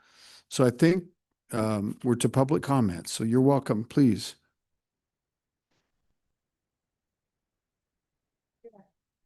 Get down there and turn that microphone on. It's good to see you again. How you doing, Mr. Case? I'm doing good. Representative Posey, Miss Ottoman. How do you say that name? Is that Italian? Gugimas. And Mr. Salazar. Again, my name's Nicole Wagon. And my goodness, I don't even know where to start. I just wanted to give you an update with MMIR 307, how we kicked off the year with the luncheon of engaging our Indigenous families. We've been utilizing CWC intertribal building here. So that was our initial kickoff. We had another let's see, in February, Shay's not able to be here today. Shay Jimerson, she's the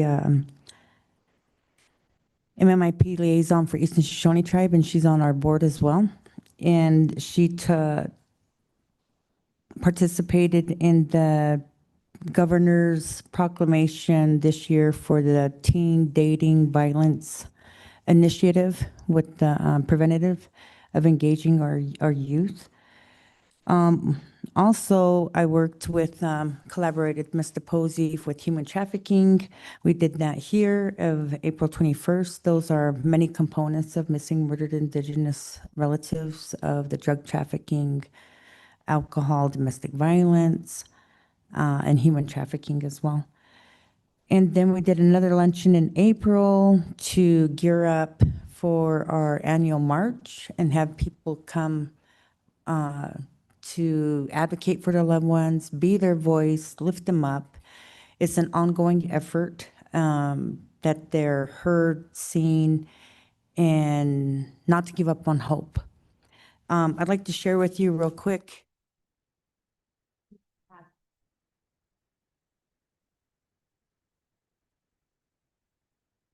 The ladies and the families at these luncheons made those, and if you look at the heart in the back, there's seeds in those in the heart, and you could plant them to make a plant. And then the heart is something that they can hold. And I didn't bring a candle. We made homemade candles with our medicines, you know, as Indigenous relatives of our sage, this, that, whatever's going to lift them up and give them hope. And I brought that today because I didn't realize how we are making a difference of things that need to be told and shared. I had a call from one of the ladies that attended, and she took that heart and kept it in her pocket to give her hope for her child. And she called me frantically and lost that heart. And it just, you know, broke my heart of, you know, of if we can give that piece of hope or that reminder that they're not alone, then, you know, we're making progress here with our families. So I wanted to share that with you all, and it's just heartbreaking, you know, to hear everybody's story is different, everybody's unique, everybody counts, and everybody matters. And it's hard to where the families want us to do it, and they need to be their voice, and we hope that we can give them that platform. With that being said, we did our annual march in May. I'd like to thank the Northern Arapaho Business Council for coming, funding that for us. We're still not a nonprofit, and we depend on donations. And it was a huge success with the healing horse riders, embracing our culture, the walkers, the medicine wheel, Representative Corinne Tuma, and Red Rum participated with the motorcycle group, and however, walk with this. It's a friendly walk for awareness for that day. So that's national. And we work with our city council, and we tried to push for the weekend for safety. And, you know, everybody works and try to get more involvement. So with that being said, we were very busy on May 5th. We got invited to Fort Washakie School with the Buffalo Initiative, and it was very impactful to see the young students make their own banner with their own red handprints onto that banner, and to also engage into who we are and where we come from. My heart goes out to Mr. Shoyo, to where cedering gives us that strength, clears our mind, and to move forward as Indigenous people.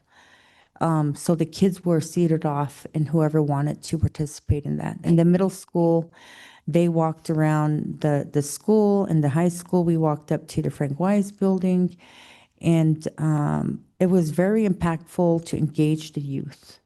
So with that being said, go give credit to all that were involved with that project, and hopefully it's going to get bigger and better for next year. Gosh, I can't even think of his name. Can you help me out on that one, Mr. Posey? Mr. Chairman, Sir Randy Nagatsy. Yes, Mr. Nagatsy, right? So he's the one that reached on out, and we helped to make it happen. And it was neat to see Nikki Ferris, their family, Stephanie Bearstail, Corey Enos, their family. They did. Corey Enos, he is known in Indian country for horse Indian relay. So his family did a silhouette of a horse and put his name on there. I mean, there's so many significances of standing on out and them advocating for their loved ones. Also, we can't name them all, but we're going to keep going at it and continue to have luncheons and to pick them up. We get a lot of call out of actions from families when they go to court. I don't know if you're familiar with the recent one in Fremont County, Mr. Byron Bell and his daughter. That's an ongoing case. And the families call us just for support, just to wear red when they go into court. We're not going to speak on their behalf. We encourage them to engage and write their victim statement. It's a powerful statement. It's for them to make that difference for their family. We try to encourage them how important it is. And so a lot of them ask us, like in Casper, this, that, to whatever, just to be there. So if that gives them that strength as grassroots, then, hopefully we're doing our job. And I'd like to thank the MMIP State Task Force. I've been on there since 2019, as you guys know, with my daughter, Jocelyn Watt. Getting justice for her with 4 individuals that were from the reservation. The other, I've also supported the DNA testing, the cold case bills, the MMIP missing bill. I testified for that, and trying to tell people, as Indigenous people, we just don't go missing on the reservation. We go missing everywhere. So that bill changed law enforcement to better to do their job and to serve others. And I was listening to other people that already spoke prior to me. On another note, when you asked that gentleman of who do you call, right? I think our guest speaker this year, again, was Missing Murdered Unit. They have a website. Because some people feel like they're not being heard. They feel like it falls on deaf ears. So a lot of them don't know about the Missing Murdered Unit that was established. I testified at the NIOC meetings in Billings, Montana. So with that testimony, we do have a Missing Murdered Unit here. They can call them. They are solely based to find the missing and the murdered, if any tips. So I'm grateful that we have somebody focused on those 2 issues. And there is a number to call. And we keep on encouraging other people to speak forward because they may just have that missing puzzle to that case and where they can remain anonymous. So I'd like to share that we do have a unit here. And I keep putting that word out because I don't think people understand or they know as well. And I just realized today, listening to Miss Kara Chambers and Dr. Emily, I thank them, ladies, much respect, working with them all these years. And I recall calling them and letting them know that I wanted a red alert. And the state came forward of adopting a Shanti alert. And so that's how that came on in. But I'm really grateful to be a part of trying to make a difference for others and for preventative, like you said, Ms. Oddman, measures at how do we work together to make it safe again. That's the goal. I mean, the violence is getting pretty duly noted in our media every day. And I hope that doesn't make it normal, right? Like, oh, that's another, right? You know, this, that, whatever. So working together with that, I hope that we make it better. And I'd also like to thank Warm Valley Healthcare. They did Wear Red Day with our logo for the whole month of May, every Friday, to make a statement of awareness. So, you know, with that being said, it's a lot of group effort here and it's a lot of push. And I know as well as my daughters are in a lot of documentaries, Who She Is. They're also in Life and Death on a Reservation. Hopefully we'll share that here sometime this year. They also are with the Medicine Wheel, which is a motorcycle ride group of Rewrite for Her. So with that being said,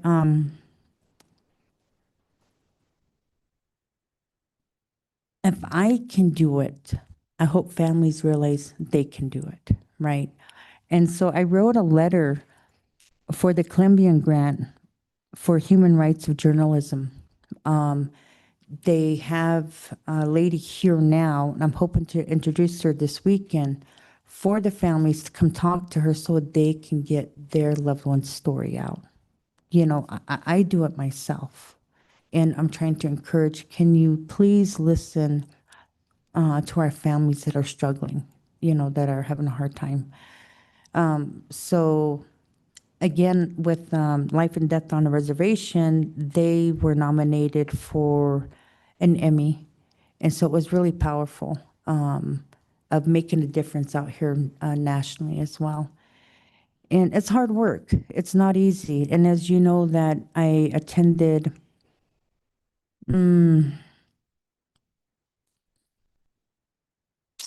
that public corporation meeting in Lander. We protested for the Darren Smith, for him to be confirmed. It was very alarming of how many cases that were, gosh, how many were it, 7 or 10? Trying to remember, at least 7 cases were thrown out. There may have been more. I kind of think it was higher. One was a murder case.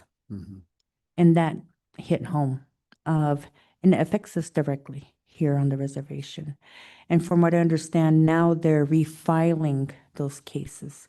But we were protesting, you know, of if he's going to be doing those kind of actions, we need better people in that position as a U.S. attorney. We also, I also attended to make a statement for the redistricting that affects us as well directly. Again, Indigenous voices in Wyoming are not separate from justice. They are justice. As a movement that fights every day for missing and murdered Indigenous relatives. MMIR 307 understands that visibility, representation, and accountability are deeply connected for Native communities. Being seen and being heard never has been a guarantee. Our movement exists because Indigenous people have too often been overlooked, ignored, underrepresented, and forgotten.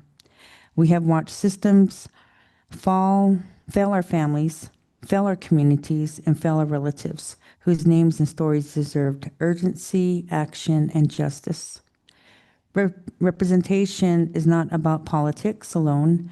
Representation shapes the policies that affect public safety, healthcare, education, law enforcement, accountability, resources, and the protection of our communities. When Indigenous voices are reduced, our ability to advocate for our people, our families, and our future generations is also reduced. And again, House District 33 and the districts that serve the Wind River communities represent far more than lines on a map. They represent shared histories, shared lands, sovereign tribal nations, and communities. Voices have historically struggled to be heard in spaces where decisions impacting our futures are made. These districts were created to help ensure that Native voices were not erased or diluted, and that our communities would meaningful have representation. As the Indigenous people, we were long before Wyoming became a state. Tribal nations are sovereign governments and the original peoples of this land. History has repeatedly known us as the consequences of Indigenous voices being pushed aside. We know what happens when Native communities are ignored because we live with those realities every day. As people working within the MMIR 307 movement, we understand that missing or murdered Indigenous relatives is not just a crisis. It is a painful reminder of what can happen when Native lives and voices are treated as invisible. Our vote matters because our lives matter. Representation matters because our people matter. Justice matters because every Indigenous life matters.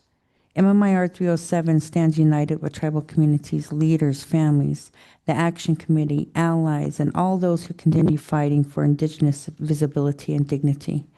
We stand together to protect our voice, our vote, our place in Wyoming's future. Our ancestors fought so we could be here today. We fight so the next generation will never have to fight simply to be heard. We stand together because our voices matter. We stand together because our people matter. We stand together because every Indigenous life matters. Wyoming citizens deserve better, and we all deserve justice. And I'd like to thank everybody always showing up and uniting and coming with a united front for these serious matters. And I'd like to thank law enforcement as well. I shared at one of the meetings here that I was part of the Tiger team with Lance Four-Star with him over 3 years of getting that pushed. And the license plate readers are here. So if that's going to help with making everybody accountable with the drugs and alcohol that they're bringing in on the reservation, then I'm all for it. So it's a lot of work, and I know my heart's in it to make that difference and to make it better. My daughter Jade Wagon is a cold case, 2020, too long. Today is 2026 this year. So 6 years, my daughter is a cold case that I keep working on, and hopefully to give hope and have justice for my daughter, Jade. And with that being said, I'd like to invite you guys this weekend to the Eastern Shoshone Indian Days. We are having a red shirt, red dress, dance for our people. We dance for them. And red shirt, this is happening at alarming rate for men. So with that being said, we want to recognize that. And red dress for women. And we're hoping that we get in contact with BIA chief and welcome her in and honor her, because it's a hard job, law enforcement. Somebody's got to do it. And Jolene Makeshine is our current chief of police of BIA. So we're hoping that we're able to honor her this weekend. And I also want to note that June 6th is for men. Wear blue. Jean jackets, wear blue for men, because, again, this is happening to our men. It's happening to our women, and it's happening to our two-spirited people. So with that being said, I thank you all for your time and to keep working together and to make that difference. Thank you very, very much, Nicole. It's good to see you, and our hearts go out to you with your loss, 2 daughters. Mm-hmm. And we realize your passion. You're putting it to good use. You're doing good things. Thank you very much. Thank you. I'd like to share real quick with the violence in the community.